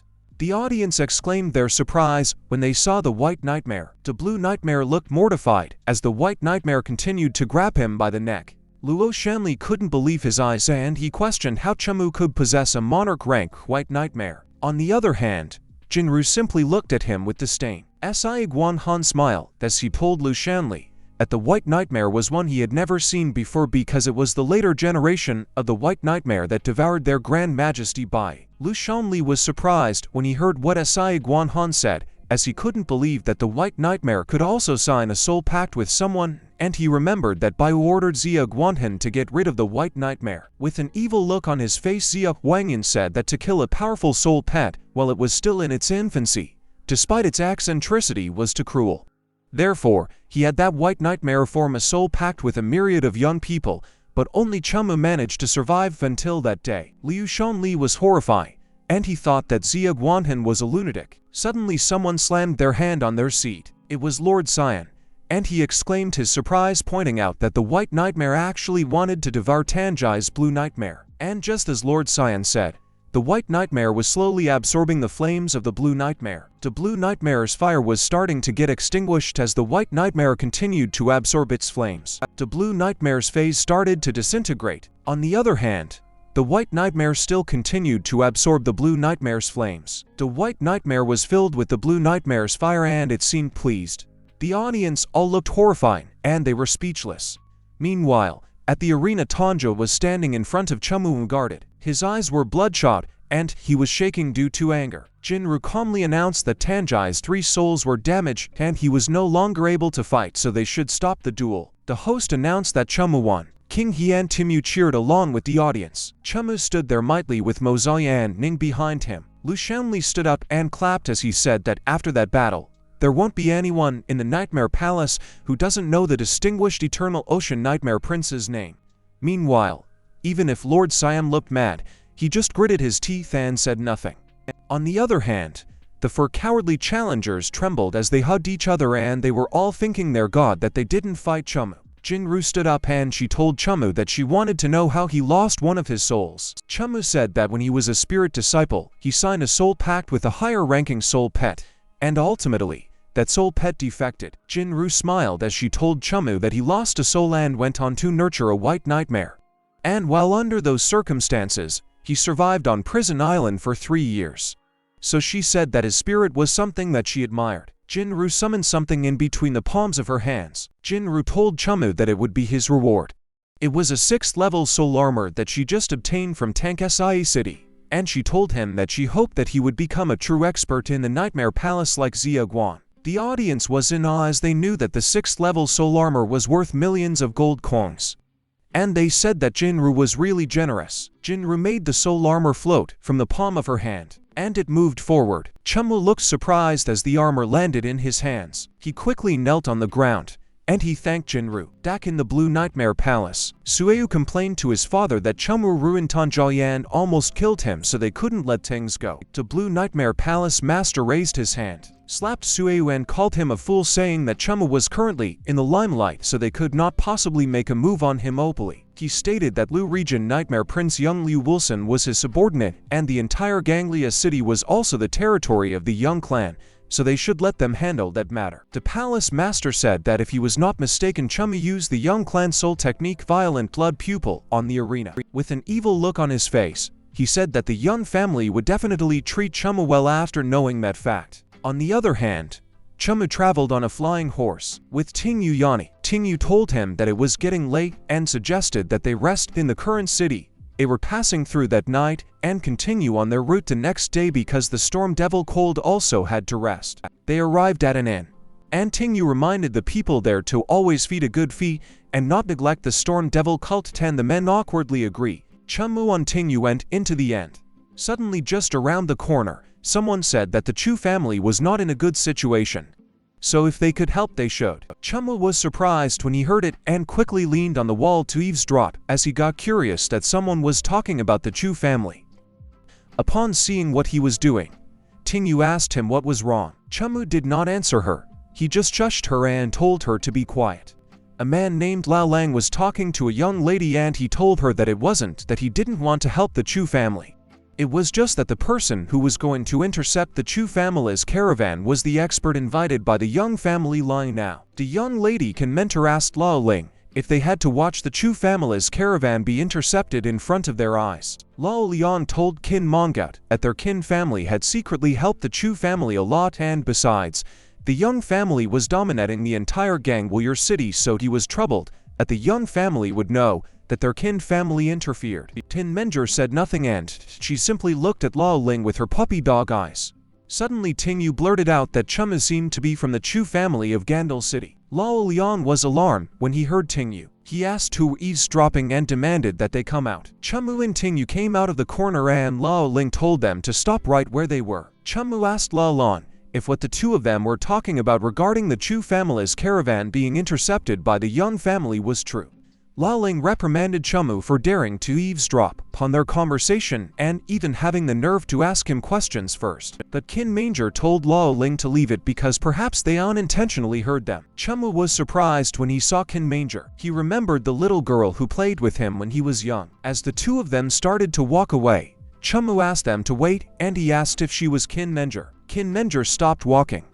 Lao Ling asked Qin Minor if they knew each other. Qin Manger gave it some thought, and she said that she didn't think that she had seen Chumu before. Lao Ling prepared to fight, while he told Qin Manger that there was definitely something fishy about Chumu and Tingyu, so he would beat them up first and, after that they would naturally tell the truth. Tingyu nervously requested that Lao Ling not misunderstand because Chumu and the Chu family had a bit of a relationship. So if the Chu family had trouble, he only wanted to help, so she hoped that they would understand that matter. Qin Manger was surprised to hear that they hotel guests were casually saying that they wanted to help the Chu family, so she asked them why she should believe them. Chumu proudly said that he was Waga City's great Chu family's Chen, and he had heard that Gangluo City's Chu family was in decline. So while traveling he happened to come here to take a look, which made Tingyu look at him disappointed, thinking that he was speaking lies so casually. Unbeknownst to Tingyu, Chumu was also nervous, as he thought that news of Chumu's death had already become known to everyone, so even if he told the truth, they wouldn't believe him. Chumu stood there nervously, while Qin Manger and Lao Ling stared at him with their eyes full of doubt. Qin Manger and Lao Ling continued to observe Chumu and Tingyu. Zilian told Qin Manga that Chumu was very suspicious and he worried that he was a spy of the Young family. Qin Manger aside, as she told Lao Lian that they couldn't help the Chu family, but they couldn't stop others from helping them. Chumu is Qin Manga, and the Young family plan on making a move in where the Chu family's caravan was at the moment. Qin Manger replied that she has already sent her subordinates to scout the place out and it would probably be a day before she knew. Chumu looked worried as he said that they couldn't delay any longer, and he asked Qin Manger where the nearest Chu family people were in the vicinity because he was going to alert them immediately. Qin Manger was puzzled by Chumu's question and she told him that there were no Chu family people in the vicinity. Chumu was horrified as he thought that the Chu family had fallen that far. Qin Manger told Chumu not to worry because she would let him know as soon as she got the news. The next day the sun had already risen over the mountain. There were dead bodies on the ground. A group of people with soul pets ambushed a garden caravan. That seemed to be the Chu family's caravan. One of the guards told Chuning that if he lost the goats, he could still buy them again.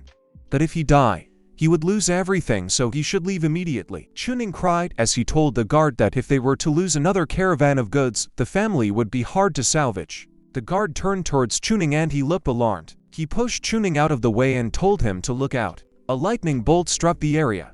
The other guards looked at the area and they were all astonished. The powerful bolt of lightning struck the other guards that were in the area. Their bodies were smoking as they got scorched, and they coughed up blood. Chuning called out to one of the men, who was his uncle Lai. Meanwhile, their enemies Yunji Lion smiled sinisterly and Lion told Chuning not to worry because it would be his turn soon. Chuning trembled in anger as he told them that their young family was really despicable people. He summoned his soul pet, the Light Rhinoceros. The Light Rhinoceros appeared a member of the Demon Beast's kingdom and it was in the middle-class commander rank. Yun Jia said that Chuning was angry that he even summoned his life-saving soul pet and Lion told him that he didn't need to take action himself, so he could just leave things to him. Lonan summoned two winged trioptic beasts. The two winged trioptic beasts along with the Thunder Fairy simultaneously charged towards Chuning Light Rhinoceros. Whirlwinds and lightning filled the area in the forest where the battle was going on. A few moments later, Chuning knelt on the ground injured,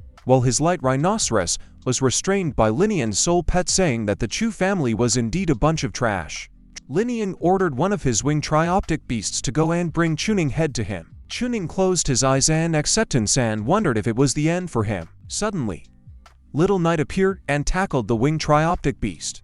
Little Knight stood in front of Chuning protecting him. Chuning was surprised when he saw that there were reinforcements. Linian got mad and asked how the person was who dared to meddle in his young family's affairs. Chamu stood in front of Chuning. Tears swelled on the corners of Chuning's eyes when he recognized the person in front of him. Chamu extended his hand to help Chuning up, and Chuning couldn't believe his eyes, asking Chamu if it was really him. Suddenly Chuning's face changed, and it was filled with worrying as he told me Chamu to watch out. A winged trioptic beast was about to land its attack on Chamu from behind, but Chamu looked unfazed. The winged trioptic beast went ahead to attack Chamu with its claws, but Chamu did not move an inch. Chamu closed his eyes, and when he opened them again they were glowing red. Chamu used his move Sol technique Kunmei Evil Stare. The winged trioptic beast was terrified, and it was frozen in place, sweating profusely. Little Knight charged forward. He tackled the winged trioptic beast and cut off its left arm with his horns. The winged trioptic beast cried as it lay on the ground squirming in pain. Linian was horrified at what he just witnessed. He was anxious as he ordered his winged trioptic beast to come back. As Chamu helped Chuning up, Chuning recognized the Chu family's unique soul technique, Junenmei, so he was sure that it really was Chamu, and Chamu told him that he was back. Chuning cried again as he told Chamu that over the years others have been spreading news about him. Chamu smiled awkwardly as he told Chuning that it was a long story. Chamu was taken aback when Chuning hugged him tightly and told him that he was glad that he came back safely. Chamu was touched as Chuning continued to hug him. But suddenly he noticed young Jeet Lion, who looked bored, and so he awkwardly told the crying Chuning to calm down as it was not the right place. Young Ja grinned sinisterly as he asked Chamu and Chuning if they were done with reuniting because he would send them both on their way together. Suddenly Yan Jai noticed something. Ting Yu and Kin Menjer were flying in the sky riding their soul pets, and Chamu looked like he was expecting them when he saw them, while Chuning was surprised. The two of them landed on the ground. Young Jeet ruled as he said that it was nice because there were more pretty chicks, and as he told Linian to not let them get away. Linian told him that there was not even a need to say that. There are other men also had the same sleazy look on their faces, and they seemed to be thinking the same thing. Young DJI released two of his soul pets and he ordered his men to leave the women behind and kill all the men. Chuning pushed to move away, telling him to be careful because those two soul pets were already at the 6th stage. And he told me Chamu to run because Little Knight was no match for them. But Chamu took a step forward and he protected Chuning behind him instead. With his back turned towards Chuning, Chamu told him not to worry and to let him protect him. That time, Chuning tears swelled again as he felt touched by what Chamu said. Chamu ordered Tingyu to protect Chuning and leave young Ja to him, to which Tingyu confidently agreed. Tin Manger offered that she would take care of the rest, to which Chamu agreed, but he reminded her to be careful. Chamu summoning Niang. Niang, Little Knight, Kin Mina and Chamu all charged together. On the other hand, the enemy is also charged towards them. Niang quickly summoned something above her, while Little Knight gathered an aura at the top of its head. Young Ja's soul pet's feet got frozen and they were cemented to the ground. Little Ning fired a powerful beam of light using the aura she had gathered. Her attack hit Young Gai's winged soul pet. Young Ja ordered his armored death scorpion to go and help. The armored death scorpion managed to escape for Niang ice constraints and charged forward to help. But Niang just nonchalantly raised her arm. She summoned an ice wall and the armored death scorpion was surprised. The armored death scorpion was imprisoned inside the triangulated ice wall, while the other winged soul pet was lying unconscious on the ground.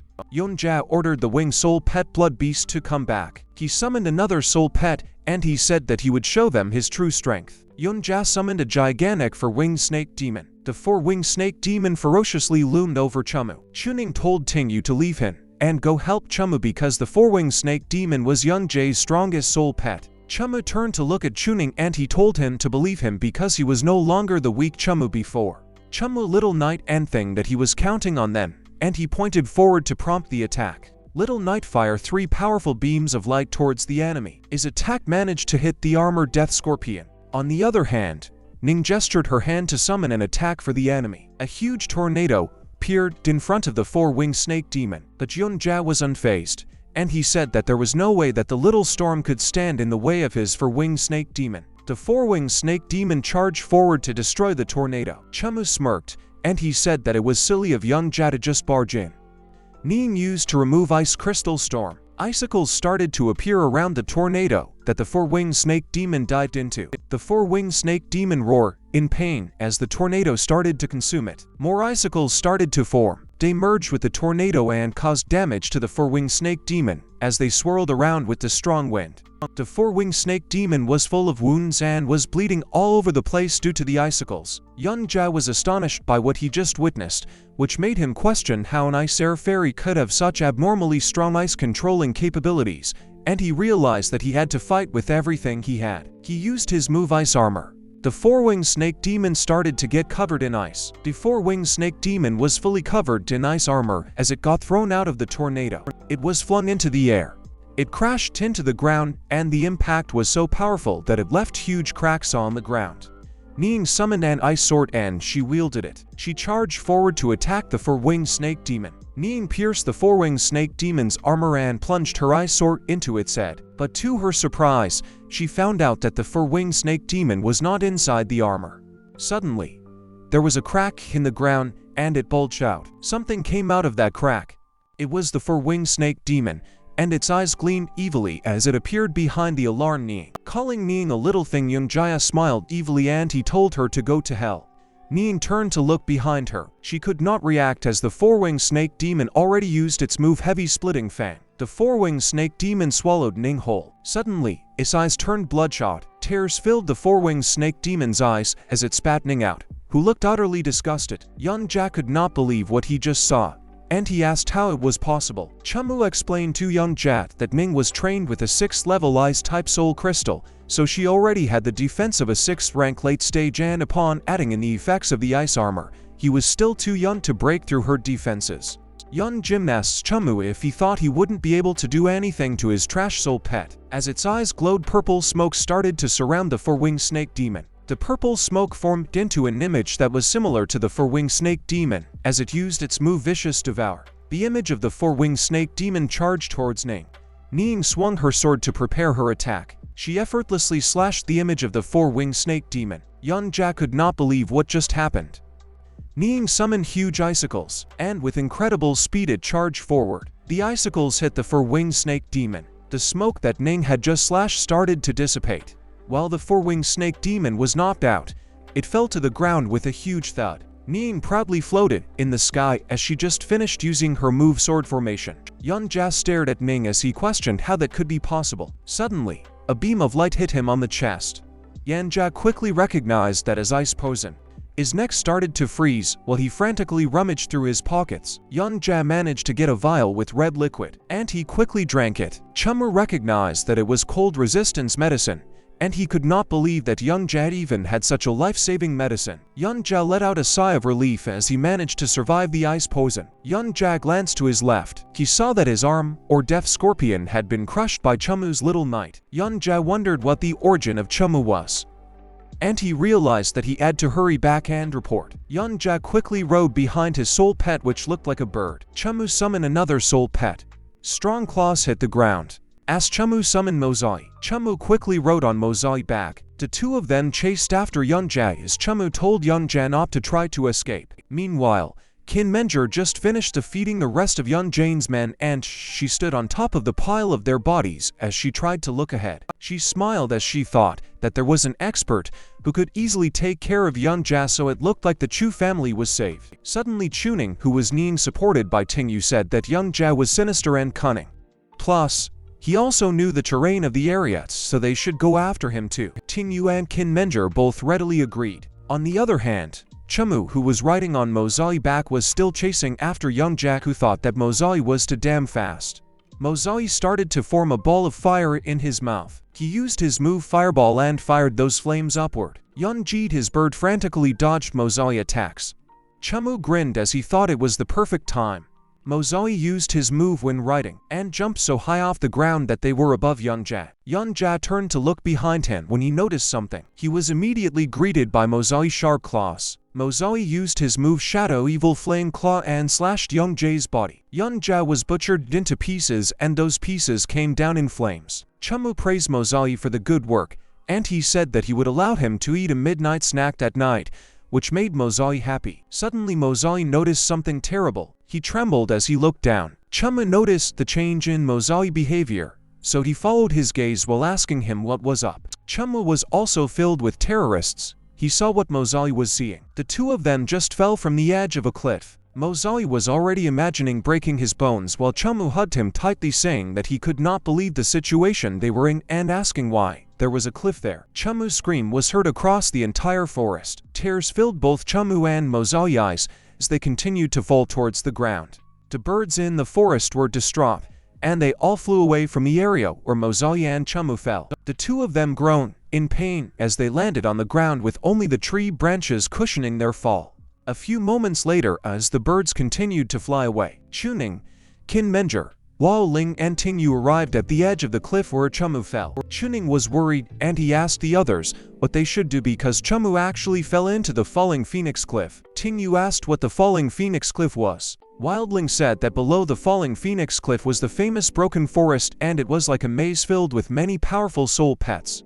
Kanminga confidently told the others not to worry because her flame bird could fly down, so she would go and find Chumu. Tin Manger jumped off the edge of the cliff. While summoning her soul pet, the flame bird appeared, and Kinmenger rode behind it.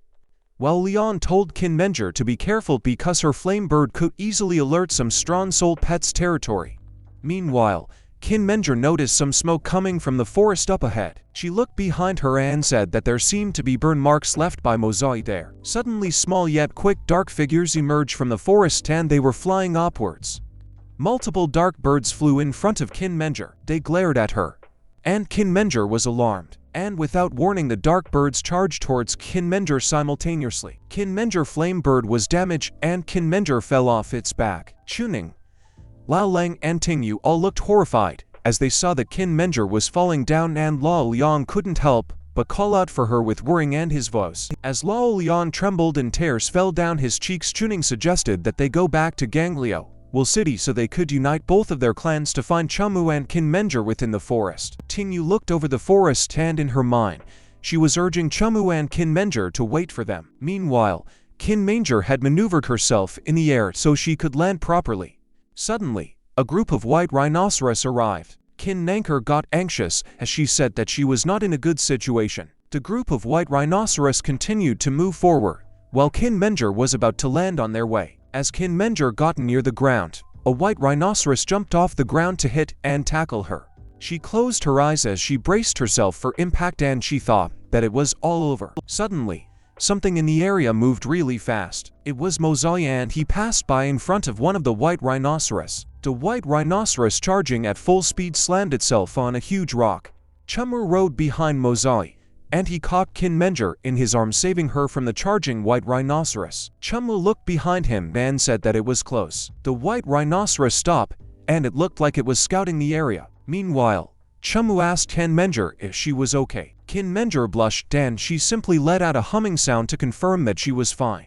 On the other hand, Mozai looked so annoyed while glaring at Chumu, and Chumu told him that Kinmenger was trying to save them because they were in danger, so he should just bear the situation for a while. Mozilla had no choice but to continue to run while carrying two people on his back because they were still being chased by the group of white rhinoceros and dark birds. A few hours passed and it was already twilight. Chumu and Kinmenger hid behind some bushes. Chumu told Kinmenger that they finally managed to escape the soul pets that were following them. But Kinmenger was already sleeping soundly on his shoulders. Chumu scratched his temple as he felt awkward about the situation. Morning came, and Kinmenger was still sleeping soundly, drooling while leaning on a tree trunk. A leaf fell down on her hair, which woke her up. As she became fully awake, she noticed her drool and she quickly wiped it off. Chumu, who was at a distance in front of her, looked towards her apprehensively as he noticed the movements. Chumu became relaxed when he saw that Kinmenger was awake, and he told her that those fruits in front of her could allay her hunger, so they should eat and get going. Kinmenger blushed this she simply hummed in agreement. She ate one of the fruits and tears formed at the corners of her eyes as she said that it was very delicious. Chumu Petimo's eyes. He said that there were many high-level soul pets at the bottom of the valley, so perhaps they could capture one. Kinmenger told Chumu that it was pretty dangerous there if they met any fierce soul pets. But with a disgruntled look on his face, Chumu interrupted Kinmenger and told her that it was true that bringing her along was dangerous. Kin Menger was enraged with Tumu's response. She wondered why Chumu was so annoying.